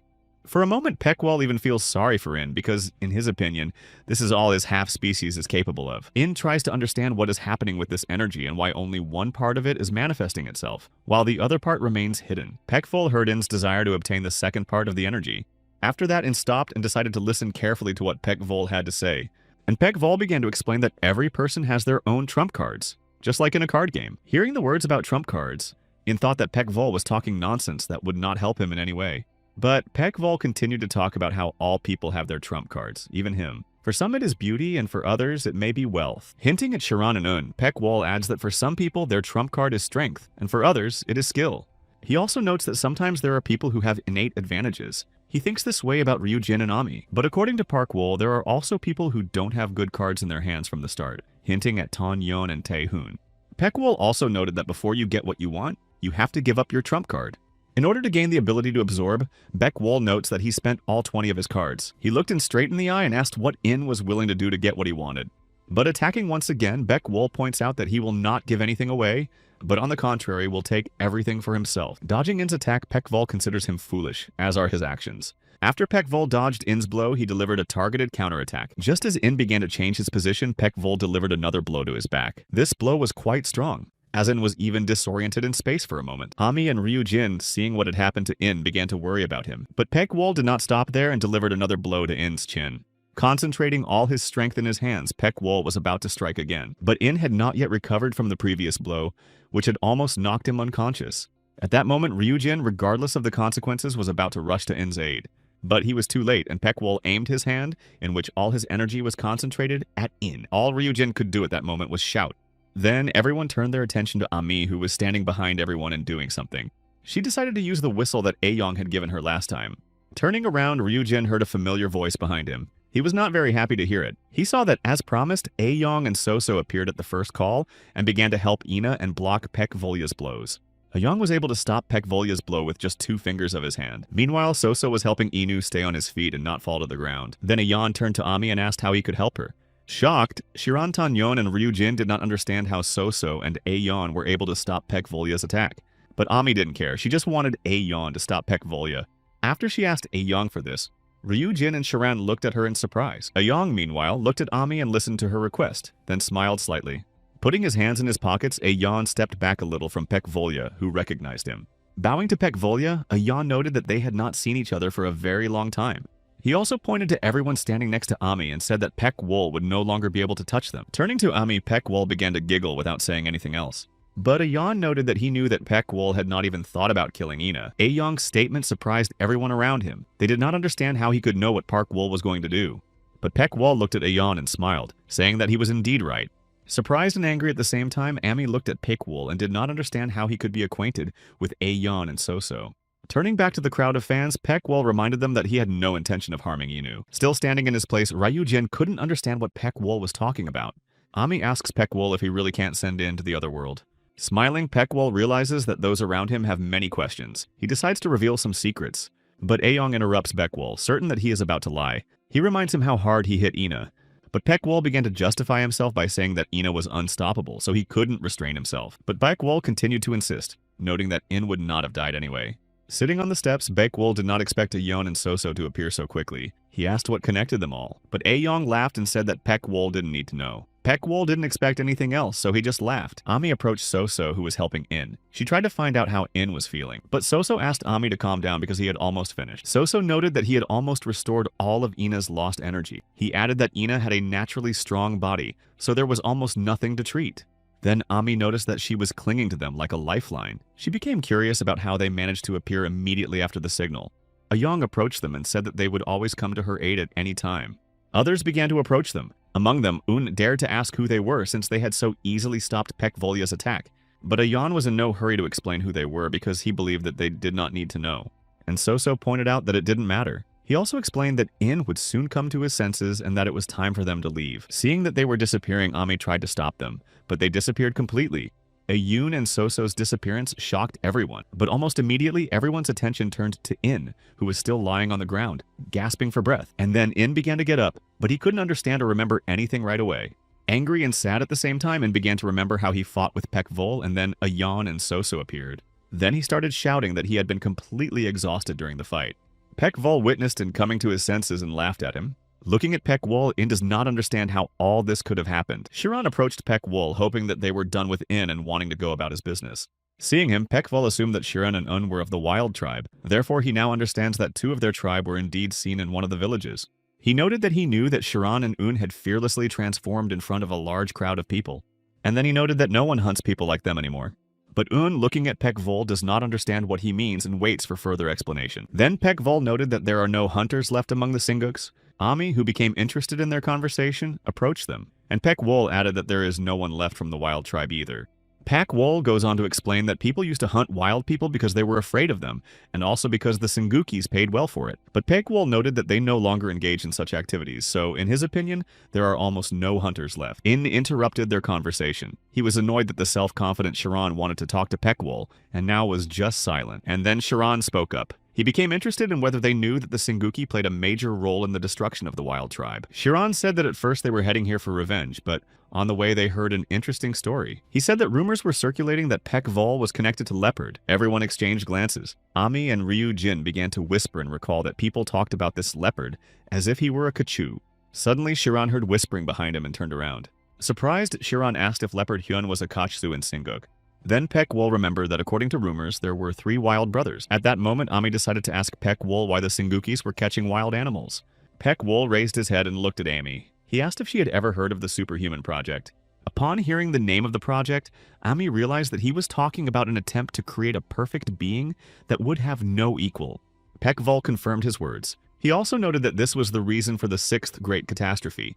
Everyone nearby was surprised when they heard that the 6th catastrophe had happened because of something. It turned out that Teacher Ina was telling the truth, and because of the experiments to create a superhuman, an explosion occurred, which led to what they all have now.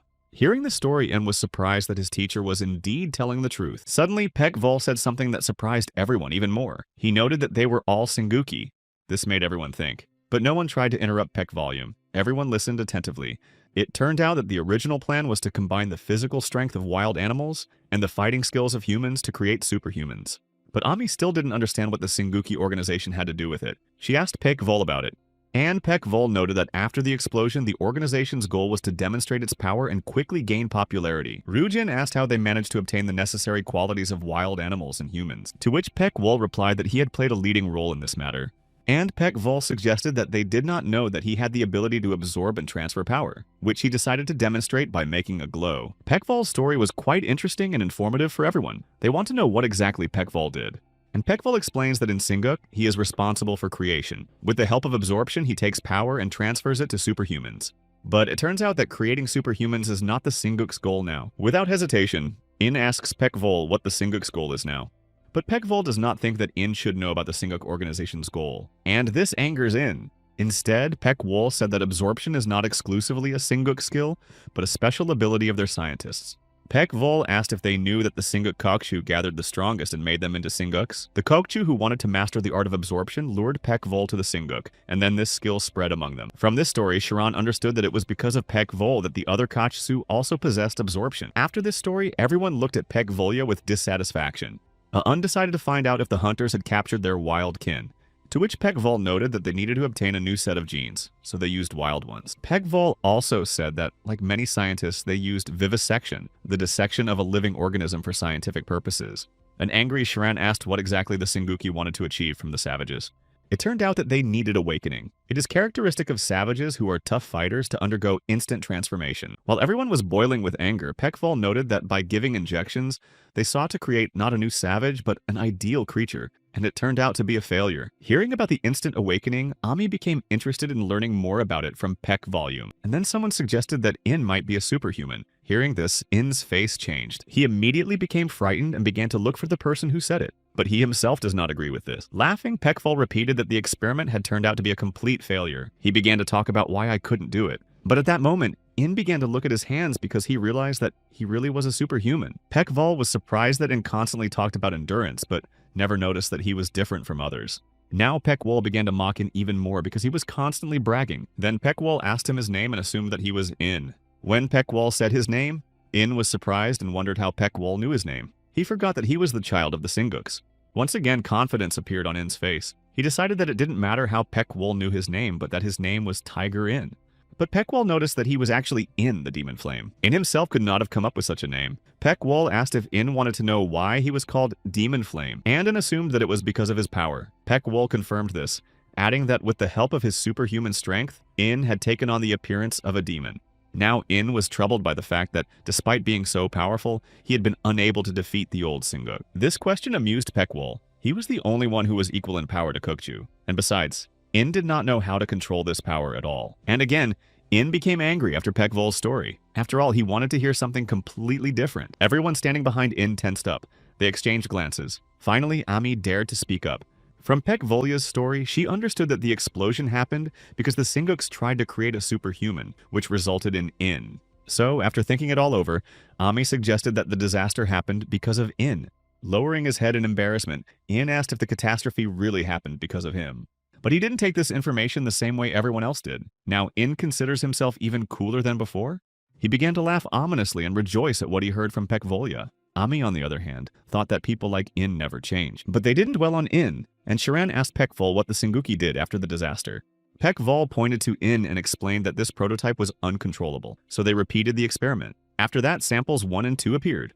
But he noted that they could no longer use the power of the wild kind in the experiment. After all, the leader of the wild ones appeared before them and was able to stop them. Hearing about the leader of the wild ones, Chiron assumed that it was Leopard Hyun. Chiron's assumptions were confirmed. It turned out that Leopard had found them and sacrificed his life so that they would stop using the wild ones. Then, after the failure, they decided to create a superhuman without the power of awakening, and that's when his sacrifice became relevant. Now Chiron wondered why the Singuki decided to create a superhuman without awakening powers. It turned out that the fully awakened superhuman had become uncontrollable. She also couldn't control her own power. In addition, many lost their energy due to the explosion, and the emergence of a large number of species caused many problems. When In suggested that Pek Vol was referring to beast people, Pek Vol nodded affirmatively. But Ryujin became curious about what happened to samples 1 and 2. Pek Vol said that without awakening they could be controlled, but because of this they did not have much power. Therefore they were considered a failure. In In's opinion, there should be more than 2 superhumans, but he asked where the other 2 were. What Pek Vol said next surprised Ina even more. He said that they had already met them. He also said that they had appeared before them all very recently. Everyone had the same question: could samples 1 and 2 be Aeon and Soso? It came as a surprise to everyone that those two were also superhumans. The young people's reaction amused Peck Volume, and then suddenly, Tanyon suggested that Anya whistle again because they should respond to that sound. But when Peck Vol heard this suggestion from Tanyon, he insisted that their idea would not work. Everyone was curious as to why Peck Vol thought so. Despite Peck Vol's words, Ami took out the whistle and blew it again with hope. After that, everyone began to look around, but no one appeared in front of them, which surprised Ami. Aeyong and Soso did not appear, even though they promised to come every time. But Peck Vol reminded them that he had warned them about this. He believed that if the situation had not been so tense last time, they would not have shown up. At that moment, Ami decided to ask why Peck Wol thought so, but instead of Peck Wol answered, he said it was because it was cooler. In confirmed Peck Vol's assumption with a smile on his face. But everyone else doesn't think it's funny. Peck Vol also noted that all superhumans do whatever they want, but he doesn't understand why this is the case. He says that the first prototype, Aeon, didn't listen to them at all. He was only concerned with his appearance. The second, Soso, was created as a child, and they tried to raise him. He became a person who wanted nothing. But suddenly Ami became curious as to why In didn't know that he was a superhuman. Then Peck Wol pointed out that after the explosion, In lost control of himself more than once. Therefore, Peck Wol believes that he has partially lost his memory. According to Peck Wol, they were lucky that after losing control once, In was able to pull himself together and there were no more explosions. After this story, everyone began to look at In with pity, which began to annoy him. Suddenly, Peck Wol changed the subject. He asked Ami if she was going to forgive her father. After this question, everyone looked at Ami, who lowered her eyes to the ground. With a slight smile on his face, Peck Wol asked Ami if she knew what the tragedy of life was. Ami then looked at Peck Wol. She waited for him to continue speaking. And Peck Wol calmly said that people grow old too quickly and become wiser too late. He looked at Ami, who looked sad. He noted that he hoped she would become wiser sooner. Then Ami decided to ask Peck Wol where her father was now. But he assures her that he himself does not know where to find Kukju. After all, they don't talk much to each other. Too many people are trying to find out their whereabouts. That's why they try not to talk about it. When Ami tried to find out more information about them, Sharon interrupted the conversation. He turned to Ami and asked in surprise if her father was Kukju. Not hearing an answer, Sharon asked again if Ami was Kukju's reincarnation. Black energy began to appear around Sharon, and he even began to hiss. Everyone tensed up and moved away. Seeing Sharon's change, Ryujin tried to calm him down, hiding Ami behind his back. But at that moment, Sharon began to transform. His eyes turned red and filled with anger. To defuse the situation, Peck Wol remembered that Sharon wanted to know where Leopard was. These words caught Sharon's attention. Turning to Peck Wol, Sharon assumed that he knew where the leopard was now. Without hesitation, Peck Wol remarked that there was one place among the Katsu that was familiar to them all. But Sharon was eager to find out what that place was. He waited for Peck Wol to tell him more. Without hiding anything, Peck Wol said that the place was called the Ark, and that Leopard was not there. Unable to contain his emotions, Sharon grabbed Peck Wol by the collar. He demanded to know where he was. But now Peck Wol is in no hurry to tell Sharon anything because, in his opinion, Sharon behaved rudely towards him. At that moment, Peck Wol noticed that there were very few wild ones left, and they were still the same. These words sent a chill down Sharon's spine. He was afraid of Peck Volume. At that moment, Sharon let go of Peck Wol and took a few steps back. In turn, Peck Wol noted that the Ark was in the shelter of the winds. He also noted that the place was steeped in deep sorrow and that Leopard would be there. After Peck Volya's story, Un and Sharon exchanged glances. It was as if they had agreed on something without words. Turning away from Peck Vol, Sharon noted that he would definitely teach him a lesson for today's humiliation. After that, Sharon and Un jumped and disappeared from the bamboo forest. Peck Will perceived Un and Sharon's behavior as shy. He added that people usually express their gratitude differently. But Peck Vol's interrogation did not end there. Ani became curious as to why he had so easily betrayed the others. To which Peck Wol replied that he did not want any more destruction in his forest. He did not want to fight Un and Sharon. Finally, Ryujin dared to ask Peck Wol if there was a person with long hair and a sword among the Singuk. Smiling, Peck Wol said that there were many such people among the Singukis. He became curious as to why Ryujin was asking about this. Then he looked closely at him and was surprised. When Ryujin saw how Peck Wol was behaving, he was just as surprised as Peck Wol. In a second, Peck Wol was right next to Ryujin. Ryujin stepped back from such unexpected closeness. But Peck Wol continued to stare into Ryujin's eyes, and suddenly he realized that Ryujin was a real bully. Confused by Peck Wol's statement, Ryujin began to back away. Peck Wol noted that he did not know that the person Ryujin was looking for was in hiding. He asked Ryujin why he was looking for a man with long hair and a sword. Plucking up his courage, Ryujin confidently stated that it was none of his business. But Peck Wol pointed out that he had said almost nothing, so it would be difficult to understand who it was. Peck Wol also became curious as to why Ryujin was looking for him among the Singuks, but Ryujin believes that he is with them. Touching his shoulder, Ryujin noted that the wound he had inflicted on him had not yet healed. When Peckwol heard about the wound, he was very surprised and thought for a moment. Ryujin said that he had been the victim of an absorption that left him with a scar left by the Sengukis, but Peckwol is surprised that Ryujin has such a scar on his body. He asked Ryujin how long he had had this scar, and Ryujin confirmed Peckwol's assumption that he had had this scar for several years. Upon hearing this, Peckwol turned around and showed how impressed he was. After all, he knows that only one person is capable of leaving a scar like Ryujin's. When Ryujin realized that Peckwol knew about this person, he tried to find out who it was. Calmly and deliberately, Peckwol answered Ryujin, naming Pi Jung-haik. He was the only one who could master absorption without Peckwol's help. Regardless, Ryujin wants to know where Pi Jung-haik is now. Sarcastically, Peckwol remarked that Pi Jung-haik does not say where he is going. And again, Peckwol repeated that he knows nothing about the meeting places. Suddenly, Ami understood something and was about to say it when Peckwol interrupted her. He noted that if Ryujin is really looking for Pi Jung-haik, then he is the third of the Senguk Kanju. That is why Peckwol does not know where he is. Hearing that Pi Jung-haik was one of Ryujin's Kanju, Ryujin almost lost hope of finding him. In addition, Peckwol added that finding Pi Jung-ga would be more difficult than finding the others. After all, he is different from the others. He did not leave any Sokuju or Konchja. Among the three Kanju, he is the best at hiding everything. And now Ryujin hopes that one of the Kanju may still know the whereabouts of Pi Jung-haik, even in thought that it might be possible to find him if Peckwol named all the places where the Kanju could be. But Peckwol interrupts In to immediately point out that he doesn't tell anyone where his hiding place is. Still, In and Ryujin don't think there's a person whose whereabouts no one knows. Despite Peckwol's warning, they want him to name the likely gathering places, but Peckwol pointed out that the Senguks have strong connections, so if they manage to find Leopard from the Wild Clan, they will also find Jungyeok. Ryujin assumes that when Peckwol mentions the leopard, he is referring to the one the Wild Tribe is looking for. Lowering his eyes to the ground, Peckwol said nothing but nodded affirmatively. At that moment, clouds began to cover the moon in the sky. Ami decided to talk to Peckwol some more. She asked him why Senguki was going to create a superhuman, but Peckwol could not answer Ami's question. He lowered his eyes to the ground and seemed to be thinking about something. Then Ami asked if the Senguki no longer needed a superhuman, since they no longer bothered Ina.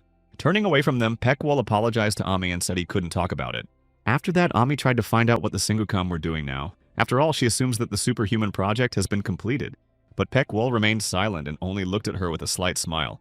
She realized that she would not get any specific answers, and this began to irritate her. They all gathered together and began to discuss what to do next. Someone suggested following the savage's tracks to look for Leopard. Satisfied, In noted that he no longer had any business with Peckwol, so it was Senguki's turn. He also noted that he would be happy if the tattoos came off. Ryujin also agreed with the plan to search for Leopard since there was nothing else for them to do here. At that moment, Ami saw In looking at her suspiciously. She understood what he was hinting at. So, addressing everyone, she decided to tell them something. Besides, they themselves had heard about whose daughter she was. But suddenly, Ryujin interrupted her and said that he had guessed everything long ago. He remembered the boys from the albino village and the scientists from Konchja. He also added that it was just not easy for In to accept. Tanyeon also noted that, unlike In, they couldn't help but feel her energy. These words made In angry. But Ami felt better now. No one thought she had lied or betrayed them. To calm Ami down, Tanyeon also noted that he couldn't even think about her being Senguk's daughter. But he knew for sure that she was hiding her power. Tanyeon was not going to ask Ami about it anymore. He understood her perfectly well because he himself did not want to remember the past. Now Ami looked intently at Ryujin standing opposite her. He only said that he was following Pi Jung-ga's trail. Despite the fact that he was a Kachu, he needed him very much. Feeling ashamed, Ami stared at the ground. But Ryujin said he would wait until she wanted to tell him herself. A little embarrassed, Ami thanked Ryujin and Tanyeon for their understanding. Inu felt uncomfortable that he was the only one who didn't know anything. But he immediately realized that they had figured everything out at this point, and suggested that they set off in search of Leopard. Suddenly, they heard someone say that they were leaving them alone. Hearing these words, Ami, Ryujin, and In turned to Tanyeon, who had said them. They waited for him to explain. Tanyeon stood there and smiled at them, not rushing to explain why he had made such a decision. Everyone was surprised that Tanyeon had made such a decision. They had hoped to continue on together. Tanyeon said he wanted to meet with the teacher to persuade him to leave Senguk, so he decides to stay and deal with it. But everyone thinks that this decision is very sudden, and they did not think that this would happen. Although Peckwol forces Tanyeon to leave, he assures him that he will find others himself. Realizing that persuasion will not help, In finally asks Tanyeon not to stay here. But suddenly he remembers that he also needs to ask Peckwol something. He became curious. If he was a mistake of the experiment, why wasn't he destroyed immediately? He notes that Peckwol was unable to destroy him, but In becomes curious about what the Senguks ordered to be done with him. But Peckwol doesn't understand why they thought he was going to send In to the afterlife. He noted that he couldn't just take and destroy a child that he had created with his own hands. In accepted this answer. He asked Peckwol if everything was over with his affairs. According to Peckwol, everything was over. Still, he believed that the future would reveal all. Then In began to insist that Pekvol listen to Tanyona, leave the Singuks, and start a peaceful life. Smiling, Pekvol called In arrogant. He said he would figure out his own life. Suddenly, something began to glow on In's body. He grabbed the place where the glow appeared with his hand. The glow became brighter and brighter. No one around him understood what was happening to In, and neither did he. Everyone surrounded Ina. When the glow stopped, Ryu didn't dare to ask Ina what it was. After that, In decided to lift his shirt to look at his tattoos. He realizes that in order for the tattoos to disappear, he needs to catch the Singuk Kachzu. Lowering his shirt, In noticed that, in his opinion, the marks had become smaller, but he remembers that he had recently had this feeling before. Tan Yeon reminds him that they defeated Master Gongja and Taehoon. At that moment, Taehoon and Baekwol respond, noting that they are not yet defeated.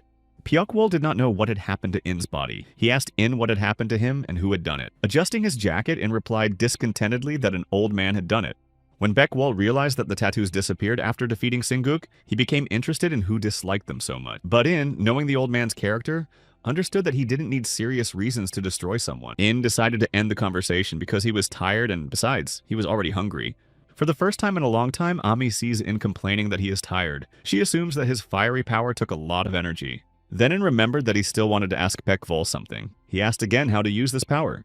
Getting up from his seat and walking away, Pekvol told In to figure it out himself, because he didn't know what to do since he wasn't a superhuman. After this answer, Pekvol seemed even more stubborn to In. After all, he was hoping for at least some help. But as he was leaving, Pekvol asked Inu if he knew how to look at familiar things in a new way.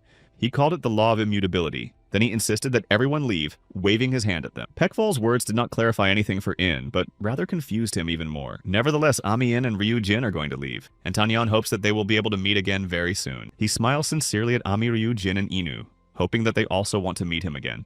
As he was about to leave, Ryu Jin did not want to say goodbye for long, so he simply remarked that they would see each other again. Unlike Ryu Jin and Ami In, he has already started walking out of the forest, saying that he doesn't understand why they are saying goodbye, because they will meet again. Under the full moon, with his hands behind his head, he walked carefree along the path leading to the forest. A moment later, Ryu Jin and Ami began to catch up with him, waving goodbye to Tanyeon. After everyone left, Tanyeon returned to Pekvol, who did not understand why he had not left too and instead decided to annoy him. Realizing that he would not leave, Pekvol tried to find out if Tanyeon had seen the wound on Ryu Jin's shoulder. This question surprised Tanyeon, but he still said that he hadn't seen it with his own eyes. After drinking another glass of his drink, Pekvol snorted and thought. Sitting next to them is Taehoon, who says that this is the first time he has heard of anyone other than his mentor having the power of absorption. Turning to Pekvol, Taehoon decided to ask him again who Pyeonggak was. Pekvol began his story by saying that before the albinos appeared, no one possessed the power of absorption. This raises another question for Tahong. Now he doesn't understand how Pyeongguk learned this skill. But Baekwol calmly and thoughtfully pointed out that Pyeongguk did not actually possess absorption, but rather sealing. He explains that absorbing someone else's energy and sealing it are two different things. Pyeonggak blocks the channels through which energy flows and seals the power. After absorption, the power can return on its own after a while, but with sealing, the power will not return on its own until Pyeonggak removes the seal himself. After hearing this, Tanyeon asked if it was possible to release the power himself after sealing it. Drinking his drink, Baekwol says that he has never encountered anything like this before. Disappointed, Tanyeon lowered his eyes to the ground. After all, it would be difficult to find Pyeongguk and ask him to remove the seal. Suddenly, he changed his mind. He had a question about Ryu Jin's power. Without waiting for Tanyeon to ask anything, Baekwol pointed out that Ryu Jin's scar had not disappeared, so his power was still sealed. They sit at the table and ponder the situation. Even though Ryu Jin's power is sealed, he is still quite strong. But Baekwol points out that Ryu Jin is much stronger than they thought. And Tanyeon realizes that all this time Ryu Jin has been fighting at only half his strength. According to Taehoon, Ryu Jin himself does not understand that he is capable of much more during battles. Looking at the sky, Baekwol decides to go rest because too many strong people have come to him today. And Tanyeon tried once again to ask Park Wol to finally free himself from all this. He believes that Park Wol has already fulfilled his promise. Tanyeon and Taehoon sit and look at Pek Eol, waiting for at least some kind of answer from him. But Pek Wol still looks at the full moon shining so brightly at night and thinks about how stubborn he is. Then, without answering Tanyeon, Pek Wol calmly begins to get up from the table, and then he turns to Taehoon. He asks him to stop what he is doing, and if he wants, to go with Tanyeon. He turns around and starts to walk away, but Taehoon turns to him wanting to say something. He doesn't have time to say anything because Pak Wol says that he is also stuck here. Therefore, he should go with Tanyeon to see the world and experience life. With sadness in his eyes, Taehoon watches Pek Wol walk away and tries to speak to him again. But this time, Pek Wol interrupts Taehoon, saying that he too will have to leave someday to meet his old friend. After that, Taehoon's mood and Tanyeon improved. Hope appeared in their eyes. They began to get up from the table while Peckwol had already almost completely left the gazebo. But he turned around when Tahoon tried to address him again. Peckwol does not understand what else Tahoon wants to hear. Finally, Tahoon realized that he was a lonely spirit who could not leave the bamboo forest. And now, looking at Tahoon, who was standing next to him, saddened, Peckwol understood what was bothering him. He pointed to Tan Yon and said that Tahoon could follow him, becoming an evil spirit that would haunt Tan Yon. At that moment, Tan Yong's expression changed. He became frightened. He asked why an evil spirit had to follow him and not a helpful spirit. At that moment, Tahoon looked at Tan Yon with dissatisfaction. Tan Yon became frightened and began to justify himself. At that moment, Tahoon smiled at him. His eyes revealed that a plan had formed in his mind. A month later, the dissatisfied Inami and Ryu Jin walk through the village and think about how difficult it was to get information about the leopard. They cannot find any clues to help them locate the place that Peckwol mentioned. Ryu Jin suspects that the people have conspired to keep quiet.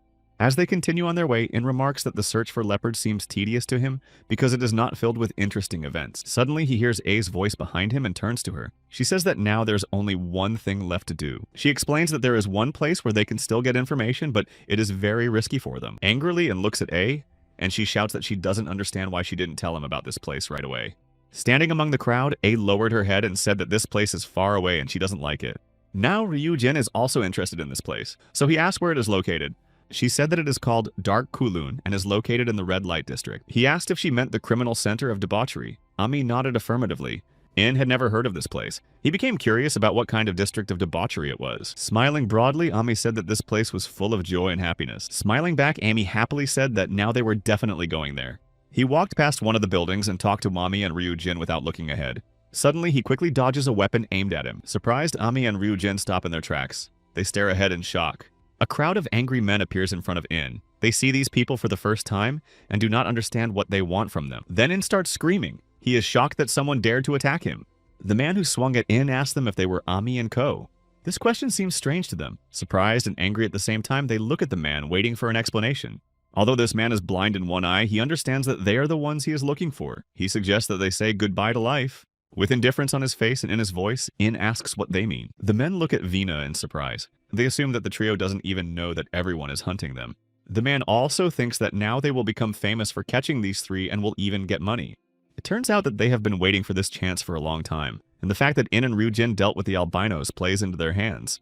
But looking at them, the man is surprised because he did not think they were such weaklings. The crowd rushes to attack. They believe that luck has smiled on them and now the trio is theirs. In looks at them indifferently and demonstratively picks his nose. Still, he suggests that the crowd test their theory. Surprised people stand around. Some of the attackers stop and watch what is happening. In and Ami have already dealt with the rest of those who tried to attack Ryujin. They are tired of these weaklings who think they are strong and cool. Looking at these people, Ami notes that if they are telling the truth, others may soon appear. In thinks about what Ame says. They don't know if there is anyone else hunting them. While In is thinking, A decides to ask him how he managed to dodge the axe. They attacked in the middle of the conversation, but In was able to dodge without looking. Ami suggests that he knew about the possible attack, but In doesn't understand what Ami is talking about. Adjusting his glasses, Ryujin suggests that it happened instinctively. It is likely that after the battle with the albinos, In leveled up without realizing it. When Ryujin said that In's reflexes were good, but he himself was not very smart, In got angry at him. And then Ami remembered the saying that a stupid head gives the feet no rest. Unable to restrain herself, Ami remarked that in order for In's body, calling him a carcass, not to suffer, he should think with his head. Ryujin also noted that anything could be expected, and if there were many characters like that here, it would be difficult for them to fight against them. But In laughed confidently and assured them that now they should just try to come after them. But Ami noted that he was saying that now, but it was not known what kind of people might attack them. She thought about the reward for eliminating the violent ones, but In was sure that no one needed that now. After all, their century was one of constant strife and turmoil. Exhaling, Ami calmly reminded him that it turned out to be necessary not only for the Singuks. Although they were the strongest of those who survived the catastrophe and then created a powerful organization that remains in the shadows. They have many flocks similar to the one that recently attacked them. They do not use absorption, but independently grow and use their power. Ami also said that after the explosion, many of the masters covered their tracks and split into groups. With a snort, In believes that the Singuk clan has no other choice. But Ami, looking at In, noted that according to Pekvolya Dozosi, there is a choice. Kukchu made strong fighters with unusual abilities. She believes that there are actually many very strong people in the world, even without abilities. Ryujin decides to support Ami. In, confident and with an ominous laugh, says that he will defeat everyone. While In considers himself the coolest, Ryujin asks Ami if she thinks that once they get to the red light district, everything will be fine. Ami did not immediately understand what he meant. At that moment, Ryujin pointed to Vina and noted that they did not know what he could do there. After Ryujin expressed his concerns, Smee also wondered if everything would be okay in the red light district. There are indeed many red lanterns shining in the red light district. There are many people walking around the streets. Well-dressed girls with low-cut dresses and painted faces stand in front of shop windows. Once there, In again loudly and vehemently expresses whether he likes this place or not. Behind him are Ami and Ryujin, who are embarrassed by In. Suddenly, In began to cover his eyes with both hands. Ami and Ryujin did not understand what was happening at first. Suddenly, In began pointing at one of the girls and shouting to the whole neighborhood that she was half naked. He began to turn his head in all directions, looking at everything carefully. Ami became even more embarrassed for him. She regretted bringing Ina here. Passing by one of the shop windows, I saw a girl standing there alone. They looked into each other's eyes and In blushed. The girl winked and pursed her lips as if to kiss him. A moment later, the girl started laughing because Ina began hitting Ami to bring him to his senses and calm him down. But In couldn't calm down. He was curious to know what kind of place this was because there was too much pleasure here for his eyes. Staring wide-eyed, he realized that Ami was right because there was only happiness and joy here. Suddenly, Ami, Ina, and Ryujin were surrounded by girls in sexy outfits but with weapons in their hands. Seeing such a crowd of girls around him, In blushed even more. He was embarrassed but decided that they had all come for him. But when Ryujin looked at the girls, he assumed that they were all hostile. But In, who was almost drooling, looked at them and saw only something beautiful. So he disagreed with Ryujin. Suddenly, one of the girls called In an idiot. With swords in her hands, she began to attack, saying that they had come here for glory. These words angered In. He looked at the girl who was already close to him. As she strikes, In dodges and asks her again what she called him. As the girl tries to attack him a second time, In notices that she called him names for no reason. The girl was surprised. She did not understand why In was so angry because she thought he had a weakness for women. In In's opinion, loving women and having a weakness for them are two completely different things. The girls attacking In from the other side think that this makes no sense because they came here for his head. Yin quickly dodges their simultaneous attacks, so none of them are successful. Turning around, he sees his first attacker passing by. He notices how short her skirt is, revealing her underwear. At that moment, In blushes again, he stares at her and forgets to defend himself. She ran away and realized that In was still staring at them. All the girls have short skirts and low necklines, so they can take advantage of this. Behind him, Ami is annoyed because she doesn't understand why he reacts this way to girls. Ami assumes that he has never seen a woman before. She grabbed Ina by the collar and began to shake him and bring him to his senses. And Ina began to justify himself. Seeing and hearing the argument between Ina and Ami, the girl is convinced that now they have a chance to defeat him very quickly. While In stands with his eyes closed, he hears someone calling him a loser. Hearing this, he became irritated, turned around, and saw the same girl. She began to take off her top, revealing even more of her cleavage. The girl did this as if she were hot. This made In even more tense, his face reddened, and sweat began to drip from his face. Without waiting long, the girl rushed to attack In, but he managed to dodge her, despite being caught off guard. And at that very moment, while the girl was standing with her back to him, In tried to attack her in return. But the girl, in order to neutralize In, turned to face him, exposing her open neckline. This made In freeze again. Taking a few steps back, the confused In stood there, unable to take his eyes off his attacker. Ami tried to bring him to his senses again. She stood behind In and shouted that he needed to start attacking. But In pointed at the girl and, almost stuttering, told Ami that if he attacked her, he would grab her right by the chest. Ami can't take it anymore and approaches In again, punching him. Behind Ami stands Ryujin, who is uncomfortable with what is happening. Suddenly, the girl attacker puts her dagger right next to one of In's sides. She is surprised that even during the fight, In's hands are shaking. Now Ami decided to suggest that Ina fight somewhere else, since he was getting nowhere here. Dodging the chest of one of the girls, Ina notes that this can be done, but these ladies are constantly trying to push their bulging body parts towards him. Clutching her head, Ami considers Ina a failure because he can't do anything against the girls in a fight. Suddenly, she hears something suspicious, and it is this sound that makes her look back. At that moment, Ami sees the girl attacking Ina, waving a weapon near his face. She managed to wound Ina. Blood began to drip from a scratch on Ina's cheek, and Ina noticed that it hurt. Laughing, the girl is about to attack him again, confident that they will be able to finish everything quickly. But then she notices something strange and unexpected from the side and begins to look in that direction. Next to her was Ryujin, who was not afraid to hurt the girl anywhere. At that moment, the girl clutched her chest where Ryujin had struck her, and blood gushed out. What Ryujin did seemed very cruel to In. Unlike Ryujin, he was not capable of such a thing, but Ryujin noticed that watching In, he had no choice but to intervene. Budin calls Ryujin the king of discord and points out that he is cultured and cannot allow himself to touch girls. Exhaling, Ryujin realizes that In is once again talking nonsense and making up excuses on the fly.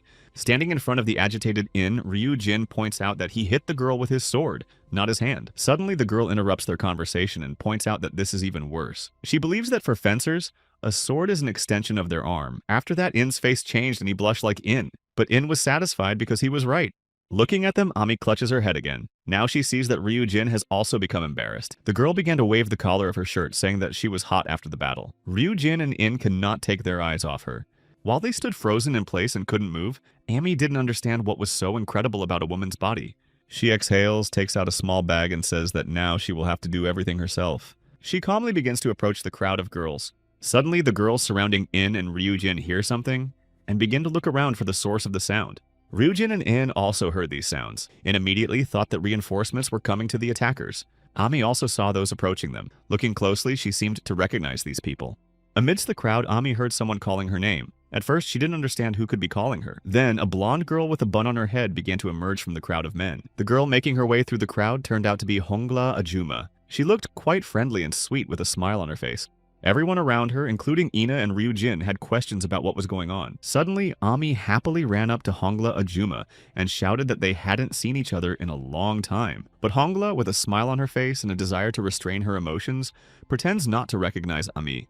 When Ami approached Hongru with outstretched arms, she poked her fingers into Hongru's eyes to temporarily blind her. While Ami wipes her eyes, Hongru irritably says that she should only be called Ani. Wiping the tears from her eyes, Ami greets Ani and asks her with a smile how she is doing. Already smiling, Ani tells Ami that she should have warned her about her arrival. She had to go looking for Ami, but Ami points out that she was on her way to see her when they were attacked, and Ami points to the girls who surrounded them. Ani notices that she is seeing Ina and Ryujin for the first time. She assumes that they are Ami's friends. Sighing, Ami confirms that they are her friends and then says that they are still stupid. Looking at Ami, Ani laughs a little but assumes that Ami trusts Ina and Ryujin. Ani noted that they had their own rules in their neighborhood and asked Ami not to worry about anything. Then Ani turned to her subordinates and noted that they had important guests and needed to take good care of them. Hearing Ani's request, the girls looked at her and smiled, but Ami was wary. Still red-faced, Ryujin was shocked by what was happening. He watched everything closely. In was watching them too. He was just as red as In, but the women's quarrel gave him the chills. Ani's subordinates dealt with the attackers. After that, Ani invited Ami to visit her cafe. Before leaving, Ani asked Ami if the demonic boy and the boy in the hat would go with them. Turning to her, In and Ryujin were surprised that she had discovered their secret, but Ani just glanced at them and smiled in response. Many people wander around the red light district, and in one of the establishments, In, Ryujin, Ami, and Ani are sitting. They're curious about how Ani managed to find out everything. Instead of answering their questions, they hear Ani call them very cute, and then she began to tell them that she had recently found out that they had already been to Paikvolya. These words made Ryujin wonder who Ami was referring to when she talked about a place where they could get help. Nodding affirmatively, Ami introduced Honglu Ajuma, the mistress of the red light district. Returning to Oni A, she saw that her eyes seemed to be filled with a flame of rage. For a moment, Ami was frightened by her. Ani asked who Ami had just called Ajuma. Without hesitation, Ami introduced her as Ani, the one who knows everything about everyone. In and Ryujin, sitting opposite them, looked at them in surprise. They were amazed at how Ani managed to know everything, but Ani calmly notes with a smile that even the walls have ears. Smiling again, she remarks that if something doesn't reach the ears of the walls, the women in her neighborhood will definitely hear it. Taking advantage of the moment, Ryujin tries to find out if Ani knows the whereabouts of Pijongga. She only knows that he is in a terrible place. She also notes that when someone finds out his whereabouts, they immediately die. This answer did not make Ryujin happy, quite the contrary. Now he does not understand what to do and how to proceed. Then Ami decides to ask Ani or her subordinates if they know where the leopard's ark is. But Ani noted that usually their girls find out everything, but now there were obstacles. She added that after Leopard remained on the ark, information was actively blocked. This affects the mood in the neighborhood.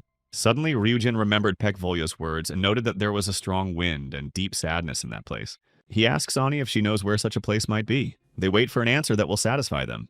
Smiling, Ani says that she does have one guess as to where this place might be. Everyone sitting at the table with her waited for her to say what her guess was about this place. Before saying anything, Ani looks at Ryujin and decides to clarify whether Leopard is there. She notes that it is practically impossible to get there, which is why it is difficult for them to obtain any information. Everyone looks intently and eagerly at Ani, who pauses before continuing her story. Then she noticed that this was the epicenter where all the trouble began. Ani's words intrigued Iajina. Ani pointed out that this was the place where the explosion had occurred. Ami looked at Ani with curiosity and asked if people actually live there now. But Ani noted that people do not live there, but they are looking for Leopard, and he is the king of the beast people. Ani's assumption surprised Ami and even made her tense. She thought about her words. Opposite Ami and Ani sat In. He became curious as to why Ami reacted that way, waiting for them at the site of the explosion. but Ami reminded In that everything happened because of him, and he didn't even know what was going on there. Then Onli asked those sitting at the table if they knew that the beast people were mutants that appeared due to the energy release during the explosion. She noted that the area had received the highest dose of radiation. Onli couldn't even imagine what kind of creatures could live there. Suddenly, In began to make a long sound, which began to annoy everyone because they didn't know what had happened. Then In thought about how cool he was. This made Ryujin feel ashamed. Ani asked if Ami had told them everything and then brought them to this place. Ami told In and Ryujin that Honglu Ani was her mother's closest friend. In the end, Ami couldn't become a Kokju and distanced herself from her mother. She remembered that her mother died when she was still a child, and Ani took care of her. It turns out that Ani had been taking care of Ami since she ran away from the Singuks on a rainy day. So Ami spent her entire childhood in this place. Ryujin and In saw the girls at the next table and blushed again, but Ryujin immediately turned his attention back to Ami and Ani. He realized that he considered Ani to be Ami's sister, which is why he addressed her informally. Ryujin's words were music to Honglu's ears. She even felt a little embarrassed by such compliments. After Ryujin's words, Honglu promised to give him the best room, but In noticed that he also addressed Baek Wol informally. Two men are fighting in a dark room. They're using swords for the battle. At one point, one man attacks and the other blocks his blows with his sword. The attacker says that he needs to kill everyone around him. At this time, the other man tries to stop him by any means necessary. Suddenly, someone wakes up in the middle of the room and realizes that he is in his own place. This person realizes that it was just a dream. She exhales but begins to look around. Suddenly, the silhouette of another person, slender and tall with long hair, appears in the doorway. Putting on his glasses, Ryujin asked who was at the door. In response, he heard that it was room service. At that moment, the door to the room was knocked down and a woman with a weapon in her hands, who did not look like a maid at all, entered. Jumping out of bed, Ryujin grabbed his weapon to defend himself from the attacker. He saw a girl with dark hair and bangs standing in front of him, and he seemed to recognize her. He noted that they had unfinished business. After all, they had been interrupted by unwanted guests that afternoon. Looking her in the eyes, Ryujin assures her that now nothing will be the same as it was during the day. The girl smiled slyly and opened her neckline, noting that now they would see how different everything would be. But Ryujin assures her that there are many ways to turn a man's head by undressing. After that, Ryujin simply closes his eyes without making any unnecessary movements. The girl is surprised, but she decides to laugh at Ryujin, asking if he is really going to die. Without further hesitation, she began to attack Ryujin, who was standing by the window. But the girl was very surprised when she approached the place where Ryujin was standing, and did not find him there. He had moved. At that moment, Ryujin's weapon was at her neck. Ryujin himself moved slightly to the side and turned away from the girl. She froze in place, looking at Ryujin in surprise and coughing from lack of air. Ryujin assured his attacker that even with his eyes closed, he could predict her actions. The girl assured him that she did not doubt Ryujin's strength. She noted that next time she hoped to fight as she should. This surprised Ryujin. The girl also noted that she had too much to do today, so the fight would end there. She heard footsteps behind the door. The girl realized that unknown guests were coming. She quickly threw a package and asked Ryujin to give it to Ami. Sending Ryujin a kiss in the air, the girl said goodbye to him and headed for the exit. They quickly disappeared from the room, leaving Ryujin there all alone. When everyone gathered around the table again, In asked if the girl they had met during the day had come to Ryujin and asked him to give Ami a package. In the letter, someone asked Ami to come home. Honglu understands that this will not lead to anything good. While they are discussing all this, Ami sits with her hands clasped around her head bowed. Then Honglu turned to Ami and suggested that if Ain was looking for her, something bad might happen. This name surprised Ina. They sat at the table and thought about the letter. Still holding her head, Ami cannot bring herself to explain anything. But suddenly, with horror in her eyes, Ami realized that it was her Ani. This surprised Ina and Ryujin. They decided to clarify whether this woman was really her Ani. Ami nodded affirmatively. Then Hongla began to explain that when Ami was 5 years old, there was an Ani whom she was afraid of. She assumes that it was Ani who sent this girl. Holding the note in her hands, In asks why Ani is doing this to Ami. In his opinion, everything in the note is written in a friendly manner. But she herself noticed that, in her opinion, this is actually far from the truth. Honglu pointed out that Ain stayed with the Singuks at that time. In her opinion, she misunderstood everything when Ami left the Singuks. A nervous Ami does not understand how Ain could have misunderstood everything at that time. In the photo, Ami sees a woman sitting strapped to a chair, and next to her stands a person dressed in a white coat. She looks at the photo in surprise and even forgets to blink for a moment. Suddenly, Ami recognizes her mother in the woman sitting strapped to the chair. Now Honglu realized that Ain had been hoping for Ami to return home. And now, in her opinion, Ain had decided to get her way and had sent this note. At that moment, even in thought that Ain was extremely stubborn, Ami's lips began to tremble and her eyes filled with sadness. It was difficult for her to control her emotions. At that moment, Ryujin decided to ask Honglu what Ani was like. Honglu noted that she and Ami had similar personalities. However, she pointed out that Ami was knowledgeable about medicine, while Ain was skilled at using poisonous plants. Ryujin and In tensed up. They thought about the words about poisonous plants. Because Ain had been experimenting with poison since childhood, Ami had to find antidotes for herself. That's why her medical skills improved. Suddenly, Ami exhaled loudly and looked at her with sympathy. Turning to Honglu, Ami began to ask where they were now. Honglu noted that, according to rumors, she had always been close to Kukju and had now become Kachju. Ami looked at Honglu suspiciously, waiting for Honglu to confirm her suspicions. But Honglu noted that Ami should know that the location of the Singuk Kachju is not disclosed, and Ami grabbed her head again and lowered it. She believes that Ain is nothing but trouble. But Honglu suggested that Ami should follow this phrase with the word but. At that moment, they all heard a creak. They quickly got to their feet and looked at the front door in surprise. They saw a man who had defeated some of Honglu's assistants enter the room. He was very tall and had wavy hair down to his shoulders. The man boldly asked for a drink. In and Ryujin approached him, but none of them knew who this man was or what he really wanted. Suddenly, In remarked that it was actually good that this man had come. He didn't like it when the man ran away and the fight didn't happen.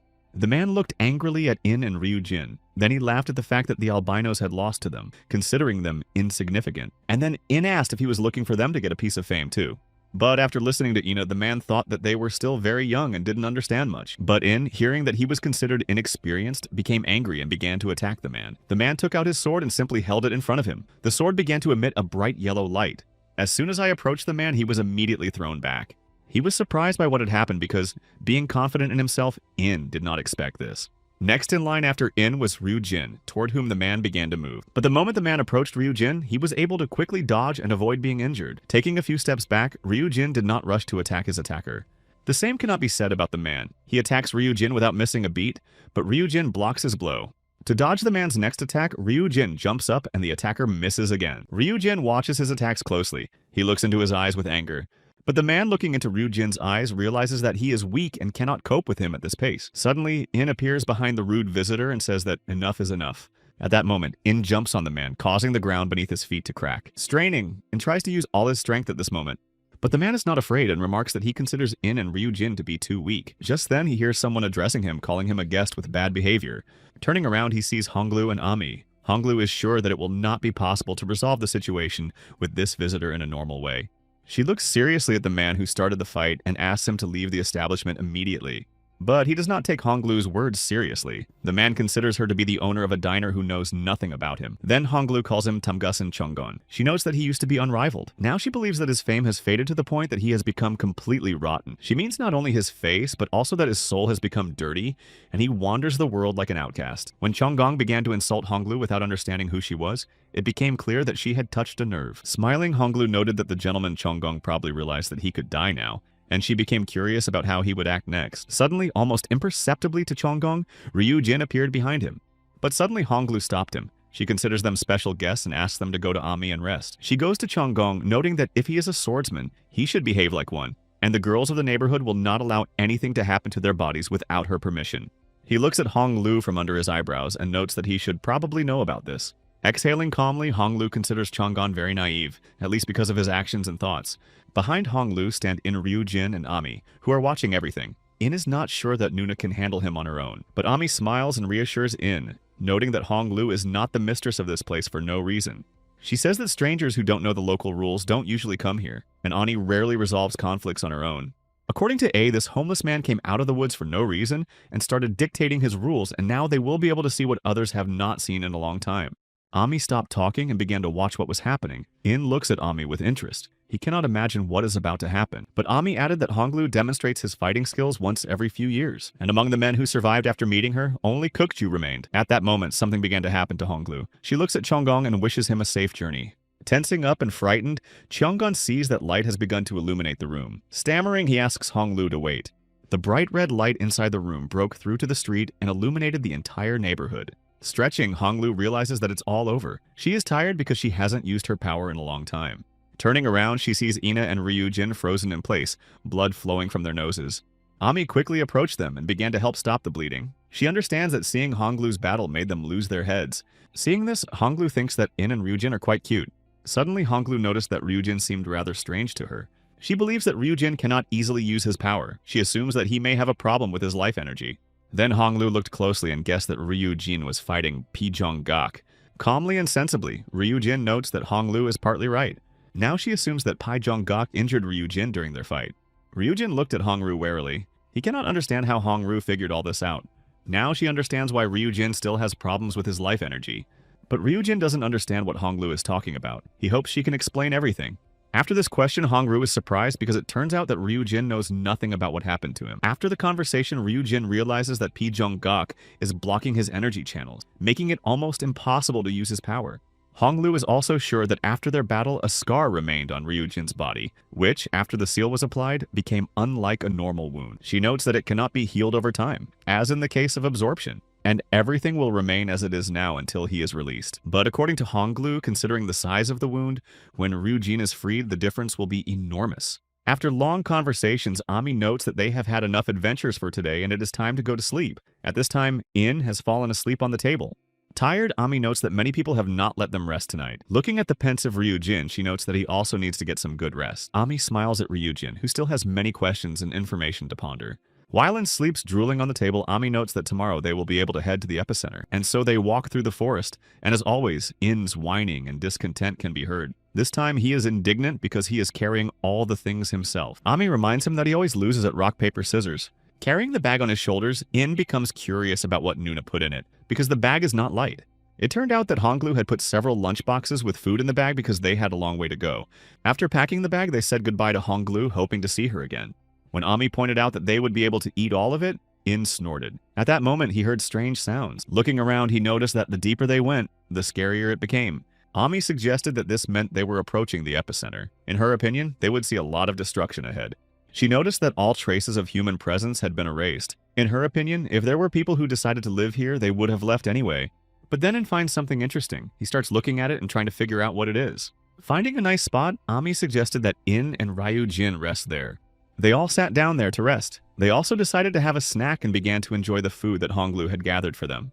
In ate almost all of his portion with great appetite. While eating, he noticed many things around him that he found interesting. Ryujin noticed that this village was different from the previous one because after the explosion, people did not loot everything but left it in its place. This seemed strange to Ami because usually people from other villages came here, but this time they didn't meet anyone here. Inu, who was still chewing, wondered why they had to leave everything behind and go away. With sadness in her voice, Ami noted that it was all because of the explosion. Because of it, people lost many of their loved ones, so they could no longer stay here. Hearing what Ami was saying, Inu also became sad. He thought about what had happened here. Thoughtful, In sat and repeated that it was all because of the explosion. He understood that the explosion had caused a lot of damage. Seeing his state, Ami began to calm down. She started talking about how it was an accident. Then Ryujin said that there was still something very strange. Ami waited for him to explain further. He is curious as to why there are no remains of the victims around if the explosion really caused such damage, and the survivors fled. After that, Ami and In fell silent and also pondered this question. But Ryujin noted that it was not just about the explosion. He heard that after it, there were many fires and a lot of toxic rain, which killed people. While they were sitting quietly and talking in a corner, someone was watching them. They had no idea. Suddenly, the person watching the travelers began to take a weapon out of his pocket. He peeked out and threw the knives directly at Ami and Ina, who were sitting closer to him. The attacker managed to hit Ina in the neck. Ami noticed this and quickly reached for her knives. Everyone turned around and In quickly jumped up and started shouting, trying to find out who was hiding there. A person began to emerge from the corner and tried to find out who they were. The attacker turned out to be a young man who insisted that they pack their things and leave. He surprised Ami, Ryujin, and In because he seemed like a very young boy to them. But at that moment, they were surrounded on all sides by other people who did not seem to be in a positive mood. Looking around and noticing them, In doesn't understand what is happening here and who they are. Then one of the people surrounding them began to address them. The man in the hat began to address them. He insisted that the uninvited guests leave immediately. But In is not going to listen to them and, on the contrary, begins to ask what they want, since they have not touched them. In's questions silence the unknown people, but they remain in their places and watch everyone closely.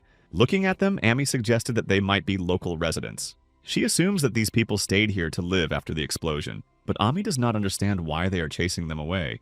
Then the man in the cap noticed that they had stepped on this land, but did they know where they were?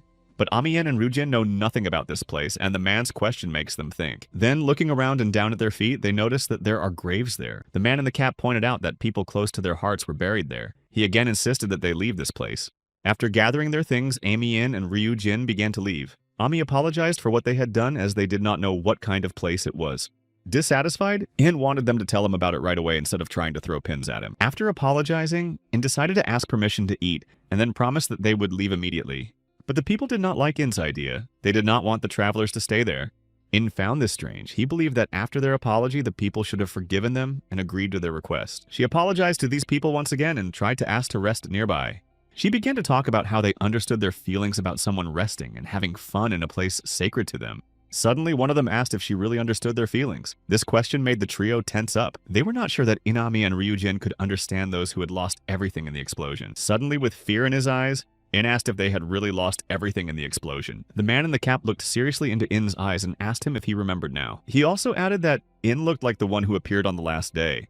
He called him a monster who appeared from the flames on the day of the disaster. In looked closely at this man and listened to what he was saying. Suddenly, these people turned into shadows. They realized that Ami, Ryu, Jin, and In would now remain here.